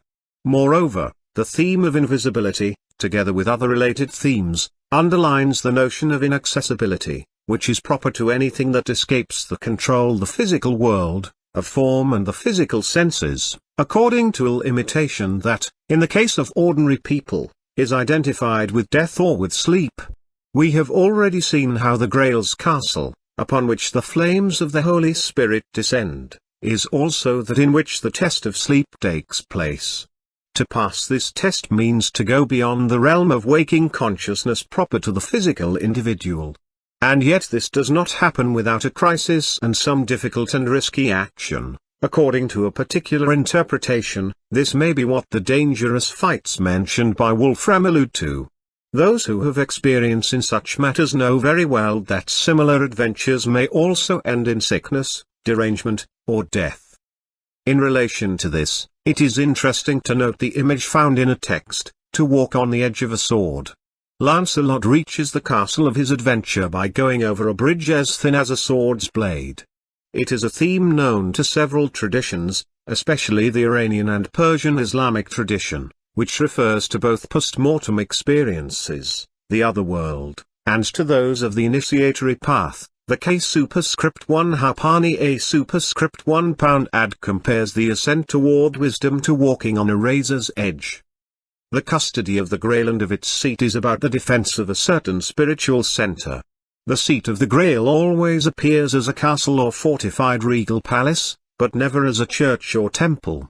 Only in later texts is mention made of an altar or chapel of the Grail, in relation to the more Christianized version of the legend, in which it is eventually identified with the chalice used at the Last Supper. In the most ancient redactions of the legend there is nothing of this sort. The close relation of the Grail with the sword and the lance, as well as with the figure of a king or a person with regal traits, suffices to reveal the later Christian representation as extrinsic. The seat of the Grail, which must be defended unto death, can be related neither merely to the Church and Christianity, which, as I have argued, constantly ignored this cycle of myths, nor even, more generally speaking, to a religious or mystical center. It is rather an initiatory center that retains the legacy of the primordial tradition, according to the undivided unity of the two dignities, namely, the regal and the priestly. 22. Initiatory Adventures of the Grail's Knights. In Wolfram it is written, anyone who wants to win the Grail must clear his path toward this precious object with weapons at hand. This summarizes the spirit of the entire cycle of adventures undertaken by the Knights of the Round Table in their quest for the Grail. These are adventures of an epic and warrior character that also have a symbolic character expressing mainly spiritual deeds and not material actions, though not, in my view, to the point where such symbolism represents only a casual and irrelevant element. This clearing the path to the Grail with weapons at hand, with all its duels, struggles, and related fights, definitely recalls a specific path of inner realization, in which the active, warrior, or virile element plays the main role. The way that must be cleared by fighting is always that which leads from the earthly knighthood to the spiritual knighthood. According to traditional expressions that I have employed elsewhere, 1 This is not a lesser war but is first and foremost the greater holy war. Overall, in such adventures or trials, we can distinguish two themes and two degrees. 1. They are destined to confirm the warrior quality, causing the predestined individual to appear as invincible and as the best knight in the world. But for this, besides strength, wisdom and a certain mysterious vocation are required. Concerning the vocation element, recall that in the Percival Legal Ois, in Wolfram, and in Crescenda Traus, Percival awakens to the desire of knightly adventures that will lead him first to become a knight of the Round Table and then to seek the Grail when, taken by the birds chirping, he goes on to obey his nature and his innermost desires. This is a symbol I will mention only in passing. If we compare the atmosphere to a condition that no longer belongs to the earth element, then the beings living in the atmosphere, namely, birds, have often symbolized supernatural natures, gods, or angels in many traditions, including the Christian one. Consequently, the bird's language has symbolized the language of the gods, which is understood when one reaches a certain phase of inner awakening. I will provide further references. In the Nordic German saga, Siegfried understands this language after slaying the dragon. In Cesare della Riviera, 1605, to understand the occult and various chirping of the birds is one of the gifts that the hero obtains from the tree of life. The birds dwelling in it are angels, according to an evangelical symbolism. Solomon, whose relation with some elements of the Grail tradition has been repeatedly pointed out, as well as other wise men, especially in Arabic traditions, was credited with being able to understand the language of the birds. Moreover, in some Celtic sagas the Tuatha De Danann, who had become invisible, often manifest themselves in the guise of birds, sometimes in order to lead the elect to their underground dwellings. It is to this supernatural element, as some kind of higher calling that corresponds to a mysterious echo. This could also be connected with the saying no one will recognize the Grail unless he has seen it in heaven first, that we must connect the symbol of Percival, who is awakened to the vocation of a Grail's night by the birds' voices and not by other earthly beings, and who in this way becomes free from the bond with his mother. The hero of the Grail is naturally requested to espouse the principles of faithfulness, honor, and truth, which are characteristic of the knightly ethics. These principles must not be compromised by later achievements. Of Trevisan it is said that he freed Percival from the latter's sins committed during a period of ascetic life without violating the laws of chivalry. For instance, it is repeatedly stated that in King Arthur's order there is no place for cowards and for those who are disloyal. In the cycle of the Grail, to be faithful and to abhor lies is the first qualification. In Wolfram's prologue this characterizes an essential, almost metaphysical and ontological distinction among human beings, which is obviously an influence of the Nordic Aryan component of the medieval warrior and virile world. On the one hand, there are those who know the feeling of honor and of shame, while on the other hand, there are those who are unable to experience this feeling. These two groups are like two races consisting of different substances, sharing absolutely nothing in common. 2. The virile qualities, however, even if integrated, bind one to a specific task. This is, in the various legends, the main point. In the context that is the scope of this book, these qualities are accursed whenever their presence or acquisition does not lead to asking the question or some other equivalent. The hero admitted to the Grail's castle has to heal again, to reaffirm or assume the rhythm. If he remains indifferent before the mute problem, or before the wounded, paralyzed, eviscerated, degraded, or senile representative of the Grail's regality, the demonstrated or acquired virtus turns out to be meaningless, that is to say, it proves to be incomplete, illusory, and almost demonic, accursed by God. In other words, the initiates of the Grail must aspire to a suprapersonal mission, which is the true measure of their qualification. According to previously mentioned texts, to know the Grail and yet not ask, what is its use, is a proof of the hero's insufficiency. This is a matter of a committed spirituality, the ideal of which is not transcendence separated from this world. The countless adventures of the heroes of the Grail refer to a few motifs. Having understood them, readers of these romances find only their endless repetition through the most various forms. As I have said, the readers find themselves immersed in a fantastic, surreal atmosphere, and in a merging of the supernatural world with the real world. What is missing are the connections of coherence or of a true literary plot. The adventures are for the most part greatly disconnected, but often it is exactly their incoherence, coupled with the intervention of the supernatural dimension almost as if it were a natural fact, that gives the sense of the events unfolding outside of time. The repetitions enhance the non-episodic, typical, and symbolic character of the facts and deeds. First of all, I have already mentioned the episode of Mordraine, who is taken by the Holy Spirit to an island tower in the middle of the ocean. The island is deserted. Mordraine is exhorted to remain steady in his faith. What ensues is the temptation of a woman, and we learn that it is Lucifer who acts in her. Then comes the trial of a terrible storm, with thunders and flashes of lightning, followed by the apparition of some kind of phoenix, the miraculous bird of Sir Polion, which strikes and wounds Mordraine. The latter remains unconscious for 7 days, initiatory sleep, until, having overcome a new demonic temptation, thanks to an interpretation of one of his dreams, he comes to know about the dynasty predestined to generate the hero of the Grail. In similar adventures we have first of all the arrival at the revolving island or island tower, a facsimile of Avalon, which is presented as a deserted and dangerous place. After various trials the ship appears.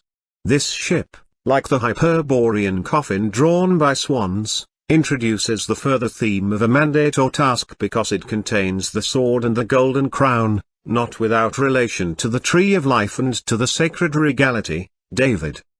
An analogous theme is found in the quest to Grail. Percival is thrown into a stream by a diabolical horse riding as fast as the wind. He manages to reach the island, where he helps a lion fighting against a snake, purification of the lion's strength. He resists the temptations of a woman in whom a demonic influence is at work. Then a priestly figure appears and takes him aboard a ship. Manasseh's text has this variation: while Percival rests under an oak, a diabolical horse appears, which throws him into a stream. Percival is assisted by a boat carrying a woman, whom he mistakes for his lady, Blanchefleur, but who really is a demonic creature. The priestly boat arrives and takes Percival to a beautiful castle. There, a little later, he undertakes and successfully completes the test of mending a broken sword, initiatory integration of being. In that text, as in a previous adventure, as Percival approaches a bright tree, he watches the tree turn into a chapel in which the corpse of a knight lies next to an altar. The light is suddenly put out by a dark hand. Percival returns to the chapel to spend the night, the equivalent of the test of sleep undergone at Corbenic, and later learns that the devil himself was present in that hand, which had already killed a great number of brave knights, all buried nearby.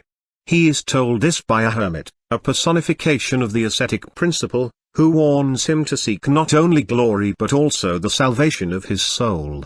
Percival is then thrown from his horse and thus he cannot catch up with the hermit. While he waits under an oak he finds the demonic horse and the adventures I have already mentioned ensue. Both groups of adventures are clearly two different versions of the same motif. The mortal danger of the trial of the chapel is the same that Percival faces when he mounts the demonic horse by the oak and lets it carry him. Considering the abnormally important part that the horse plays in the knightly literature, it is appropriate to recall briefly what I have previously mentioned concerning the horse as a symbol. If the knight represents the spiritual principle of the person engaged in various trials, then the horse must necessarily represent that which carries such a principle, namely, the vital force, which is mastered by it in different degrees. Likewise, in the ancient classical myth related by Plato, the personality principle is represented as a charioteer. His fate depends on how he masters the two symbolic horses carrying him. In the days of old, the horse was sacred to two gods, Poseidon and Mars. Poseidon is also the Telluric, the earth shaker, and the sea god, and thus the symbol of an elemental force. This sheds some light on the relationship that in the previously mentioned adventures the horse has with the waters and with the current into which it hurls its rider. In relation to Mars, the horse expresses a warrior orientation of the vital force, which corresponds to the vehicle of the heroic adventures that are typical of knighthood. This explains the esoteric meaning of being thrown off the horse. It represents the danger that the elemental or unrestrained force may take over. Likewise, we can now see the meaning of other episodes. The knight in the coffin, who tries to lock Percival in it, also tries to steal the latter's horse. In the test of pride that Gawain successfully complete, as a condition for being taken across a river on a ferry, the hero is asked to surrender the horse belonging to the knight whom he is attempting to defeat. To successfully tie one's horse to the column of Mount Auguelus, which was created by Merlin and the polar meaning of which is rather obvious, is the test that characterizes the best knight. This test is followed by the sacred mystery, namely, that of the tree turned into a chapel, and then by the test of the chapel. And so on. What I have mentioned so far should suffice to help readers orient themselves wherever, in such adventures, something singular and abnormal relative to the rides of individual knights seems to suggest the presence of a hidden meaning. Coming back to the adventures that I have previously mentioned, the thunders, storms, and analogous phenomena found in them visibly correspond to those that occur during the trial in the Siege Perilous. The theme of the integration offered by the Grail beyond the purely natural or warrior unshakableness, a theme that more or less corresponds to that of the boarding of the ferry or of the mending of the sword after the first test, assumes in Robert de Boron the following form: Percival remains calm and unmoved when, after he sits in the Siege Perilous, the earth opens up and thunder booms as if the whole world were exploding. Percival, however, owing to his bravery, which was not accompanied by asking the question, hence the reproach of one of the women, "Your lord hates you, it is a miracle that the earth does not swallow you up," must now go through a series of adventures. Only after he receives the Grail is the stone of the Round Table, which broke in half under him, completely restored. Those who are familiar with the mysteriosophical literature will easily recognize in these adventures the allusion to typical initiatory experiences, which are expressed through more or less identical symbols in the traditions of different regions.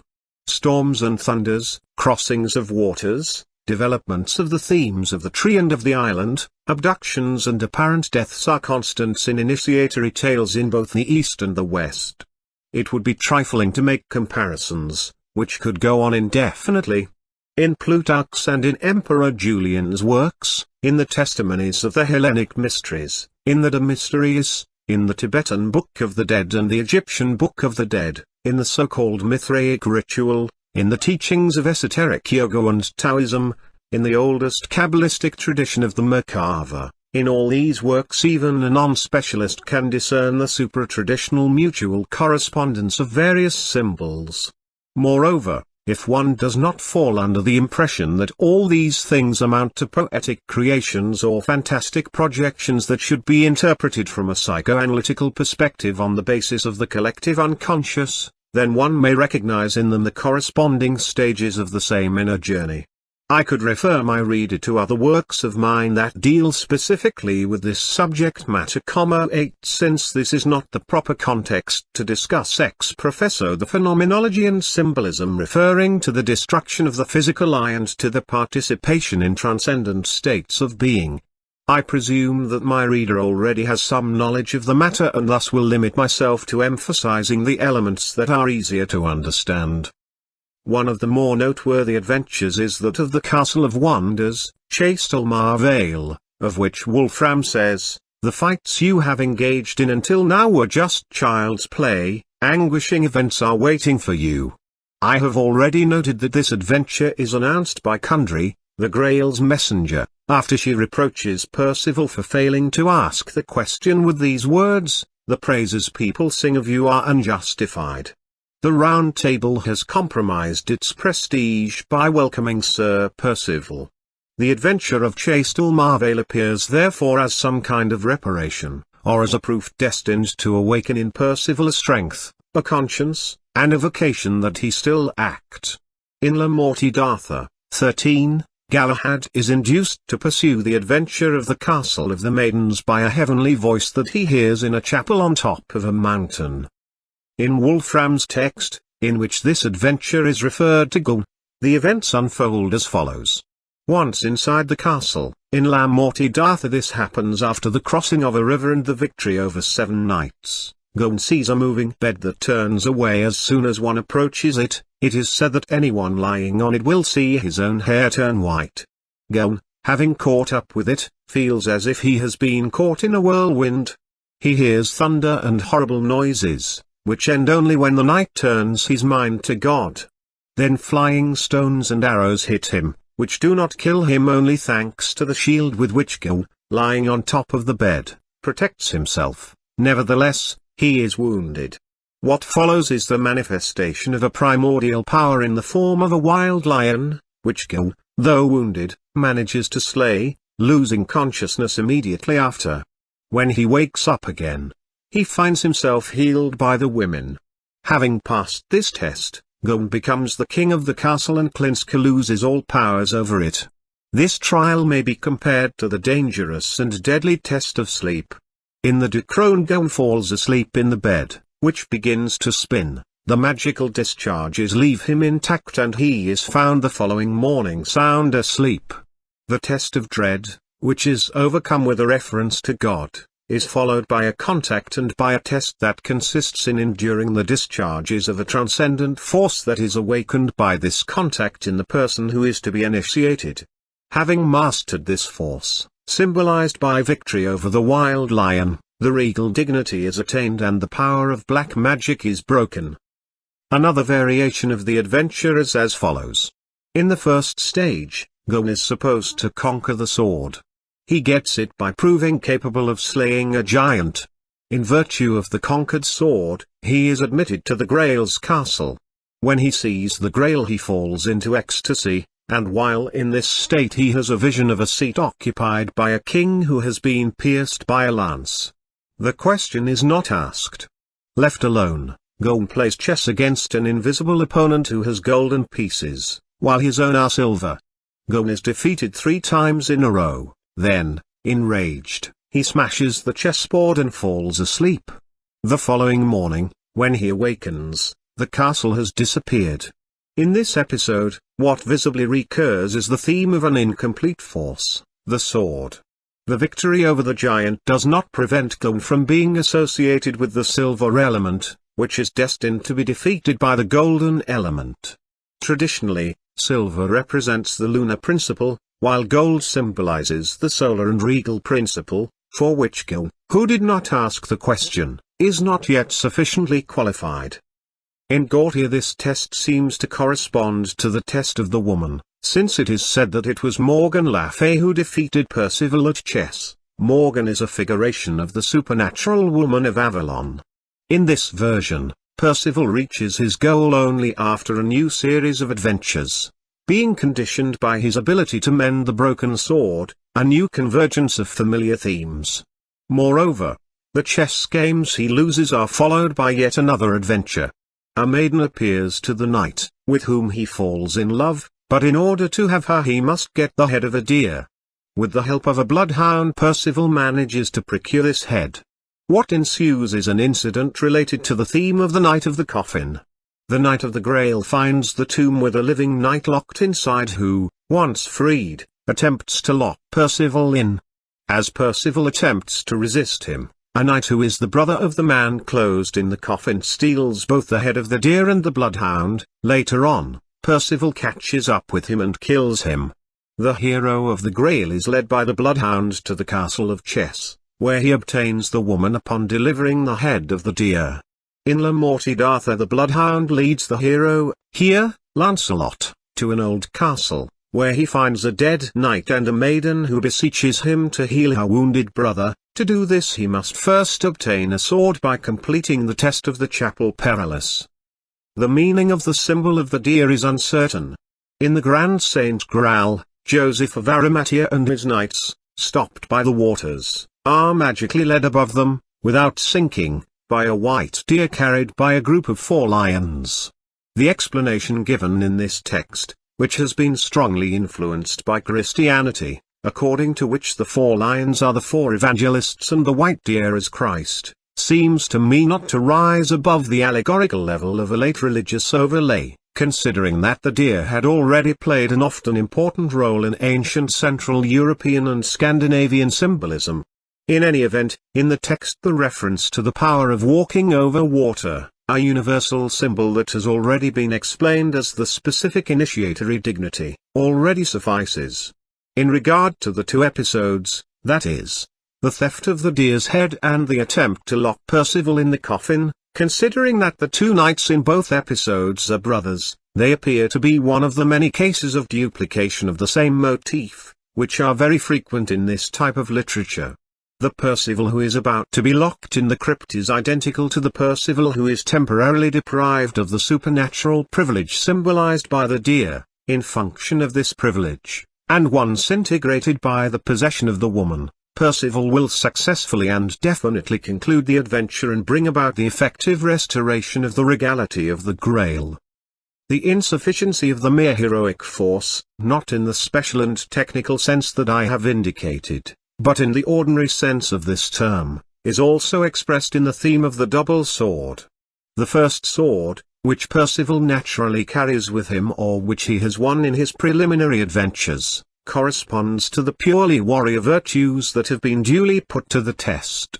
The second sword, according to Wolfram, is gained by Percival only once inside the Grail castle, as the one who is expected to ask the question.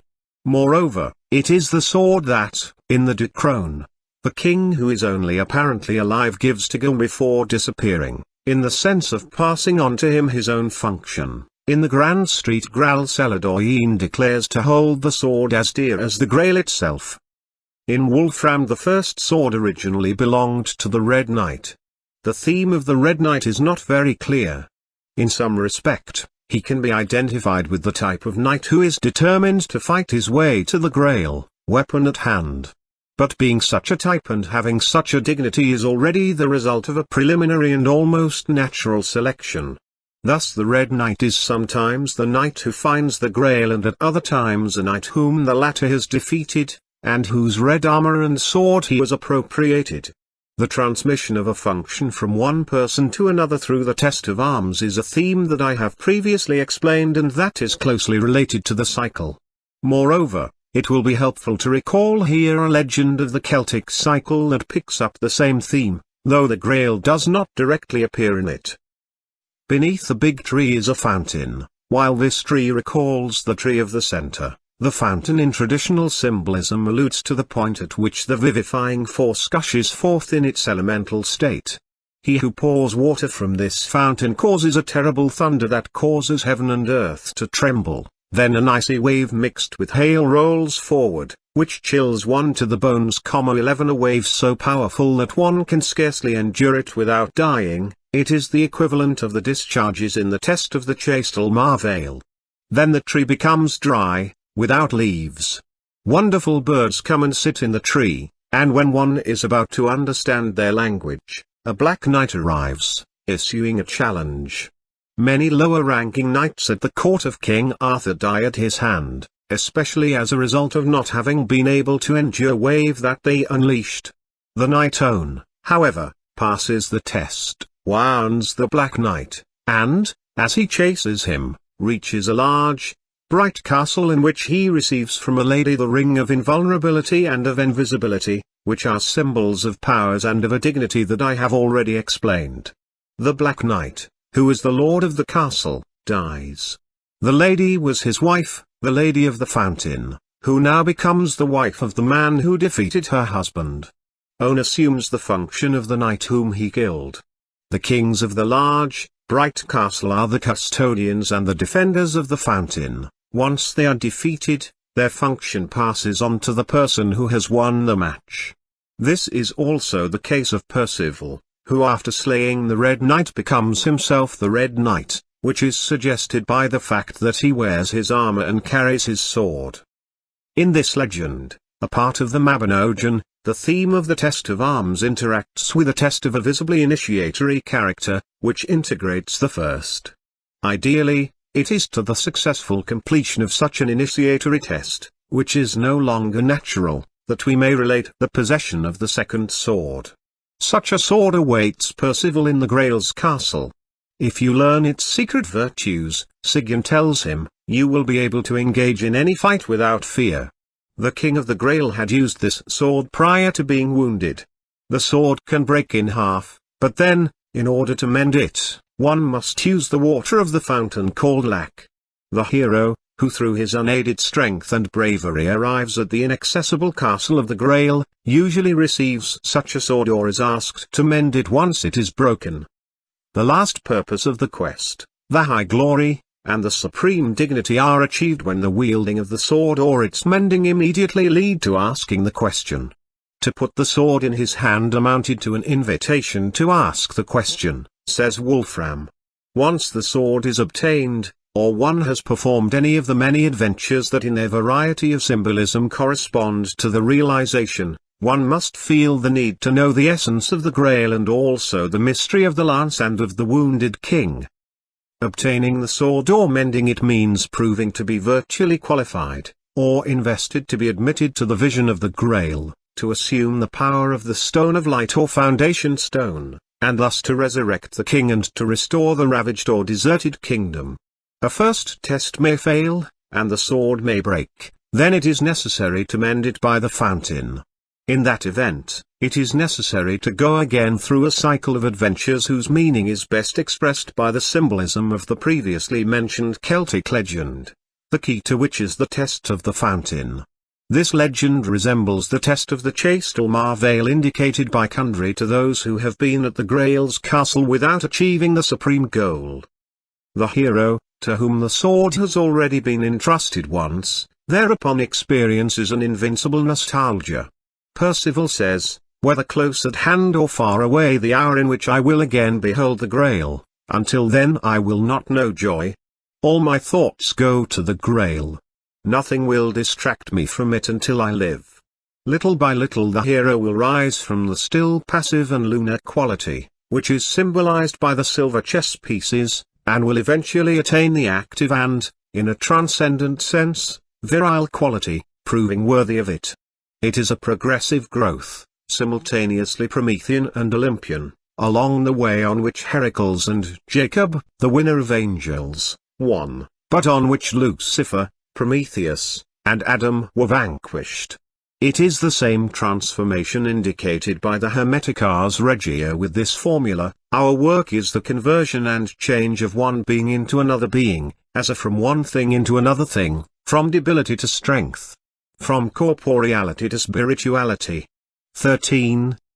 Having accomplished this much, the regal crown of the Grail is acquired once and for all, and the true Lord of the Two Swords is now awake and alive. Here a fundamental point must be remembered. In the theological political literature, and especially the Ghibelline one dating from the time of the struggle for the investitures, the evangelical image of the two swords symbolized nothing else but the double power, namely, the political and the spiritual. 23. The Grail as a Ghibelline mystery. Here we may briefly consider the meaning that the regality of the Grail and its order had in the system of both visible and secret forces that acted during the historical period in which these romances became popular. The becoming invisible or inaccessible of all that with which the traditions of various people have dramatized and preserved the memory of the primordial seat and tradition symbolizes the passing from the visible to the occult of a power that should nonetheless be regarded as regal.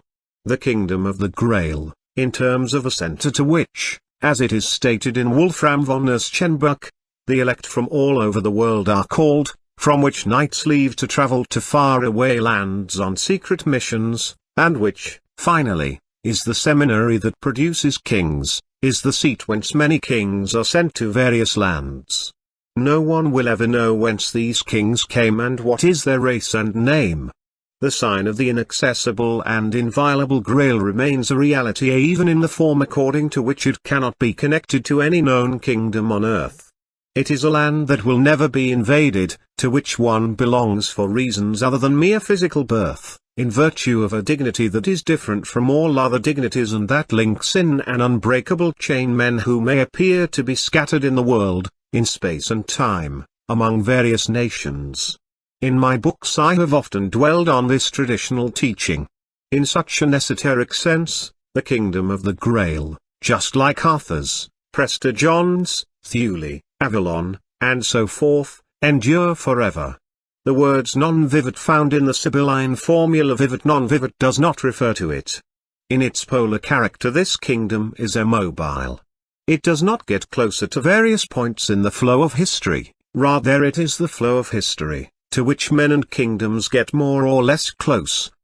For a certain period of time it seemed that the Ghibelline Middle Ages approximated this kingdom to a great degree. This epoch appeared to offer sufficient conditions for the kingdom of the Grail to turn from occult into manifest, affirming itself as a reality that is simultaneously inner and outer, in a unity of the spiritual authority and of the temporal power, just as it was in the beginning. In this way it can be said that the regality of the Grail constituted the apex of the medieval imperial myth and the highest profession of faith of the great Ghibelline movement. The regality of the Grail lived more as a climate than at a particular point in time, being expressed more through legend and fantastic or apocalyptic representations than through the reflected consciousness and the unilaterally political ideology of that time. This was the case for the same reason that that which in the individual being is too deep and dangerous for the waking consciousness is often expressed less in the latter's clear forms than in symbols of dream and of subconscious spontaneity. An in-depth understanding of the Middle Ages from this perspective would cause me to expound again the main features of that general metaphysics of Western history that I have already discussed elsewhere. Thus, here I will only recall some points in an axiomatic form. The inner decadence and finally the political collapse of the ancient Roman world represented the syncope of the attempt to shape the West according to the imperial symbol. The spread of Christianity, because of the particular type of dualism that it supported and because of its merely religious traditional character, rapidly led beyond the process of dissociation, up to the point at which, following the invasion of Nordic races, the medieval civilization developed and the symbol of the empire was resurrected. The Holy Roman Empire was both a restauratio and a continuatio, considering that its ultimate meaning, beyond any external appearance, compromise with contingent reality, and often limited awareness and various dignity of the individuals who represented its idea, was that of a renewal of the Roman movement toward an ecumenical solar synthesis. This renewal, which logically implied the overcoming of Christianity, was therefore destined to clash with the hegemonistic claims of the Church of Rome. In fact, the Church of Rome could not acknowledge the empire as a superior principle to that which she herself embodied, at her height, and in flagrant contradiction to her evangelical premises, she attempted to usurp the empire's rights. Thus arose the theocratic vision of Guelphism. Overall, according to the common perception, which, as a starting point, is correct, the medieval civilization was shaped by three elements: northern pagan, Christian, and Roman. The first played a decisive role in regard to ethics, lifestyle, and social structure. The feudal regime, the knightly morals, the civilization of the courts, the original substance that engendered the crusading spirit are inconceivable without a reference to Nordic pagan blood and spirit. But while the races that descended upon Rome from the north should not be considered barbarian from this perspective, since it seems to me that they carried along values that were superior to those of a civilization that was already decayed in its principles and in its people, we can still talk of a certain barbarism, which does not mean primitivity but rather involution, in specific regard to their spiritual traditions. I have already mentioned the existence of a primordial Nordic Hyperborean tradition. In the peoples living at the time of the invasions we can find only fragmentary echoes and obscure memories of such a tradition, which leave a wide margin to popular legends and to superstition. In any event, these memories were such that forms of a tough, warlike, and rough-hewn life prevailed over everything spiritual. The Nordic Germanic traditions of the time, which were largely constituted by the Eddas, retained slight residues whose vital possibilities appear to have been exhausted and in which little was left of the wide scope and metaphysical tension that were proper to the great cycles of the primordial tradition. Thus we may speak of a state of an involutive latency of the Nordic tradition. But as soon as contact with Christianity and with the symbol of Rome occurred, a different condition ensued. This contact had a galvanizing effect. In spite of everything, Christianity revived the generic sense of a supernatural transcendence. The Roman symbol offered the idea of a universal realm, of an eternitas carried by an imperial power. All this integrated the Nordic substance and provided superior reference points to its warrior ethos, so much as to gradually usher in one of those cycles of restoration that I have labeled heroic in a special sense. And so, from the type of the mere warrior the figure of the knight arose. The ancient Germanic traditions of war waged in function of Valhalla developed into the supranational epic of the Holy War or Crusade. A shift occurred from the type of the prince of a particular race to the type of the sacred and ecumenical emperor, who claimed that the principle of his power had a character and an origin no less supernatural and transcendent than that of the Church. This true renaissance, however, this grandiose development and wonderful transformation of forces, required an ultimate reference point, a supreme center of crystallization higher than the Christian though Romanized ideal, and higher than the external and merely political idea of the empire. This supreme point of integration was manifested precisely in the myth of the Grail's regality, according to the intimate relation it had with the several variations of the imperial saga. The silent problem of the Ghibelline Middle Ages was expressed in the fundamental theme of that cycle of legends, the need for a hero of the two swords, who overcomes natural and supernatural tests, to really ask the question that avenges and heals, the question that restores power to its regality. The Middle Ages awaited the hero of the Grail, so that the head of the Holy Roman Empire could become an image or a manifestation of the universal ruler, so that all the forces could receive a new power, so that the dry tree could blossom again, so that an absolute driving force could arise to overcome any usurpation, antagonism, laceration, so that a real solar order could be formed, so that the invisible emperor could also be the manifest one, and finally, so that the Middle Age, medium eveum, could also have the meaning of an age of the center. Anyone who follows the adventures of the heroes of the Grail up to the famous question is bound to have the clear and unmistakable feeling that something, all of a sudden, prevents the author from speaking freely, and that a trivial answer is given to conceal the real one. In fact, what really matters is not so much to know what are the objects according to the Christianized fable or to the ancient Celtic and Nordic legends, but rather to feel the tragedy of the paralyzed or wounded king. Once one achieves that inner realization, the symbol of which is the vision of the Grail, what matters is to assume the initiative of the absolute action that brings about a restoration.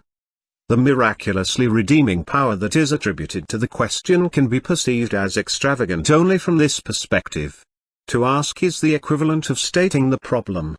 After all the conditions of the earthly and spiritual knighthood have been realized and the Grail has been known, the indifference that is considered a serious fault on the part of the hero is the indifference he displays when he witnesses without questioning the spectacle of the coffin and the surviving king, who is either maimed, killed, or retaining a merely artificial semblance of life. As I have already said, the dignity of the hero of the Grail is a dignity that obliges, such is its specific, prevalent and anti-mystical character. Historically speaking, the kingdom of the Grail, which was supposed to be restored to even higher heights, is the empire itself, the hero of the Grail, who would have become the lord of all creatures, the one who has received the supreme power, is the same historical emperor, Federicus, in the event he would have realized the mystery of the Grail, or would have been the one who becomes the Grail itself. There are some texts in which such a theme is introduced in an even more immediate fashion.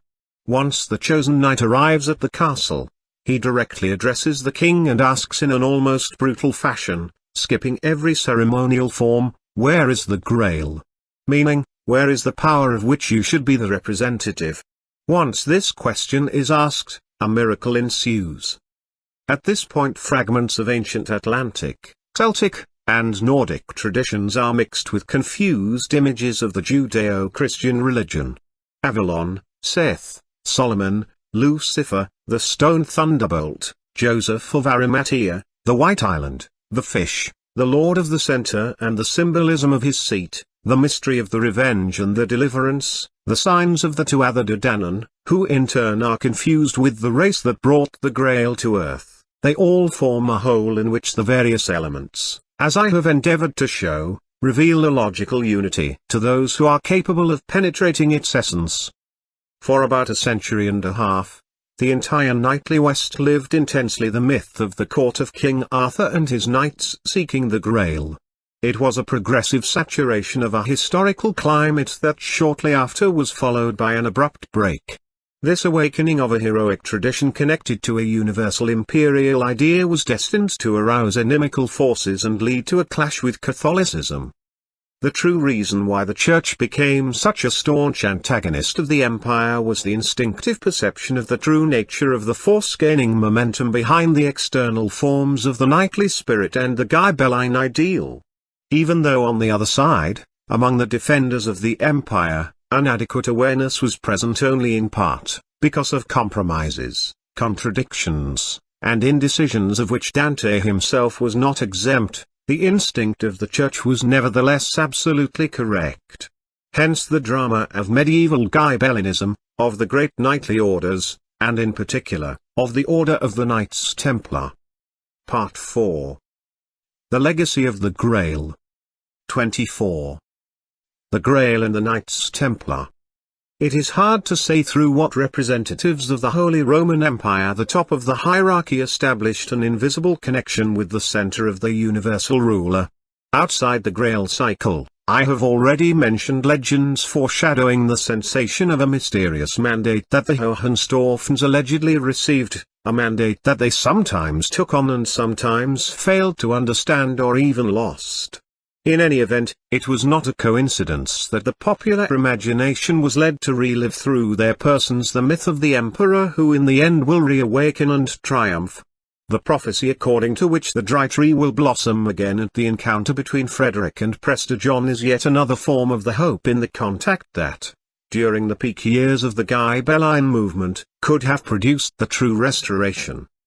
Generally speaking, up to Maximilian I, who was significantly called the Last Knight, who was symbolically related to King Arthur, and who, it appears, intended to assume the pontifical function, in the representatives of the Holy Roman Empire was reflected something of the chrism of transcendent regality, of that superior regal religion according to Melchizedek to which the political ideology sometimes referred when claiming the superior right of kings, who, according to their ideology, were not merely lay people, but men anointed by God.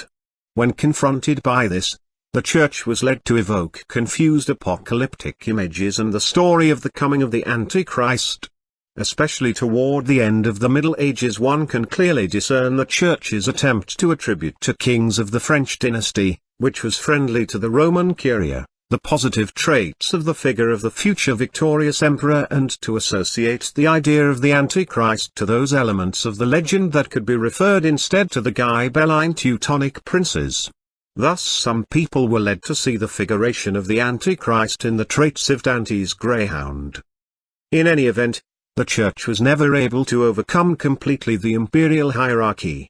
The mighty struggle between the two powers, which to a great degree degenerated into an antagonism between temporal interests and ambitions, was destined to end with the collapse of both, and eventually with the Lutheran deviation, which proved to be fatal both to the authority of the Church and to the sacred and integral idea of the empire.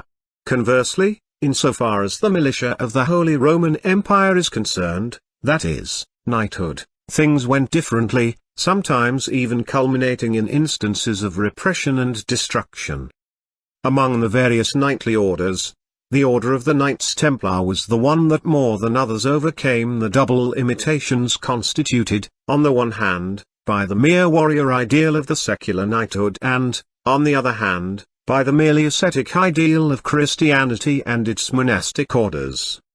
The Order of the Knights Templar approached more than others the type of the spiritual chivalry of the Grail. Moreover, its inner doctrine had an initiatory character.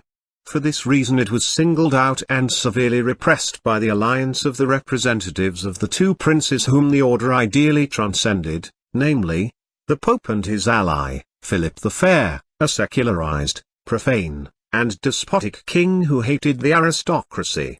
These two princes may well correspond to Dante's symbols of the giant and the prostitute. Whatever the real motives behind the destruction of the Templars were, they are of little or no account. In such cases, these motives are always occasional. They only help to set in motion the forces needed to implement a design, the directing intelligence of which is to be found on a much deeper plane. In virtue of the nature of the Templar ideal, the order was bound to be destroyed. After all, the Church's sentiment against chivalry did not fail to manifest itself even against other orders, though through different excuses. In 1238 Pope Gregory IX targeted the Order of St. John for alleged abuses and betrayals, but also hinting at the presence of heretical elements in the order. In 1307 the Teutonic Knights were likewise accused of heresy by the Archbishop of Riga. Their leader barely managed to save the order, though with great effort. But the main object of the Church's attack was the Knights Templar. The destruction of this order coincides with the interruption of the metaphysical tension of the Ghibelline Middle Ages. When it was accomplished, the contacts were interrupted again. This marks the initial breaking point, the beginning of the decline of the West.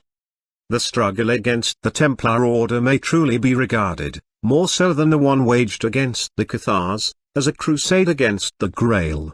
In Wolfram, the analogy between the Grail Knights and the Templars is revealed by the name Templesen, namely, Templars, which is given to the custodians of the Grail, even though no temple is mentioned. In Pearl's Vax, the guardians of the Grail in the island are both ascetic and warrior-like and, like the Knights Templar, wear a red cross on a white garment. Joseph of Arimathea gives to Evola, Galahad's ancestor, who was a hero of the Grail and of King Arthur, a white shield with a vermilion cross, which is the same emblem exclusively given by Pope Eugene III to the Templars, in 1147. A ship with this same Templar emblem, a red cross on a white sail, comes to take Percival to the unknown seat where the Grail had been taken to, and whence Percival will never return. The same themes are found in the romance Anansi, since here too the Grail ends up being guarded by warrior monks who live on an island, whence from time to time those who are destined to become kings in other lands depart. Templar chivalry was characteristically an order in which fighting and especially holy war were regarded as a path of asceticism and liberation. Externally, it embraced Christianity, but in its highest mystery, which was restricted to an inner circle, it went beyond the Christian religion, rejecting the worship of Christ and the main limitations of a devotional type. This chivalry also tended to shift the principle of supreme spiritual authority to a center other than Rome, a center more properly designated with the nobler and more universal term temple rather than church. This is clear enough in the acts and proceedings of the trial against the Knights Templar. Even though the evidence was distorted or painted with blasphemous tinges, either intentionally or because of a misunderstanding, the expert eye will easily recognize its true scope. Of course, one should not idealize the entire Templar order in its historical concreteness, especially when the latter grew out of proportion. At one point it had 9,000 centers, and acquired a mighty temporal power and wealth. Among their members there certainly were men who did not live up to the ideal and who lacked all necessary skills, even in the case of Great Master Gerard of Ridford, 1184 to 1189. What I am going to say now does not apply to the great majority of the Templars in the last years of the order's life, but rather to a hierarchy that, as often happens in these cases, did not necessarily coincide with the visible and official hierarchy. First of all, it has consistently been shown, not only through confessions extorted with torture but also through spontaneous declarations, that the Templars had a secret ritual of an authentically initiatory character. As a condition to be admitted to this rite, or as an introductory phase to it, one had to abjure worship of Christ. The knight who aspired to the various levels of the order's inner hierarchy had to step over the crucifix and insult it. He was ordered not to believe in the crucified one, but in the Lord who is in heaven. He was taught that Jesus had been a false prophet, not a divine figure who died to atone for men's sins, but a very ordinary man who died because of his own mistakes. The text of the indictment was formulated in this manner: 8 post crux porteritur et ibidistus ibi quod crucifixus non est Christus, st quidam falsus profeta, depetatus periudios ad mortem propter delictus va. This should be regarded not as a true abjuration, much less as a blasphemy, but rather as a sort of test. The initiate had to demonstrate his capability to go beyond an exoteric cult of a merely religious devotional type. The rite in question was apparently celebrated on Good Friday. However, Good Friday also happens to be the day that often corresponds to the celebration of the mystery of the Grail, or to the arrival of the hero in the inaccessible castle of the Grail. A further charge was that the Templars despised the sacraments, especially penance and confession, those practices most influenced by the pathos of sin and expiation. The Templars allegedly did not acknowledge the supreme authority of the Pope and of the Church, and followed Christian precepts only in appearance. All this could be the counterpart of the anti-Christolatric rite, namely, the overcoming of Christian exotericism and of the usurping claim to embody the supreme spiritual authority on the part of a merely dogmatic religious institution, totally unaware of both the pragmatic justification of its own limitations and the traditional elements present at a latent state in its doctrines and symbols. Moreover, the Templars were charged with keeping secret liaisons with Muslims and being closer to the Islamic faith than to the Christian one. This last charge is probably best understood by remembering that Islam too is characterized by the rejection of Christ worship. The secret liaisons allude to a perspective that is less sectarian, more universal, and thus more esoteric than that of militant Christianity. The Crusades, in which the Templars and in general the Ghibelline chivalry played a fundamental role, in many respects created a supra-traditional bridge between West and East. The crusading knighthood ended up confronting a facsimile of itself, namely, warriors who abided by corresponding ethics, chivalrous customs, ideals of a holy war, and initiatory currents. Thus the Templars were the Christian equivalent of the Arab order of the Ishmaelites, who likewise regarded themselves as the guardians of the Holy Land, in an esoteric and symbolic sense, and who had 2 hierarchies, one official and one secret. Such an order, which had a double character, both warrior and religious, almost met the same fate as that of the Templars, and for analogous reasons, its initiatory character and its upholding an esotericism that despised the literal meaning of sacred scriptures. In Ishmaelite esotericism we find again the same theme of the Ghibelline imperial saga. The Islamic dogma of the resurrection, Qiyamah, is here interpreted as the new manifestation of the supreme leader, Mahdi, who became invisible during the so-called period of absence, Gaba. This is so because the Mahdi at one point disappeared, thus eluding death, leaving his followers under the obligation of swearing allegiance and obedience unto him as if he were Allah himself. In these terms it was possible to gradually establish an acknowledgement inter pares beyond any partisan spirit and historical contingency, or a sort of supra-traditional understanding like the symbol of the temple. Moreover, exclusivism and sectarianism being features of exotericism, that is, of a tradition's external and profane aspects, we find again here the overcoming attitude that already characterized the Templars. In reference to the Crusades we learn from history that this secret understanding never amounted to a military betrayal, considering that the Templars were among the bravest, most faithful and warrior-like soldiers during all the Crusades. That which rather corresponded to it was probably the expunging from the notion of holy war of its materialistic and external aspect of war waged against the infidel and of death for the true faith, and its restoration to its purest, most metaphysical meaning. According to this meaning, what really mattered was no longer a particular profession of faith, but the simple capacity to turn war into an ascetic preparation for the attainment of immortality. On the Muslim side, too, the ultimate meaning of the holy war, jihad, was not any different. In the cycle of the Grail we have something similar to the secret liaisons considered in the supra-traditional sense of the term, that is, in the mixture of Arab, pagan, and Christian elements. Wolfram eventually attributed to a pagan source the story of the Grail found by Quixote. Likewise, we have seen that Percival's father, though a Christian, felt no repugnance to fight under Saracen princes, that Joseph of Arimathea himself is described as benefiting from the Grail even before being baptized, that not only Christian but also pagan knights fought for the Grail, and that the pagan knight Phaethus, through the test of arms, almost proved to be better than his Christian brother, and before being baptized became a member of Arthur's knights. Conversely, Baruch is presented as a caliph, that is, as a non-Christian. The dynasty of Prester John, which is connected to the dynasty of the Grail, includes pagans and Christians, and even, according to some, a majority of pagan princes. In conclusion, apart from some later texts that reflect a heavy Christian influence, in many of its parts the Grail literature displays the same anti-sectarian and supra-traditional spirit that inspired the charge leveled against the Templars, of developing secret liaisons. These liaisons probably consisted in the capability of acknowledging the same tradition even in forms other than the Christian one. The central ritual of Templar initiation was kept very secret.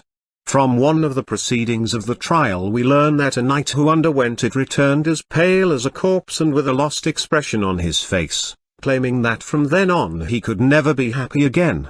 Shortly after, the same knight fell into a state of invincible depression and died. Such effects recall those produced in some of the tests of the Grails, tests that turn one's hair as white as snow and induce, in those who fail, a deep disgust with all earthly things as well as a deep and incurable unhappiness. What produces an extreme terror in some knights and causes them to flee, according to another testimony of the Templars, is the vision of an idol, which is described in various forms. These forms, as they are described in the proceedings of the trial, are difficult to interpret: a majestic golden figure, a virgin, the apparition of an animal's head such as a ram's, a crowned older man, an androgynous or two-faced figure. Most likely these are dramatizations of the initiatory consciousness, in which a given content of an individual's imagination can play a determining role. We may also get some orientation through testimonies such as the one claiming that the idol is a demon who, allegorically, bestows wisdom and riches, that are virtues which we have already seen referred to the Grail. The name frequently given to the mysterious idol, Baphomet, in all likelihood comes from the Greek comma meaning baptism of wisdom, or gnosis in a higher sense. This may have been the name of a ritual that most likely passed on to the idol. The vision of the idol allegedly occurred at a given point during Mass, as a mystery to which Mass itself was subordinated. This recalls the ceremonies described in the more Christianized Grail texts, a sort of Mass having the Grail as its main reference point, with the sense of a mystery too dangerous to explore, lest one is stricken by a sword or loses his sight. In Wolfram, however, wisdom is what Percival, a soul of steel, eventually achieves. According to others, wisdom, Philosophine, is Percival's own mother, who is conceived as the original bearer of the Grail. In Gnostic literature, wisdom is often symbolized by a woman, the Virgin Sophia, while this, on the one hand, points to that explanation according to which Baphomet, as the center of the Templar baptism of wisdom, is a virgin. On the other hand, it recalls how the symbolism of the woman played such a great role in knightly adventures and in the heroic cycle. Bernard of Clairvaux, who was regarded as a sort of spiritual father of the Templars, was also called the Knight of the Virgin. In another testimony, of Nordic or English origins, the Templar mystery, like the Grails, seems to have a relation with the sacred stone. The Templars, in their most difficult times, allegedly turned for help to a stone contained in their altar. In medieval Hermeticism, rabbis, the double thing, designated the stone. This may also establish a relation with the symbol of Baphomet in its androgyne form. He who has rejoined the woman and has reabsorbed her in himself during the work of initiatory reintegration was often conceived, even in the East, as the lord of two natures, or as an androgyne. In this regard, Typical is the distortion behind the charge that the Templars used to burn before their idol the children that they begat in sin. All this probably amounted to a baptism of fire, namely, to a heroic solar initiation that was administered to the neophytes who, according to a terminology common to all traditions, were regarded as the children of the masters, or as newborns, according to their second, spiritual birth. In the coded language of Greek mythology, we find the symbol of a goddess, Demeter, who places a baby in the fire in order to grant him immortality. This rebirth was symbolized by a belt that had to be worn day and night, which every night received and which had to be put on the idol, so that it may become impregnated with a special influence. The belt or cord, called in the classical mysteries, was the mark of the initiates, just as in the Indo-Aryan Orient it used to characterize the higher castes of the twice-born and especially the Brahmana caste. The cord is also the symbol of the immaterial chain, the connection that invisibly joins together all those who have received the same initiation, thus becoming the carriers of the same invisible influence. The double fire is an image that to a certain degree corresponds to that of the double sword. See the end of the previous chapter. In the East the doctrine of the double birth of Agni and, in the classical world, the doctrine of the double fire, Telluric and Uranian, referred to it. One of the main symbols of the Templars, the double torch, leads back to the same idea and comes together with a chalice that plays the role of some sort of grail. The two torches already appeared in the Mithraic symbolism in relation to an initiation that was especially open to the warrior element. I have already mentioned that Innocent III accused the Templars of cultivating the doctrine of demons, meaning supernatural sciences. Concerning the Templars, they were suspected of practicing black magic and necromancy. According to some, they practiced alchemy, even though this probably was not the case. The fact remains that some sculptures of the monuments and of the tombs of the Templars had astrological alchemical signs, such as the pentagram and various symbols of planets and metals. In the cycle of the Grail we have already encountered elements of this kind. Astrological references abound in Wolfram von Ischenbuch. Kjot, in order to decipher the texts containing the mysteries of the Grail, which can be read in the stars, first had to learn magical characters. The Fisher King sometimes is described as a magician who can take many forms at will. The counterpart of Arthur is Merlin the sorcerer. In Le Morte d'Arthur he helps Sir Balin pass the test of weapons through the aid of a magical force. Finally, we may recall the tradition according to which the Grail itself was brought down to earth and guarded by fallen angels, who are the equivalent of those demons to whom Innocent III attributed the doctrine of Templars, or of the demons to whom some Christianized Celtic texts assimilated the Tuatha De Danann, the race from above, or from Avalon, which was the holder of divine sciences. The pentagram, which is found on a Templar tomb, is a traditional sign of supernatural sovereignty. In an English Grail text, Sir Gawain and the Green Knight, the hero of the Grail, receives it as a mark, while in other texts of the same cycle he consecrates the sword of the Grail so it will not break and thus may retain its virtue. While, on the one hand, the enemies of the Templars tendentiously emphasized the latter's misogyny, on the other hand they accused the initiates of breaking the order's vow of chastity and of engaging in homosexual practices.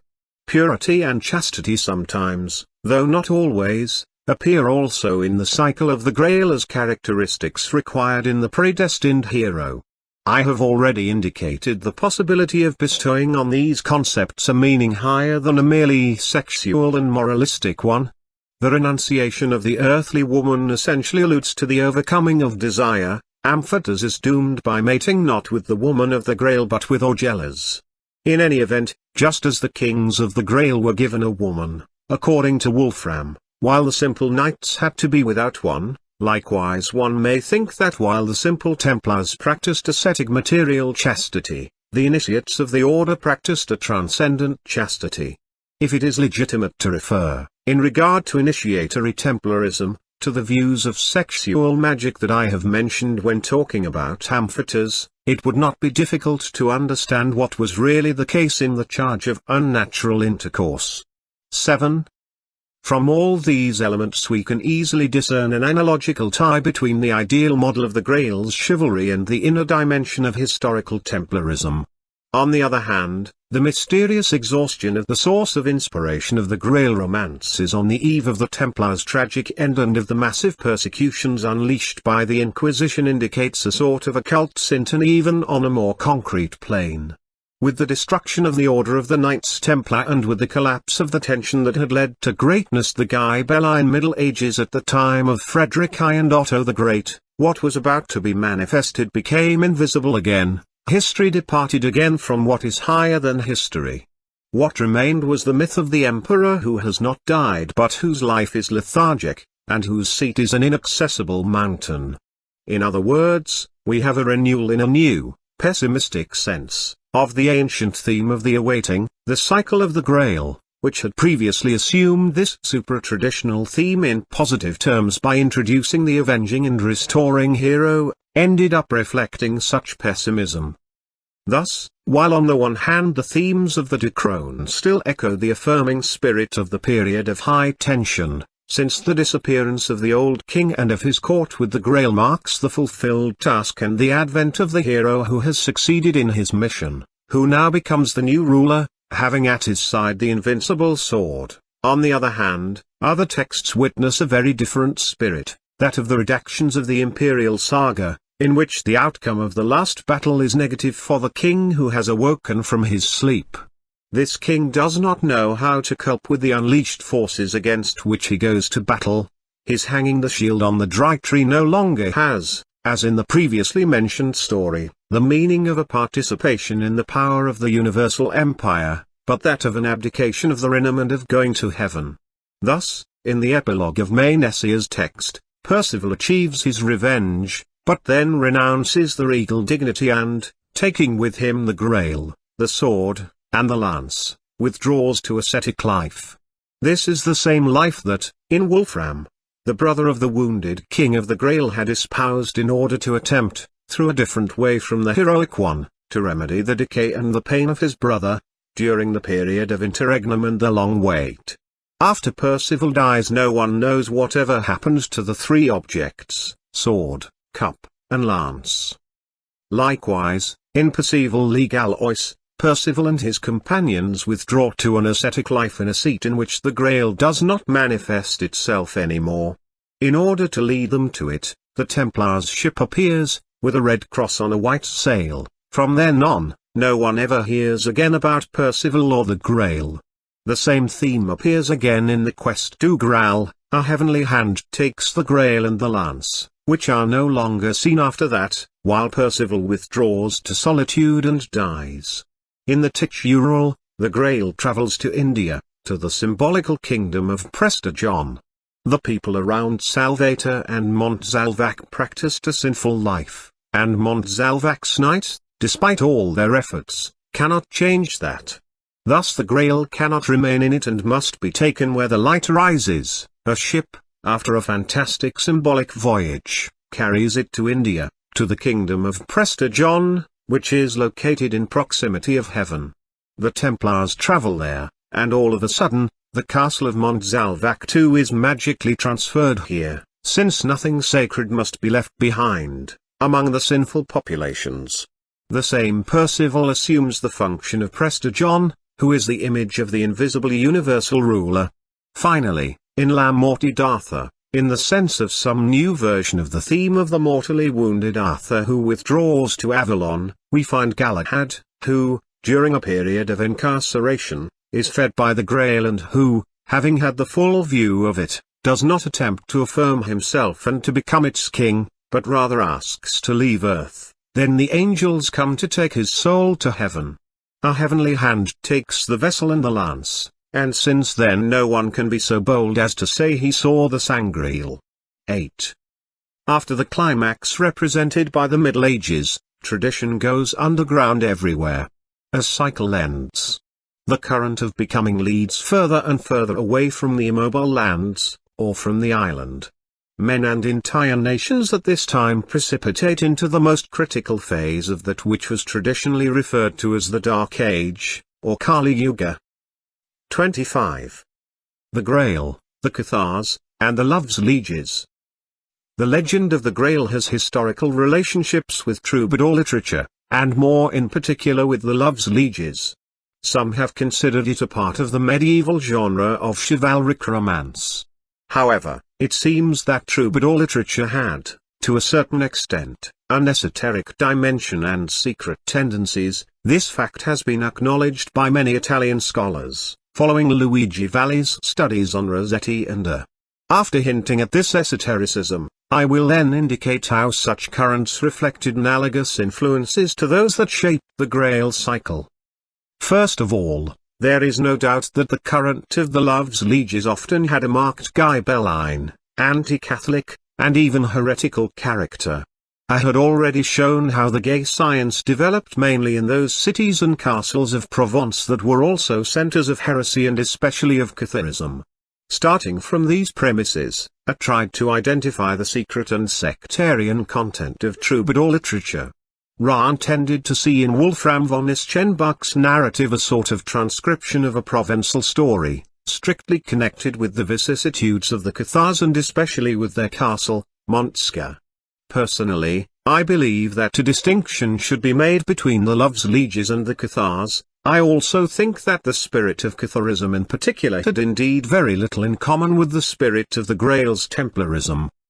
The Cathars also claimed to be the keepers of a superior knowledge and a spirituality purer than the Catholic one. They did not acknowledge the supreme authority of the Church and regarded the adoration of the cross to be an insult to the divine nature of Christ, even to the point of saying, "May I never be saved under this sign." They had mysteries, which were included in the rituals of the Manisola and of the Consolamentum Spiritus Sancti, which were destined to elevate the members of the community to the rank of the so-called perfect ones. Overall, their tradition appears to be a dubious mixture of primitive Christianity, Manichaeism, and second-rate Buddhism. Catharism is characterized by an emphasis on Christian escapism.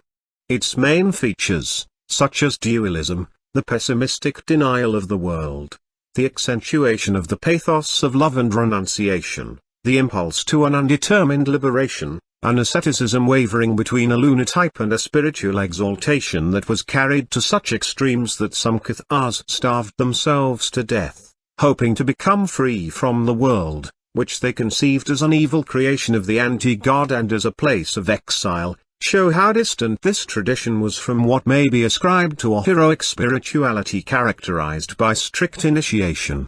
This does not mean, however, that Catharism was unable to make a contribution to the Ghibelline movement, though only indirectly, owing to contingent historical reasons, and not because of a true affinity with the soul of the imperial myth.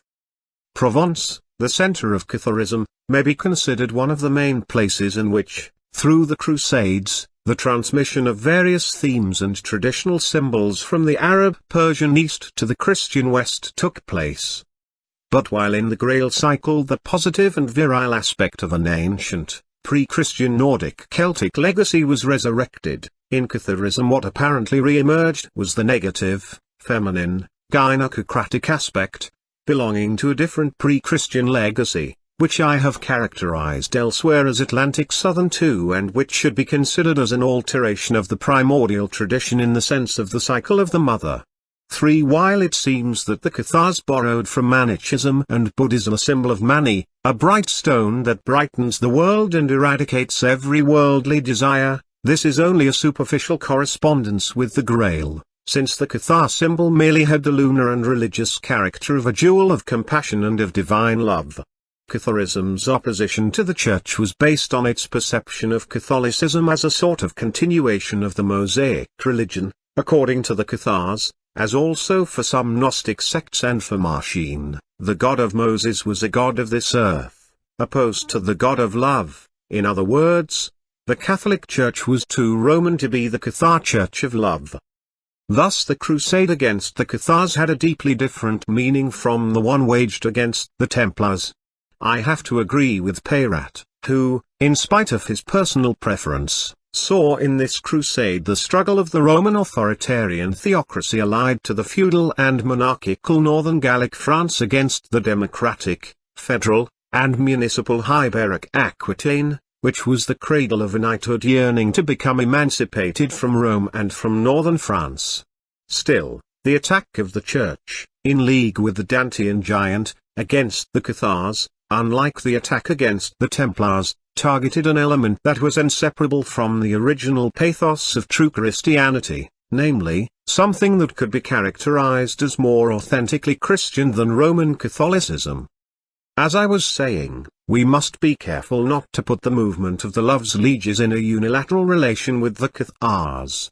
This movement often presents a mainly initiatory and Ghibelline character, although, in comparison with the spirit of the Grail cycle, it had an already dissociated form. According to tradition, the true Bodoriclasdamas were allegedly found by a Briton knight, on the golden branch of an oak on which Arthur's falcon had come to rest. This symbolism is notorious, just like that of the golden ring that the troubadour received from his lady when he swore her eternal faithfulness. In Provence, as a way to consecrate this ritual, the Virgin was invoked. In Germany the Menzinners invoked that Frau Selda, whom we have previously known to be the guardian of Arthur's kingdom and the one who favors and supports the conquest of the Grail. In this type of literature, woman and love have a symbolic character that is even more evident than that found in the various women and queens described in the Grail texts and in chivalric literature, becoming the center of every event. In this case, the symbolism did not have to exclude a concrete aspect, connected to a special, divergent way of spiritual realization, in which the exhilaration and desire aroused by a real woman, who would be conceived and experienced through a sort of evocative process, as the incarnation of a vivifying and transfiguring force transcending her person, could play a role or act as a starting point. In regard to this I will refer my reader to another work of mine, Eros and the Mysteries of Love, The Metaphysics of Sex. Here I will only emphasize that the goal of this path was, generally speaking, the same of every initiation.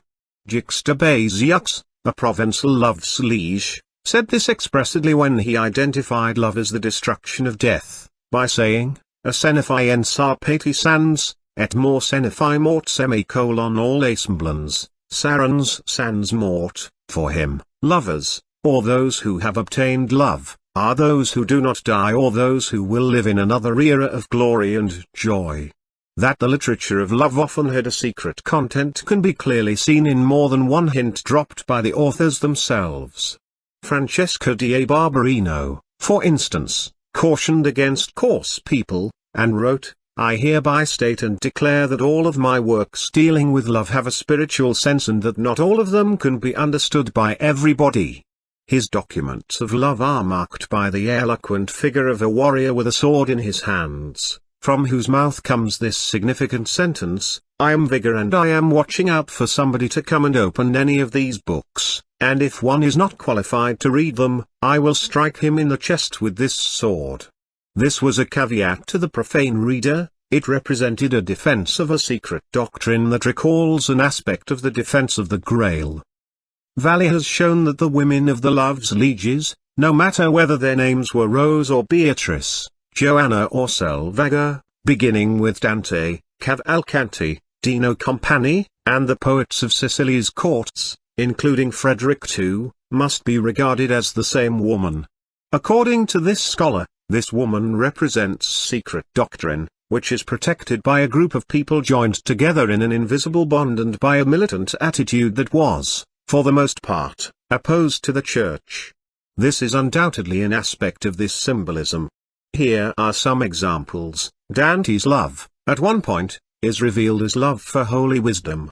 His woman, Beatrice, confers upon him initiatory freedom. Not only is Dante's soul separated from his body through her, but once in paradise, her son obscures Christ's Son. Dino Campani wrote, the loving Lady Intelligence, who dwells in the human soul, caused me to fall in love with her beauty. And also, you who have subtle knowledge, love the Queen Intelligence, who dwells in the presence of God.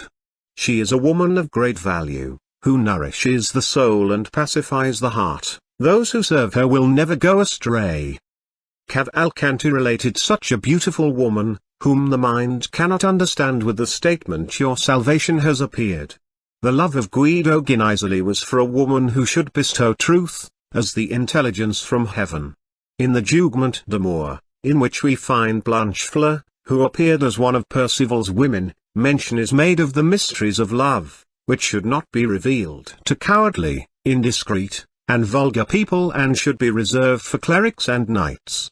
Finally, Arnoldo Daniello, whom Petrarch called Great Master of Love, claims that if he could have his woman, he would love her 10,000 times more than a hermit or a monk loves God. From all this we sense the theme that secretly informed this literature and to which one should refer even where it is less visible and more hidden behind poetic and pathetic expressions. Likewise, as I have said, we must also consider another, more concrete aspect, typical of a special way of sex, in which the rapture and exaltation of Eros played a technical role, as the support of initiatory realization. Hence a difference in regard to the realizations not only of an intellectual and ascetic nature but also of a heroic, action-oriented nature, as in chivalry and the path of the warrior. As in the cycle of the Grail, in the Love's Lieges too we find the theme of the woman as widow. Francesco da Barberino spoke of a mysterious widow. I am telling you, very openly, that there was and is a certain widow who was not widowed, whom he allegedly met and thanks to whom he found again his strength. She is the Veuve Dame, who was also Percival's mother and who, in a version of the legend, is the carrier of the Grail. Her name, Philosophine, may correspond, in one of her aspects, to Lady Intelligence. She is also the widow or solitary queen who was often freed and married by some knights in the Grail sagas. Thus even a love's liege seeks that wisdom or tradition that does not have, or no longer has, a husband, that is, the widow, and that alone gives strength.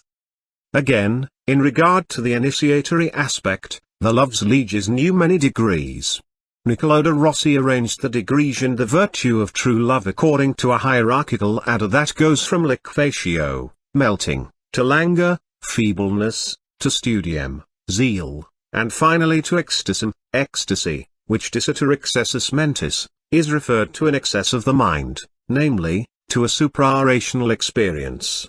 In Francesco da Barberino we find a figure of love with roses, arrows, and a white horse, next to 12 sleeping figures, who represent 12 virtues or degrees in a hierarchy that introduce it in Amoris Curiam, penultimate degree, and that finally culminates in eternity.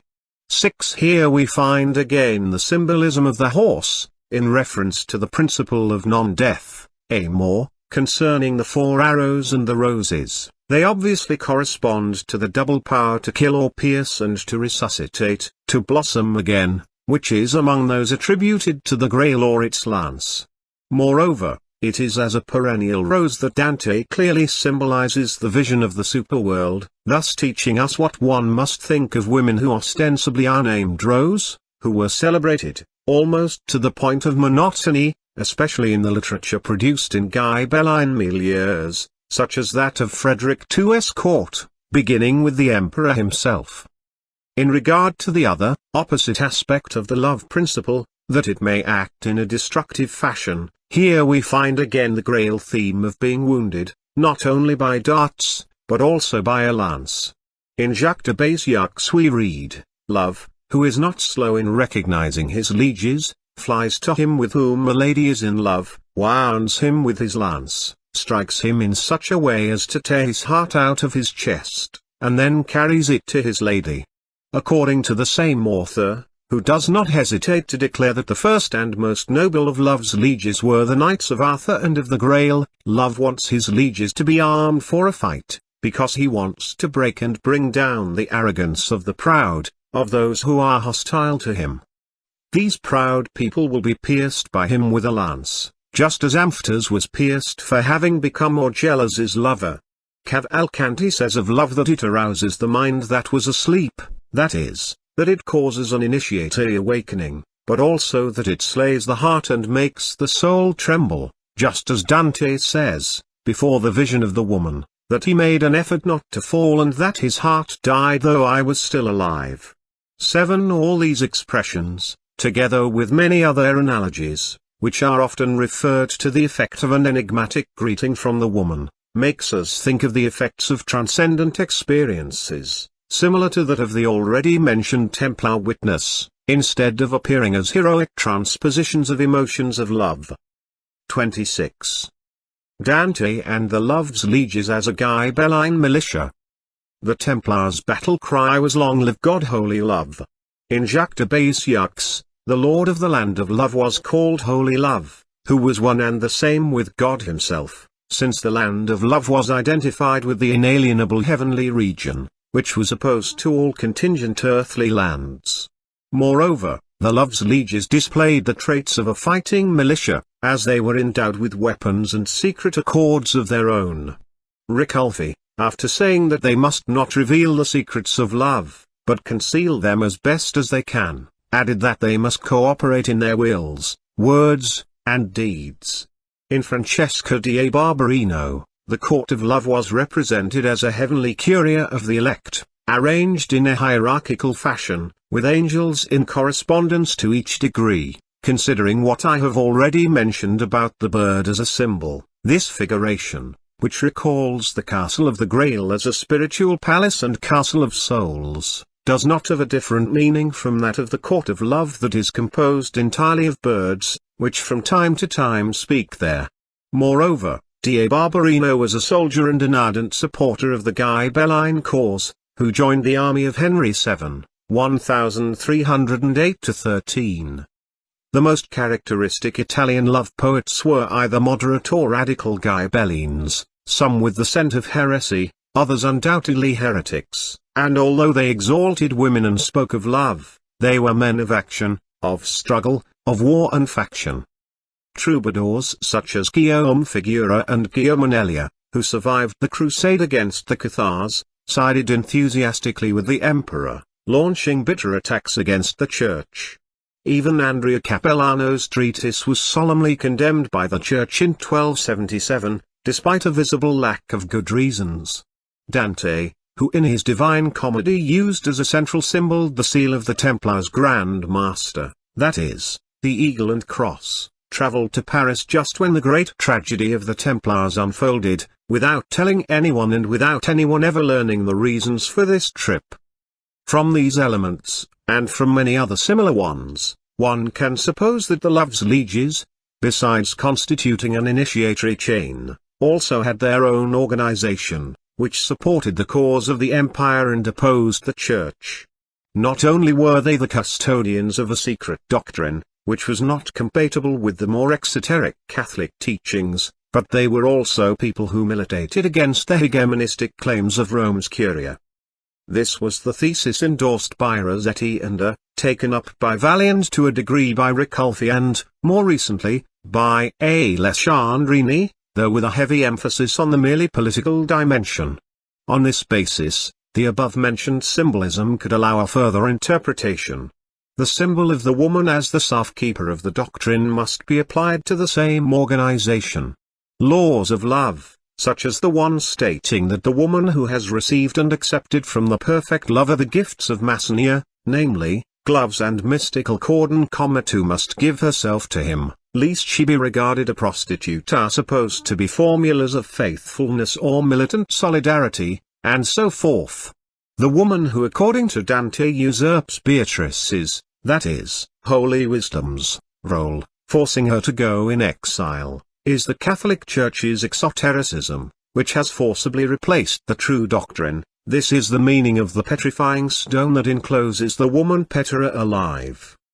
In this regard, there are some significant figurations by Di Barberino.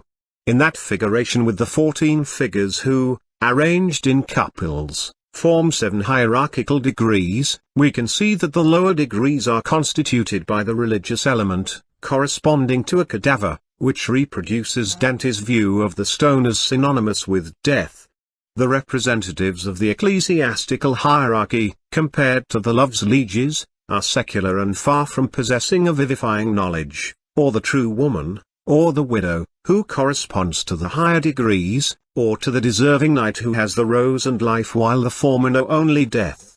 3. We may suppose that these higher degrees constituted the same suprareligious mystery to which the Templars were admitted only after rejecting the cross, and which in the cycle of the Round Table was represented by the Grail as a super and extra Eucharistic mystery. In the same literature are some reliable references to historical events about the Loves Lieges as a militia and as a Ghibelline organization. One of the most significant documents is another illustration by D. Barberino, in which we find the representation of the tragic victory of death over love. Death shoots an arrow at a woman, who is portrayed in the act of falling down, pierced. Next to her is love, divided in two parts, the left one whole, the right one fragmented. Here I subscribe to Valli's interpretation according to which death is the church and the pierced woman is the organization of the Loves Lieges. As far as the bipartite figure of love is concerned, its broken part corresponds to the wounded woman, that is, to the external and persecuted part of the organization, while its left side represents the invisible part of the organization, which, despite all, continued to exist. Moreover, in traditional symbolism, the left side was often related to what is occult and unmanifested. At this point I will briefly consider the ultimate and general meaning of the movement of the Loves Lieges in relation to the spirit of the Grail cycle and of the other traditions connected with it. We may allow for a certain continuity or interference between the plane of an organization's secret, initiatory doctrine and the plane of its militant Ghibelline orientation. However, as I have already said about the Loves Lieges, this may well be an already dissociated form, mainly for two reasons. First, the action they promoted was militant and political, and not an action assumed as the basis for a spiritual or initiatory realization, as in the knightly and heroic path in general and as in the ideal orientation of the Templar movement. I have noted that, in regard to the initiatory dimension, the members of that tradition and organization were supposed to follow the path of love. Second, as we analyze the background of the Loves Lieges initiation, we notice that the woman, in her appearance in the form of Holy Wisdom, Lady Intelligence, or Gnosis, as Valli and others have noted, suggests an essentially sapiential and contemplative plane, which is not disjoined from an ecstatic element. Dante's intellectual horizon confirms this. Thus we may think that if in these groups the religious attitude of those who merely believe was overcome, one nevertheless remained in the sphere of a sort of Platonizing initiation and did not orient himself in the sense of a regal initiation that included the warrior and the sacral elements in a unity, as in the symbols of the Lord of the Two Swords, of the resurrection of the Imperator and the King of the Grail.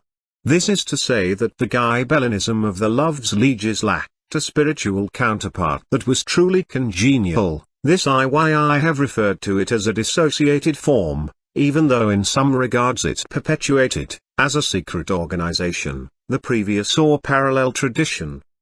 This consideration leads us to the historical plane. We may wonder if the ecclesiastical character of this organization was merely contingent and not really connected to a true overcoming of Catholicism.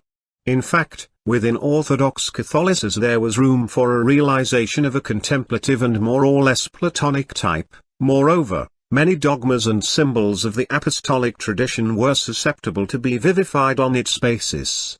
Moreover, there are reasons to believe that the Loves Lieges were quite open, at least in principle, to a purified and dignified Catholicism and that Dante's stone had nothing to do with the Grail, but that it merely alluded to the Catholic Church of which Peter was the cornerstone.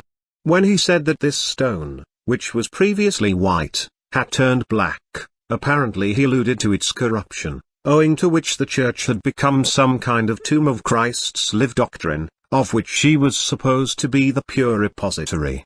Thus the Loves Lieges opposed the Church not because they represented an essentially different tradition but because, according to them, the Church was no longer worthy of the pure Christian doctrine.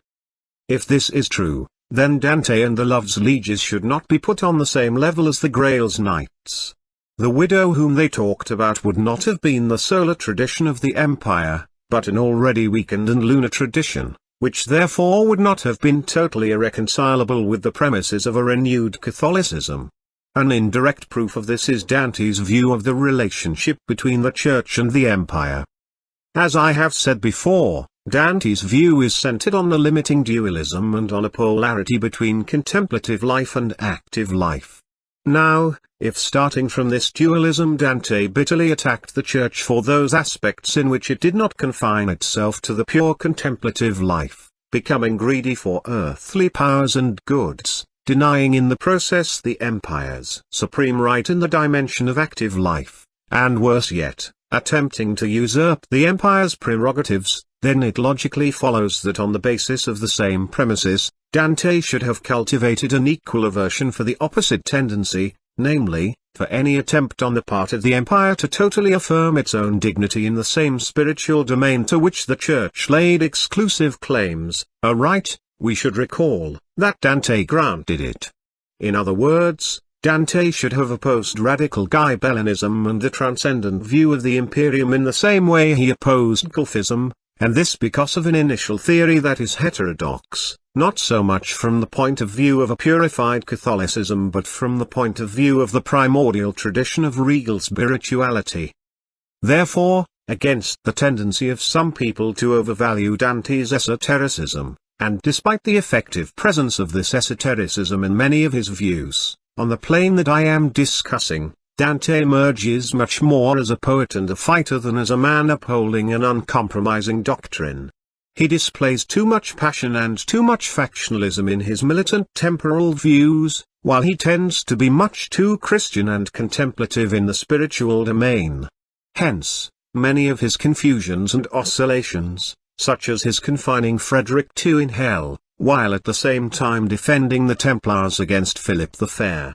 Generally speaking, everything seems to suggest that, in spite of everything, Dante used the Catholic tradition as his starting point, which he endeavored to elevate to a relatively initiatory, that is, suprareligious, plane instead of being directly connected to the representatives of traditions that were superior to and predated both Christianity and Catholicism.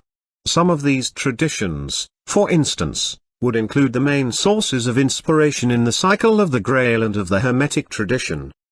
Thus, when we consider the Love's Lieges, we should see in it a Ghibelline group with an initiatory character, and as such endowed with a higher knowledge than the Church's orthodox doctrine, yet upholding an already weakened and compromised view of the imperial idea.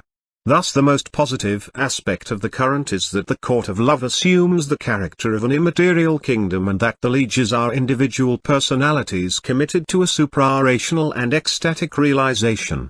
In a certain way, this ideally corresponds to a pessimistic conclusion of the Grail legend, namely, to the Grail that becomes invisible again and to the Percival who abdicates to become an ascetic. It is especially in this form that tradition was preserved in the following period, increasingly divesting itself of the militant aspect and sometimes revivifying deeper and more original currents. As far as the movement of the Love's Lieges is concerned, in Italy it lasted up to the time of Boccaccio and Petrarch, though it assumed increasingly humanistic traits, until the artistic aspect eventually prevailed over the esoteric one.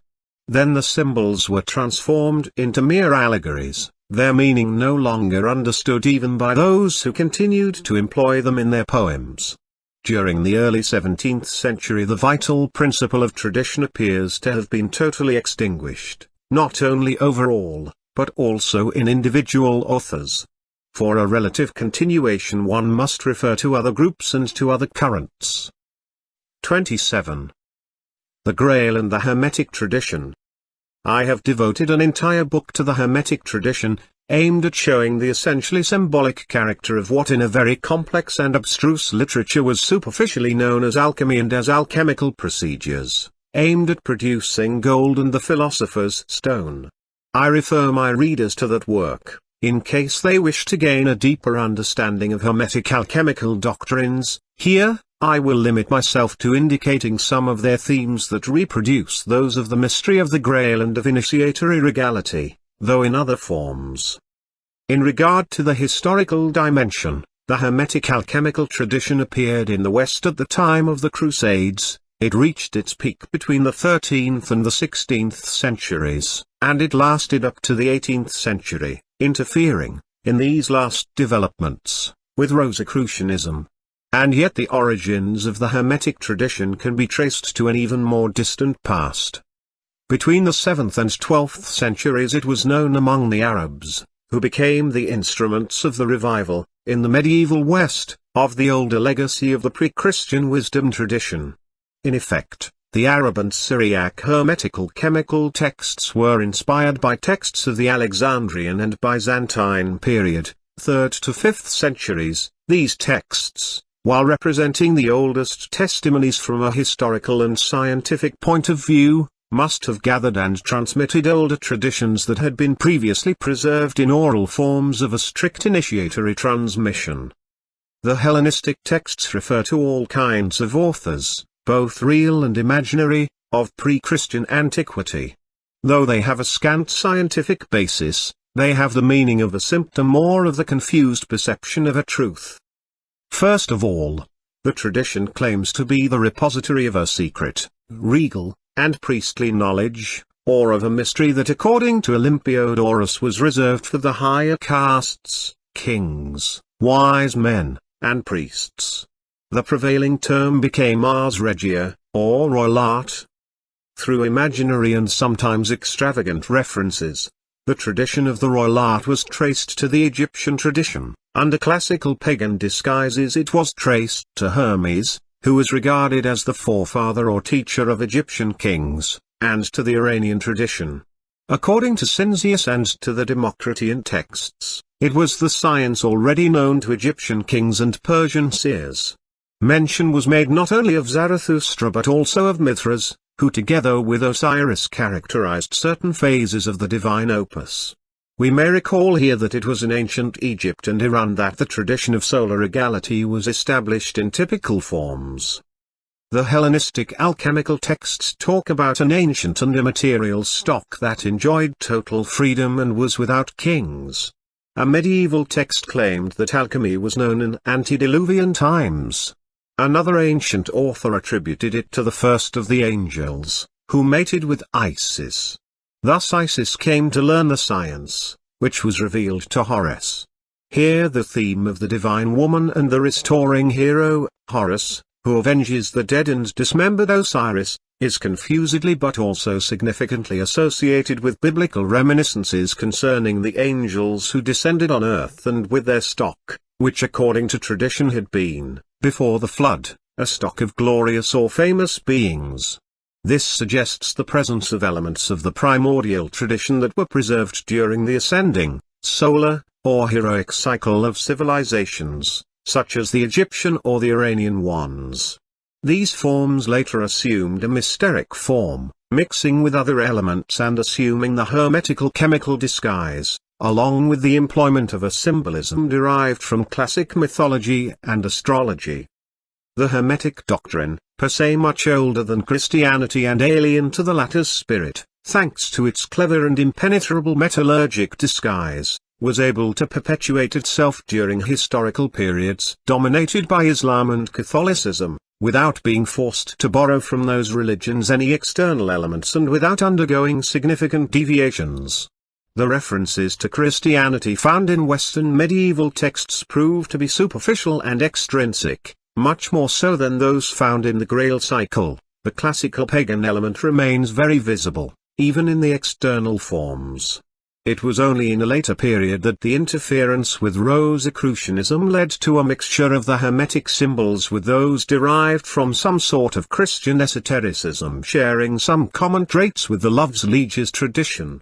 From these considerations we learn that the Hermetic tradition, in its Western positive documentation, historically encompassed a period much wider than the initiatory and nightly cycle that I previously discussed.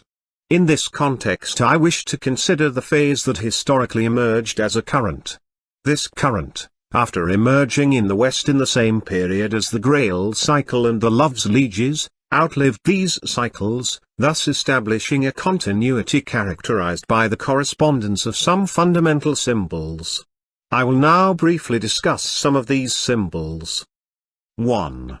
The mystery of the royal art is strictly related to that of the heroic reintegration. This is explicitly stated, for instance, in a text of César de la Riviera, 1605, in which the central theme consists in the identification of the heroes with those who succeed in conquering the second tree of life and in introducing a second earthly paradise, an image of the primordial center. This center, like the Grail's castle, does not appear to base and impure souls, but remains hidden in the celestial spheres of the inaccessible light of the heavenly Sunday. It shows itself only to the happy magical hero, who alone gloriously possesses it, enjoying the salvific tree of life, located in the middle of this universe. 2. In Basil Valentine we find the same theme, namely, the quest for the center of the tree, which is located in the middle of the earthly paradise. This quest begins with the quest for the material of the opus magnum, which implies a brutal fight. We have previously learned that access to the Grail's castle, where according to the titular the golden tree is located, can be attained with weapons in hand. The material pursued in the Hermetic tradition is often identified with the stone. In Wolfram and in other authors, the stone is the Grail. The second operation described by Basil Valentine is destined to find in this material the blood of the lion as well as the ashes of the eagle. The meaning of these two symbols, which are also characteristic of the Ghibelline nightly cycle, should be rather clear after what I have discussed. 2. The regal symbolism played a fundamental role in medieval and post-medieval Hermetic texts, and was closely associated with the symbolism of gold. This association can be traced back to the ancient Egyptian tradition. One of the old titles bestowed on the pharaoh was Golden Horus. As the god Horus, the king was seen as an incarnation of the restoring solar deity. Being made of gold signified his immortality and incorruptibility, and, at the same time, alluded to a primordial state, namely to the age which among many people was characterized by this metal. Thus, in Hermeticism too the terms gold, sun, and king were regarded as synonymous and used interchangeably. Aside from this, the development of the opus hermeticum was often portrayed in the form of a sick king who eventually heals, or of a king or a knight laying in a coffin or a tomb who is finally resurrected, or of an old and decrepit man who gains back vigor and youth, or of a king who is stricken, sacrificed, or killed, but who later acquires a higher life and a stronger power than any man who preceded him. These are analogous themes to those of the mystery of the Grail. 3. The medieval Hermetic texts contain plenty of references to Saturn, who, like Osiris, is the king of the Golden Age, an age that is notoriously related to the primordial tradition. See for instance the very significant title of a small work by Gino of Barma, Saturn's Kingdom Transformed into the Golden Age. In Hermeticism the theme of a primordial state that needs to be reawakened takes the form of the production of gold through the transformation of Saturn's metal, lead, in which it is hidden. In a hieroglyphic drawn by Basil Valentine we can see crowned Saturn atop a complex symbol that represents the overall Hermetic work. Beneath Saturn is the symbol of sulfur, which in turn contains the symbol of resurrection, the phoenix. According to Philalders, the wise find the missing element in Saturn's race, after adding the needed sulfur. Here the key is provided by the double meaning of the Greek term I, which means both sulfur and divine. Moreover, sulfur is often the equivalent of fire, the active and vivifying principle of the Hermetic tradition. In the Hellenistic texts we find the theme of the sacred black stone, the power of which is stronger than any spell. This stone, in order to be truly regarded as our gold, namely Mithras, and to produce the great Mithraic mystery, must possess the right power or the medicine of the right action. This is just another way to express the mystery of awakening and of reintegration.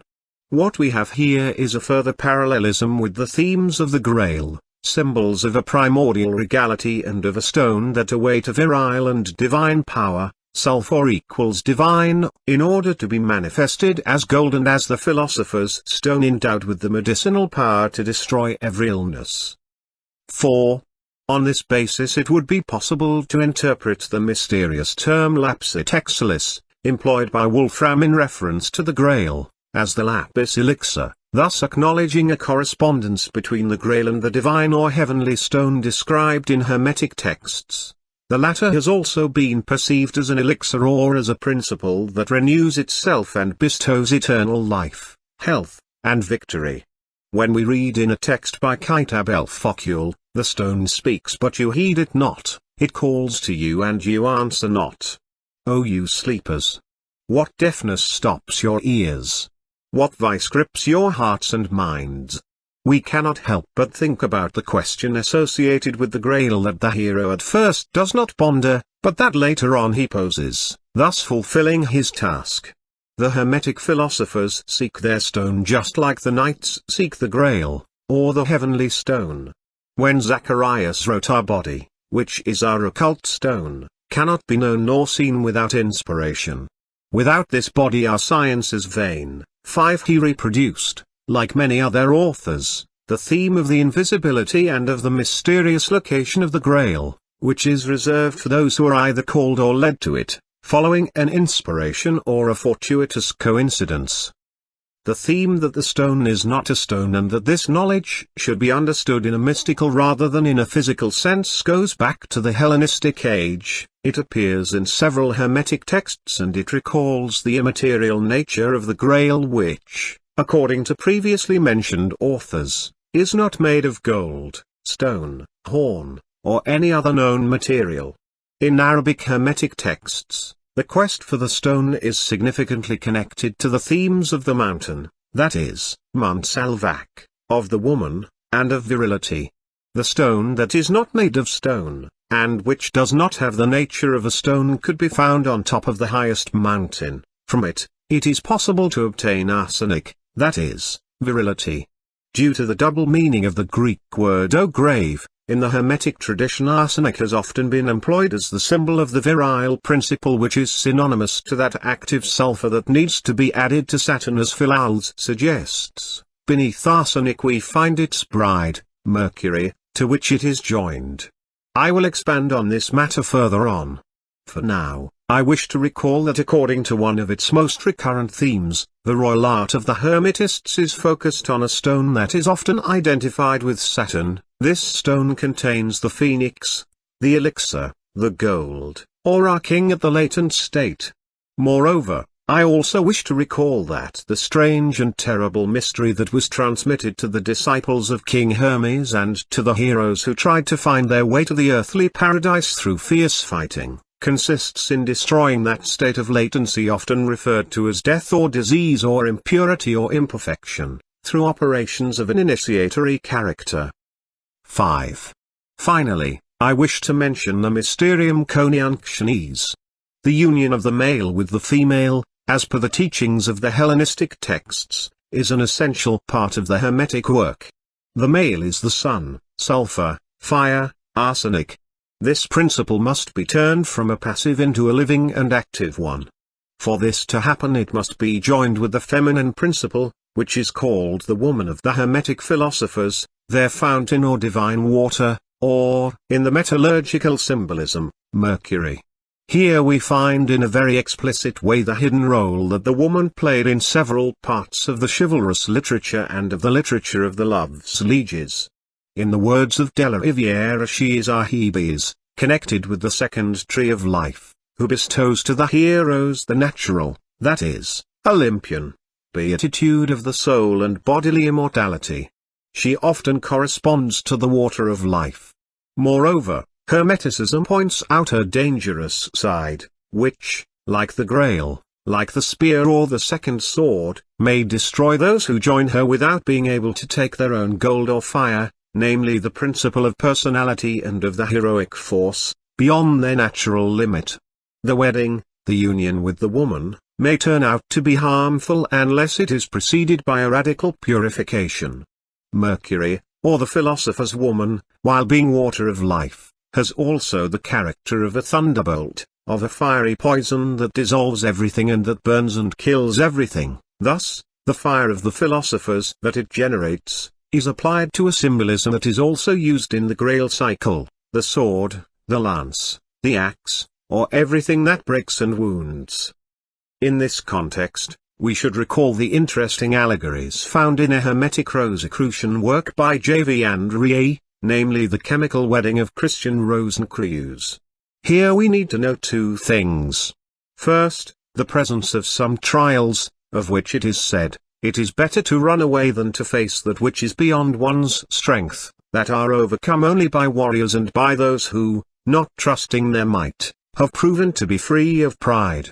Secondly, mention is made of a fountain, next to which lies a lion, which suddenly grabs a sword and breaks it in half, and which calms down only when a dove gives it an olive branch, which it devours. The lion, the sword, and the dove too are found in the symbolism of the Grail cycle.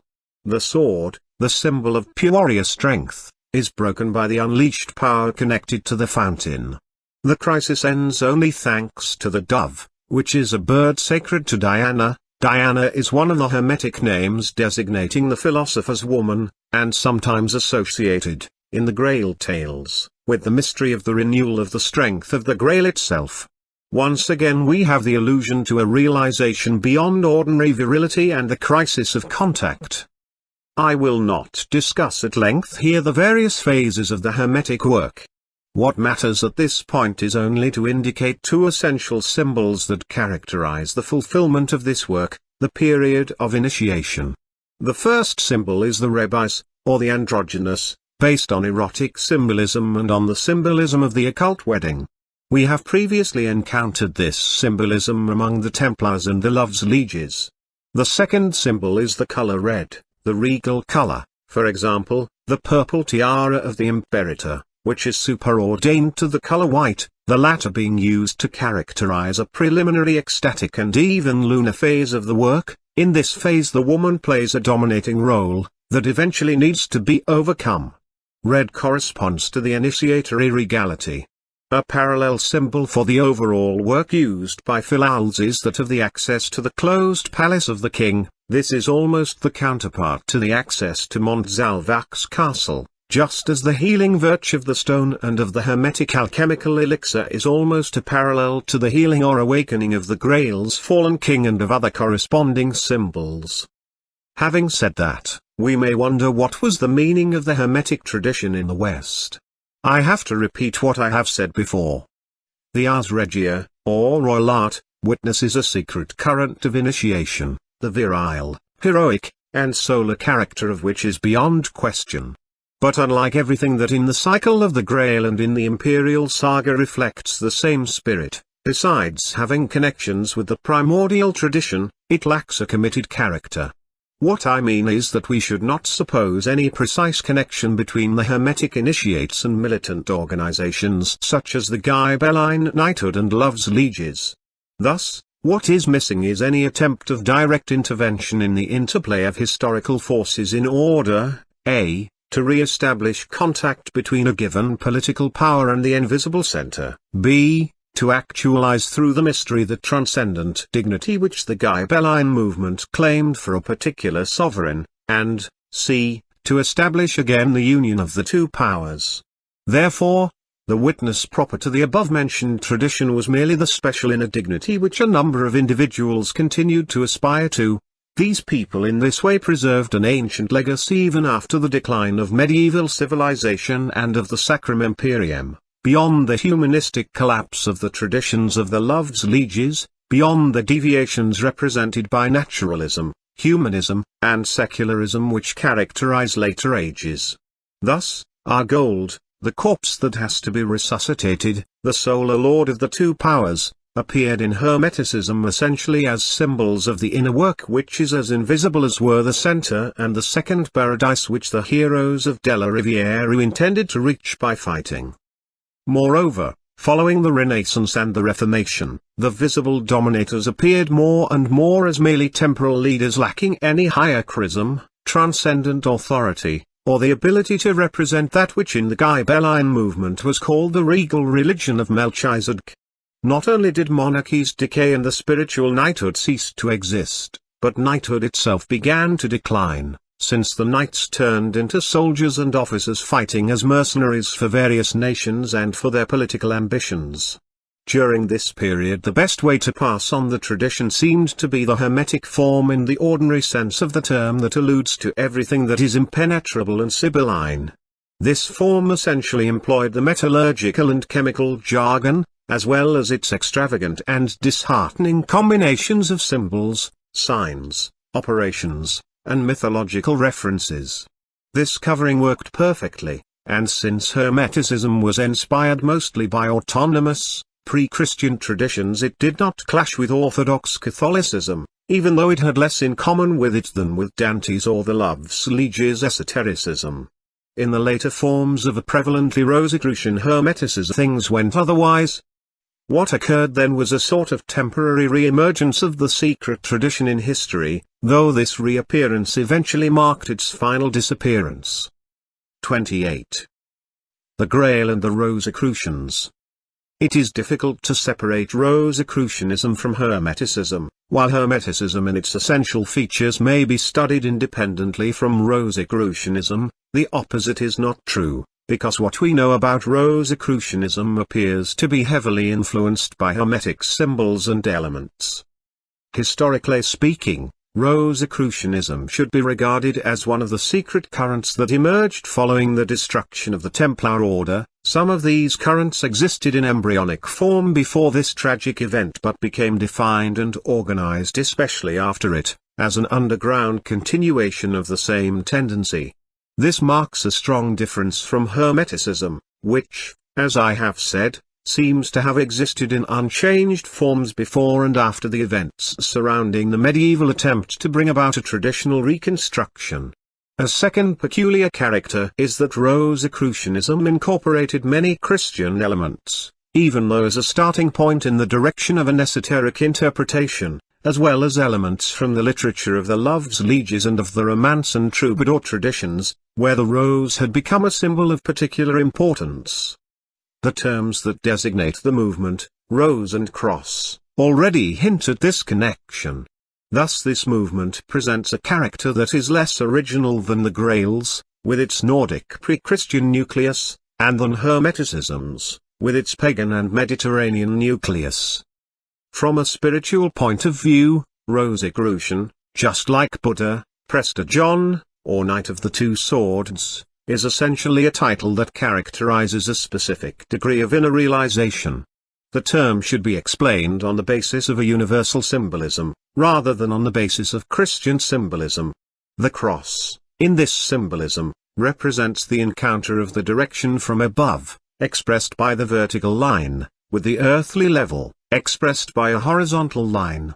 This encounter in most people occurs in the sense of a suspension, neutralization, or fall, the crucifixion of transcendent man in matter, as the ancient Gnostics and Manichaeans used to say. In the initiate, instead, this encounter results in a full possession of the human condition, which is thereby transformed. Therefore such a development, conceived as an opening up, as an expanding and as a blossoming, is indicated by the rose, which in the Rosicrucian symbol blossoms at the center of the cross, that is, at the intersecting point of the vertical and horizontal lines. The people united through the identity of such a realization must be regarded as true Rosicrucians. The organization to which they belonged must be regarded as a derivative and contingent thing. It seems that the Rosicrucians' activity began in the second half of the 14th century and that the birth of the founder or legendary reorganizer of the order, Christian Rosencreutz, in 1378, was only a symbol of the first period of organization. Various traits of Rosencreutz's life also appear to have an equally symbolic character. He allegedly spent 12 years in a monastery. Later on, he traveled to the east, where he was initiated to true wisdom. We have already seen that Frederick II had claimed a mysterious Eastern origin for his rouse. This could be the reintegration of the Christian ascetic teaching, for example, Rosencreutz in the monastery, through a higher kind of knowledge, of which some secret Eastern organizations of Arabic-Persian origins were the depositories. Once Christian Rosencreutz returned to the West, he was expelled from ultra-Catholic Spain for carrying the scent of heresy and finally settled down in Germany, his original homeland. His native town, Rosenkreuz, is in Germany, and yet it is not found on any map. He imparted his knowledge only to a very restricted group of people.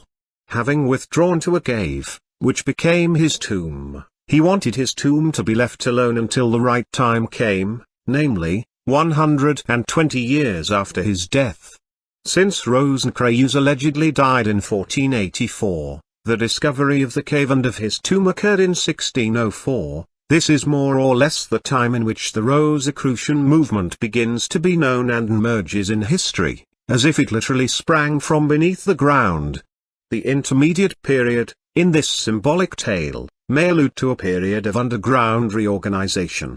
The period between 1604 and 1648, the date around which, according to tradition, the Rosicrucians permanently left Europe, could be seen as that of an attempt to exercise a given influence on the historical climate of the West by arousing the feeling of certain presences and by evoking again the symbol of the invisible kingdom. The number of writings about the Rosicrucians published in this period is astonishing, owing to some kind of collective suggestion. Even though not much was known all about them, the Rosicrucians became a myth and produced a varied literature, pro and contra, until the interest vanished with the same rapidity with which it first arose, more or less as it had happened with the Grail literature. The most important documents, besides the Algemine Reformation, with its complement Confessio Fraternitatis Rosicrucis, ad Eruditos Europae, Kassel, 1615, are the so-called manifestos of the Rosicrucians, which were published in Frankfurt and in Paris in the period between 1613 and 1623. The most important points we may gather from these writings, once the spurious and most external parts are removed, are more or less the following. 1.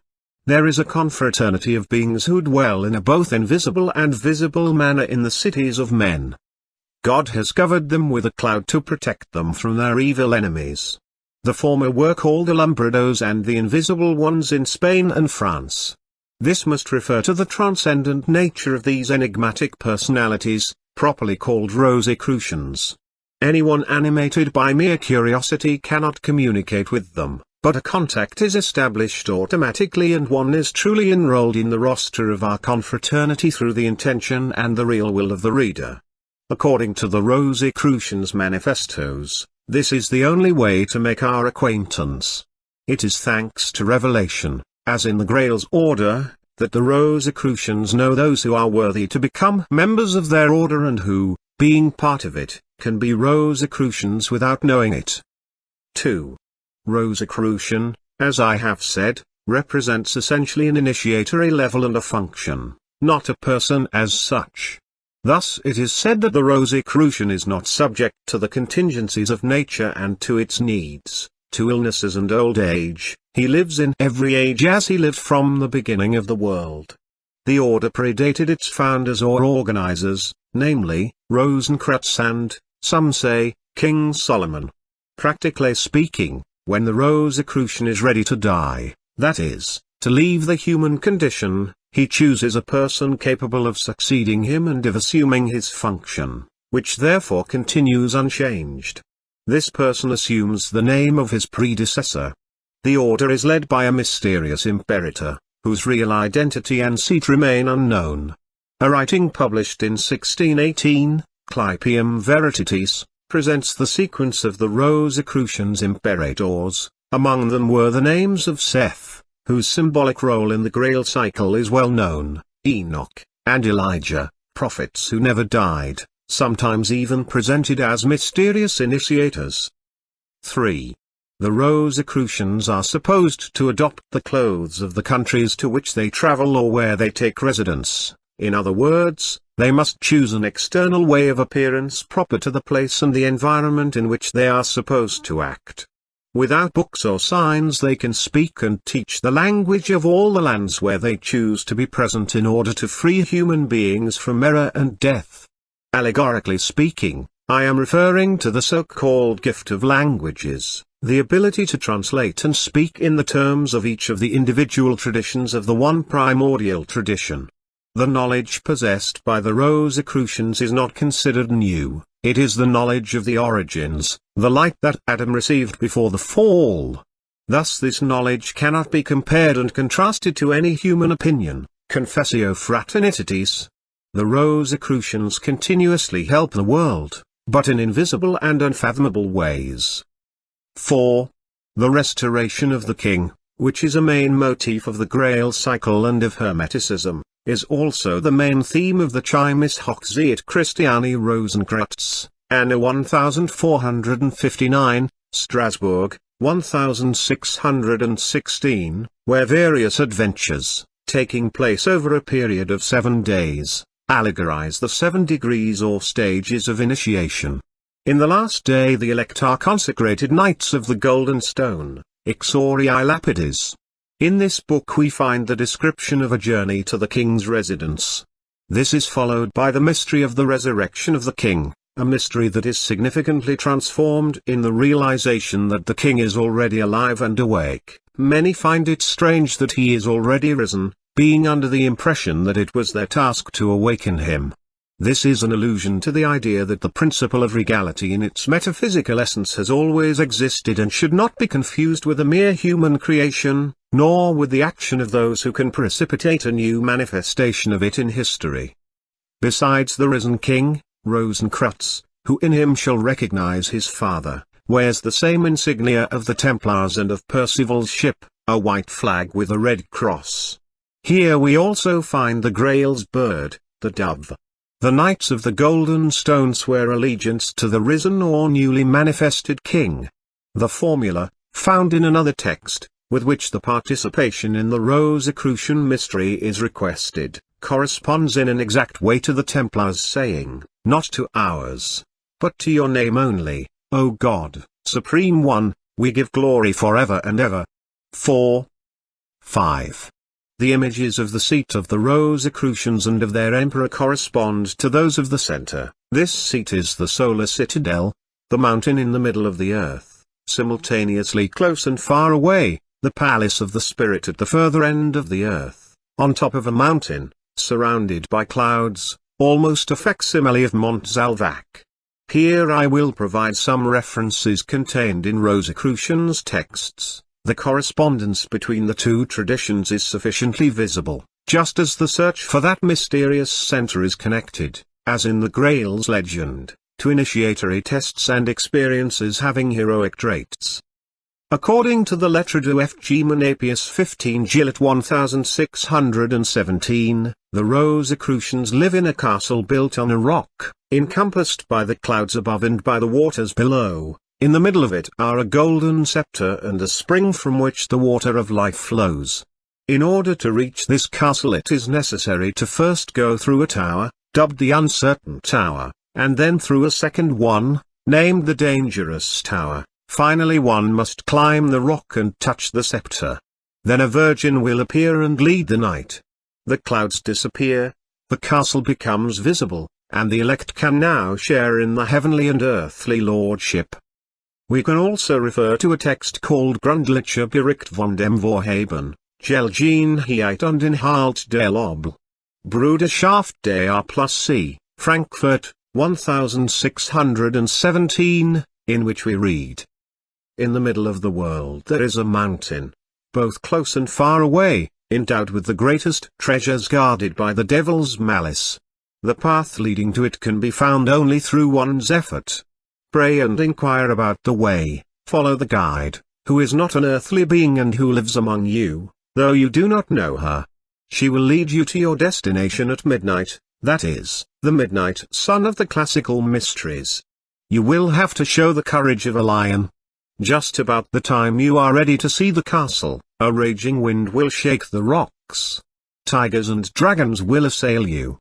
An earthquake will knock down everything the wind has spared, and a mighty fire will destroy all earthly matter. See the tests taking place in Orgelas's castle. At dawn calm will return and you will see the treasure. This treasure, like the Hermeticist's stone, has the power of transforming matter into gold, that is, of reawakening in man the original solar condition. It restores health, No one must know that you have it. After discovering the treasure, you must turn around and you will find someone who will introduce you to the confraternity and who will be your guide in every circumstance. 6. The Rosicrucians did not hesitate to condemn the Middle Eastern and Western blasphemers, this expression visibly alluding to Muslims and Catholics respectively. They added that they wanted to pulverize the triple diadem of the Pope, claiming for themselves a higher orthodoxy and spiritual authority. The reference to the triple papal diadem has a special meaning, since this diadem is among the symbols that properly refer to the universal ruler and to his function, 5, which according to the Rosicrucians was usurped by the head of the Catholic Church, and whose real representative was their imperator. These enigmatic personalities declared that Europe was pregnant and destined to give birth to a powerful child. They also spoke of a Roman imperator, lord of the Fourth Empire, whom they vowed to supply with inexhaustible treasures. The fundamental idea of the Allgemeine Reformation der ganzen Weiten Welt und Pharmafraternities is that the Rosicrucians' mission is to bring out a general restoration in the name of their mysterious imperator, before the end of the world. After the last two Rosicrucian manifestos appeared in Paris, and after the 30 Years' War ended with the Treaty of Westphalia, which imparted the final blow to what was left of the authority of the Holy Roman Empire, the last true Rosicrucians allegedly left Europe to go to an India, which should probably be understood as that symbolic country, assimilated to Prester John's kingdom, to which Montsalvac, the Grail, and its knights had previously gone. The end of the world that the Rosicrucians talked about probably alluded only to the end of one of the many worlds, namely, to a cycle of civilizations, like the vision of the hordes of Gog and Magog, which in the imperial saga was the prefiguration of that daimony of the masses that in modern times, following the French Revolution and the downfall of the major European dynastic traditions, was bound to assume increasingly apocalyptic overtones. Concerning the mission of the real Rosicrucians during the 18th century, it must have been limited to producing a certain rumor and restlessness in the environment, not without a specific experimental intention, by inspiring various authors, yet without a true militant intention. Everything seems to suggest that the Rosicrucians never constituted a material organization involved in the political arena, thus susceptible of being individuated and dealt with, and that they remained invisible, beyond the myth that grew about them. One of the designations of their group was the Congress of the Invisible People. It seems that the Rosicrucians' experiment elicited a negative response, which eventually induced them to leave. We cannot exclude that one of the factors that contributed to this decision was the deformation that certain ideas, owing to the environment, were immediately destined to undergo, thus producing opposite effects from the ones desired. In the mixture represented by the works of Johann Valentin André, and of other authors inspired by the Rosy Cross, we can clearly see a marked tendency to employ, in a manner typical of Protestantism and the Enlightenment, the Rosicrucian aversion for the Catholic Church, thus generating one of the worst misunderstandings and one of the most dangerous deviations. I am referring to that misunderstanding that led the Teutonic princes to betray the sacred idea of the empire at the very time they followed the Lutheran emancipation from Rome. This was an involution that, instead of overcoming the imperfect, lunar spirituality represented by the Church with a higher form, closer in spirit to the transcendent regality of the Grail, people failed to unmask and reject. And so it happened that people became emancipated from this involution only by siding with the rationalism of the Enlightenment, with liberalism and with secular culture. This indeed almost represents a quasi-demonic overturning of Ghibellinism. In the modern age it is possible to find several instances of an inverted use of the mystery.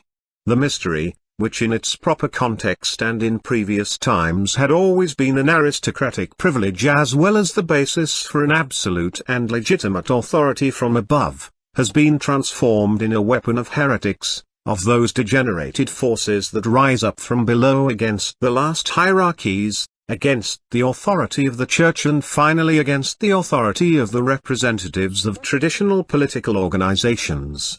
I will discuss this in greater detail in the epilogue.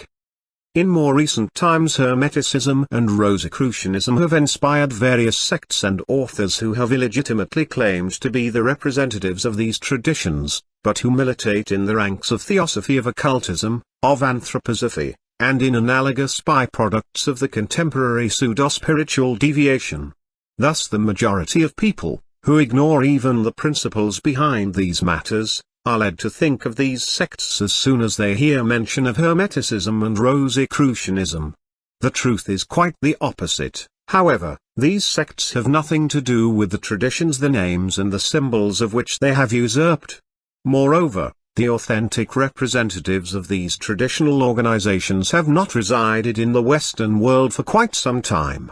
The relationship between these organizations, on the one hand, and the Theosophical Society, anthroposophy, and the like, on the other hand, is the same as that between Wagner's mystical Christian and romantic musical portrayal of the Grail in Parsifal, the authentic tradition of the Lords of the Temple. Epilogue. The inversion of Gibellinism. Since my investigation has also uncovered the connections between initiatory organizations and historical currents, I think it is necessary, in conclusion, to say something about the existing relationship between what I have called the legacy of the Grail, namely, High Gibellinism, and the modern secret societies, particularly those that since the Enlightenment have been labeled as Masonic. Obviously, the following is only a brief overview. In the so-called sect of Bavaria's Illuminati we find a typical example of the overturning of tendencies that I have previously described. This can be seen in the change of meaning undergone by the term enlightenment. Originally the term referred to a suprarational, spiritual illumination. Slowly but inexorably, it became synonymous with rationalism, with the theory of natural light, and with anti-tradition.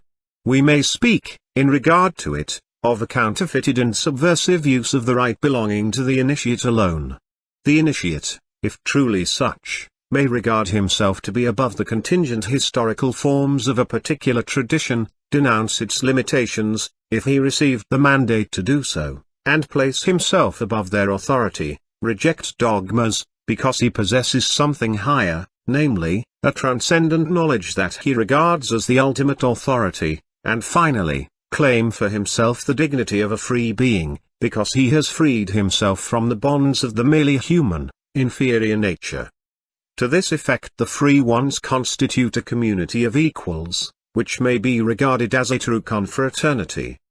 Therefore, if we materialize, secularize, and democratize these aspects of the initiatory rite and translate them into individualistic terms, what we have are the fundamental principles of the modern subversive and revolutionary ideologies. The light of mere human reason replaces the illumination, giving rise to the havoc brought about by free inquiry and secular criticism. The supernatural is banned or confused with nature. Freedom and equality are illegitimately claimed by the individual who is conscious of his dignity, though he is not conscious of being enslaved to his empirical self, and who now arises against any form of established authority, vainly setting himself up as his own ultimate reason for being. I say vainly because in the inexorable unfolding of the various phases of modern decadence, individualism has been only a short-lived mirage and a misleading intoxication. The collective and irrational element in the age of the masses and of technology has rapidly overcome the emancipated individual who is without roots and without traditions. Beginning in the 18th century, new groups arise, alongside the so-called Societés de Pensée, flaunting an initiatory character while at the same time engaging in a revolutionary and reform-minded activity of enlightenment and rationalism. Some of these groups were truly the continuation of previous organizations of a regular and traditional type. Thus, in their case, we must think of a process of involution reaching a point at which, owing to the withdrawal of the principle that originally animated these organizations, a real inversion of polarity occurred. Influences of another order and kind infiltrated and began to act in organisms that represented more or less the cadaver or the automatic survival of what they once used to be, utilizing and turning their energies toward the opposite direction of what had previously been their normal and traditional one. The prologue of A. Dumas' Joseph Balsam is a symptom of the climate proper to the lodges and meetings of the Illuminati and of similar groups responsible for promoting that intellectual revolution that eventually unleashed the political revolutions of 1789 and 1848. In this prologue, which is something more than mere fancy because it uses data produced at the trial of this character, we learn about a leader who introduces himself as a Rosicrucian great master. This leader, at a secret meeting of initiates who have gathered from every nation, gives out as the general password LPD the initials of Lilia Distrupedibus, that is, destroy and step over the House of France. The contradictory duplicity of the two motifs, on the hand, residues of symbolic and initiatory hierarchical ritualism, on the other hand, the profession of ideologies totally opposed to those that may be deduced from any authentic initiatory doctrine, is apparent especially in modern Freemasonry. It seems that this Freemasonry was organized at the time of the Rosicrucian developments and of the departure of true Rosicrucians from Europe. Elias Ashmole, who is believed to have played a fundamental role in the organization of early English Freemasonry, lived between 1617 and 1692. Moreover, according to the prevalent opinion, Freemasonry in its actual form as a semi-secret, militant association, does not predate 1700. It was precisely in 1717 that the Great Lodge of London was founded. The positive rather than fanciful antecedents of Freemasonry were the traditions of some medieval guilds, in which the main elements of the art of construction and building were simultaneously considered in their allegorical and initiatory meaning. Thus the construction of the temple became synonymous with the initiatory great work, the molding of the coarse stone into a square block alluded to the preliminary task of inner formation, and so forth. We may assume that up to the beginning of the 18th century, Freemasonry retained this initiatory and traditional character, thus being named operative, in reference to the task of an inner action. It was in 1717 that an inversion of polarity and radical upheaval occurred, with the foundation of London's Great Lodge and with the diffusion of the so-called continental speculative Freemasonry. The speculation adopted was that proper to the ideology of the Enlightenment, the encyclopedia, and rationalism, which was connected with a corresponding, misguided interpretation of symbols. The activity of the organization focused entirely on the socio-political plane, though it prevalently employed the tactics of indirect action, maneuvering with influences and suggestions the origins of which is difficult to trace. It is claimed that this transformation occurred only in some lodges and that others retained their initiatory and operative character even after 1717. True enough, this character can be found in the Masonic milieus to which Martinez de Pasquale, Claude de Saint Martin, and Joseph de Maistre belonged. We must also think, however, that this same kind of Freemasonry must have undergone a phase of degeneration if it could not stem the growth of the other kind and avoid being overcome by it. Nor can we see any action on the part of that Freemasonry that allegedly had retained the initiatory dimension to disavow the other, condemning its socio-political activity and trying to prevent it from asserting itself as the authentic and official Freemasonry. Speculative Freemasonry's initiatory vestiges remained confined to a ritual superstructure, which had an inorganic and syncretistic character, especially in the Scottish Rite. In fact, for many of its degrees following the first three, the only ones that have some effective connection with the previous guild traditions, symbols of the most various initiatory traditions were gathered, obviously with the intention of giving the impression of having inherited their legacy. Thus in this Freemasonry we also find elements of chivalry, Hermeticism, and Rosicrucianism.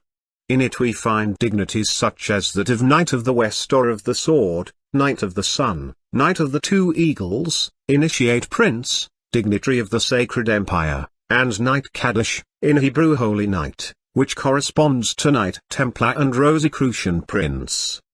Generally speaking, and this is what is particularly significant to my book, there is a particular ambition, on the part of the Freemasonry of the Scottish Rite, to evoke the Templar tradition. Thus the claim was made that at least 7 of its degrees after the 30th, which in several lodges explicitly carries the designation of Templar Knight, have a Templar origin. One of the jewels of the highest degree in the entire hierarchy, the 33rd, is a Teutonic cross that carries the initials JBM. These initials are usually explained to stand for Jacopus Burgundius Mole, who was the last great master of the Order of the Temple. De Mole also appears as the password of this degree, almost to suggest that those who are initiated in it could reclaim the dignity and the function of the leader of the destroyed Ghibelline order. After all, Scottish Freemasonry claims to have received many of its elements from an even older organization called the Rite of Hun Edom. This expression is translated by various Masonic authors as Rite of the Heirs, meaning the heirs of the Knights Templar. The corresponding legend is that a few surviving Templars withdrew to Scotland, where they put themselves under the protection of Robert the Bruce. From him they were aggregated to a pre-existing initiatory organization of guild origins, which then assumed the name Great Royal Lodge of Hun Edom.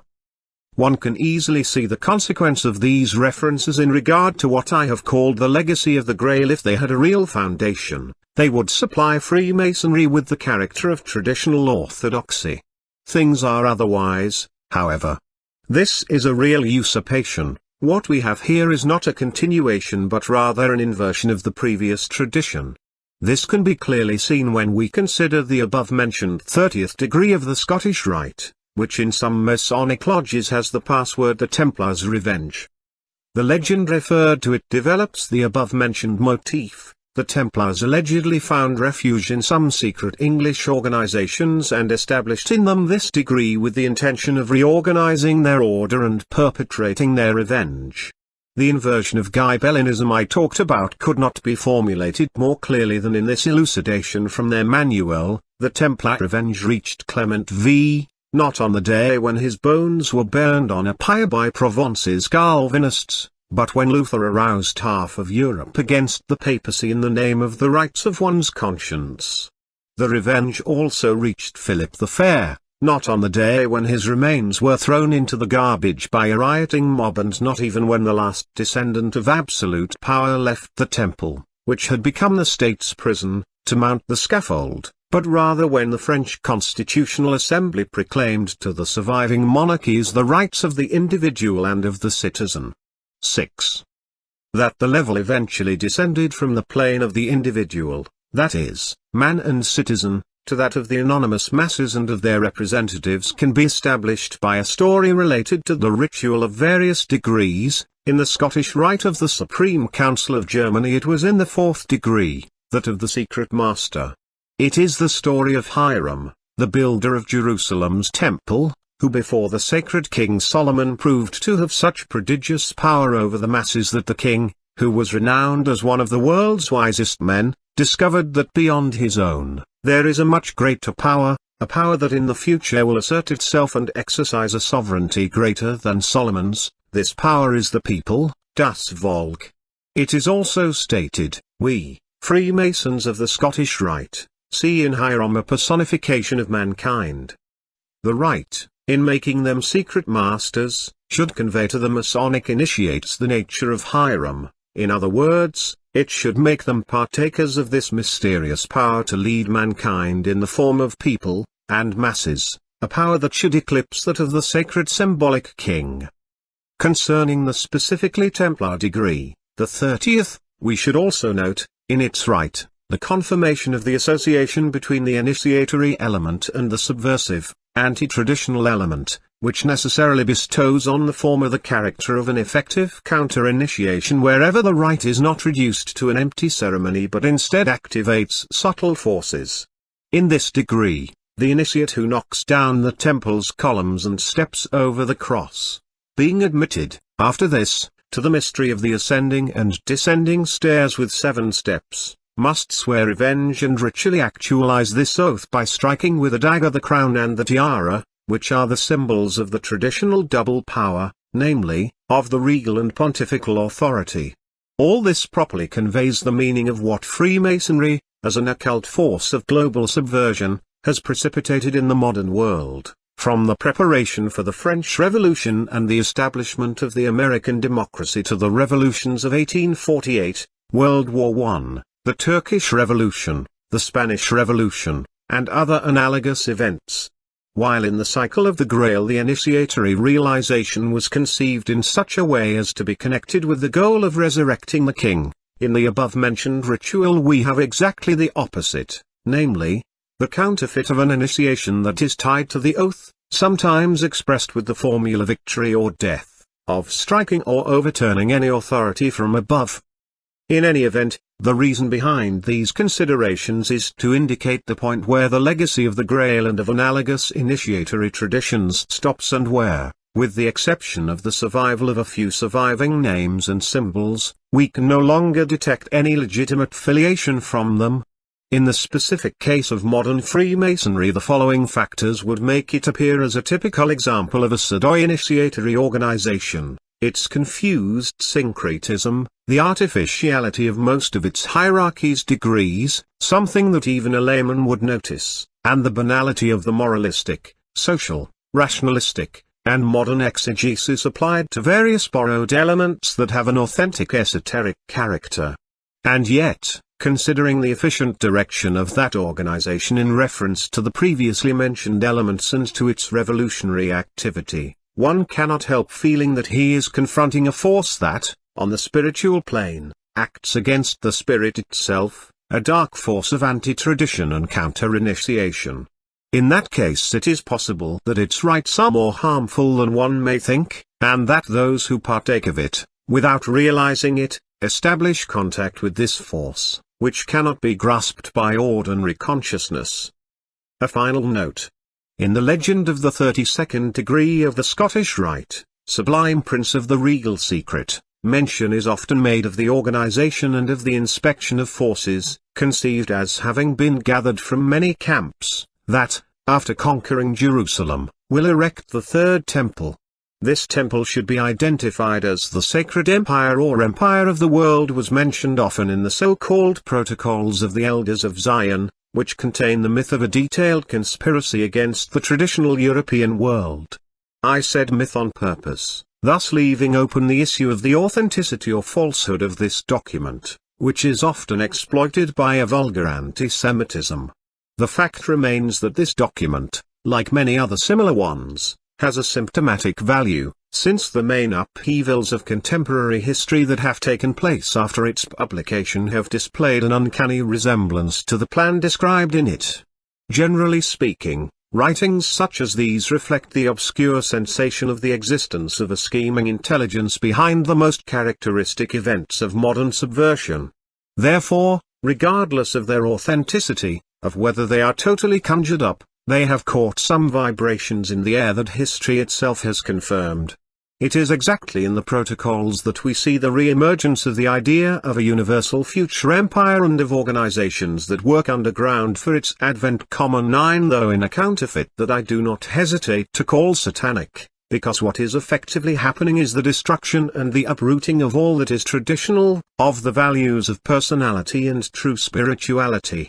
The alleged empire is nothing but the supreme concretization of the religion of earthly man, who has become the ultimate treason unto himself and who views God as an enemy.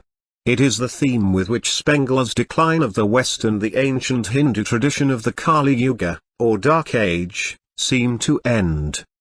In conclusion, it is opportune to mention the reason why this book was written. My goal is obviously not to add yet another contribution to the numerous critical literary essays that have been written on the subject. In this area my book will be valuable insofar as it demonstrates the fecundity of the method that I have labeled traditional, vis-à-vis that employed by current academic research. Another goal of mine was to establish the nature of the spiritual content of the subject matter. In this regard, the present book relates to other books I have written with the intent of denouncing the distortions that traditional symbols and doctrines have undergone because of modern authors and trends. In the course of my exposition I have pointed out, in reference to the cycle of the Grail, the falsification of its spirit and themes by Richard Wagner. Unfortunately, most people know about the Grail, Percival, and related things only because of the arbitrary, pseudo-mystical, and decadent way in which Wagner portrayed them on the basis of a fundamental misunderstanding. This misunderstanding was further compounded by the employment of several themes of ancient Nordic Germanic mythology in his Ring of the Nibelungs. The same applies to the interpretations of some spiritualism that, often under the influence of Wagner, and lacking any serious and direct knowledge of the primary sources, has interpreted in a rather amateurish way the cycle of the Grail as some kind of Christian esotericism, building upon it all kind of fancies, small groups and gatherings.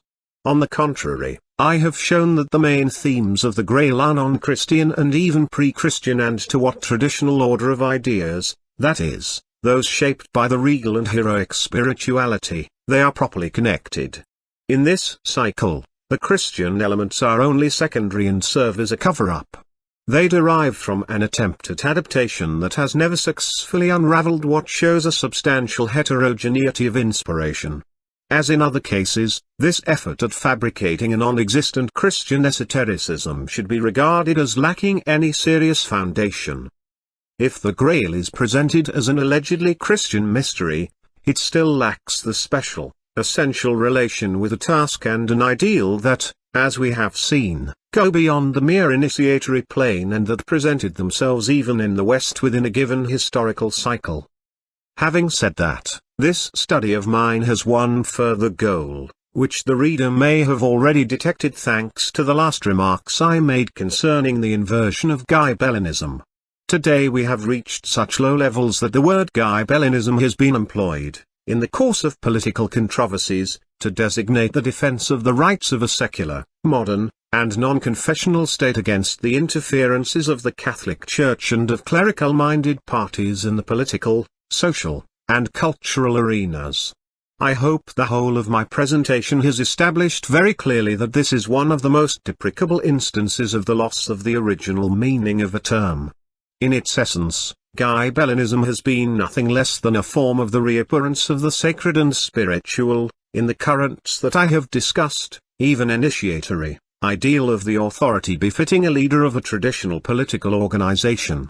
Thus it is exactly the opposite of everything that is secular, and of everything that is political and governmental in the modern, degenerate sense of the word. One may wonder what is the point of shedding light on this essence of Ghibellinism, the Grail's kingdom, and Templarism, other than to re-establish the truth before the previously mentioned misunderstandings and counterfeits. The answer to this question must remain undetermined. Already in the mere arena of ideas, the character of the dominating culture is such that most people could not even imagine what the issue at stake is.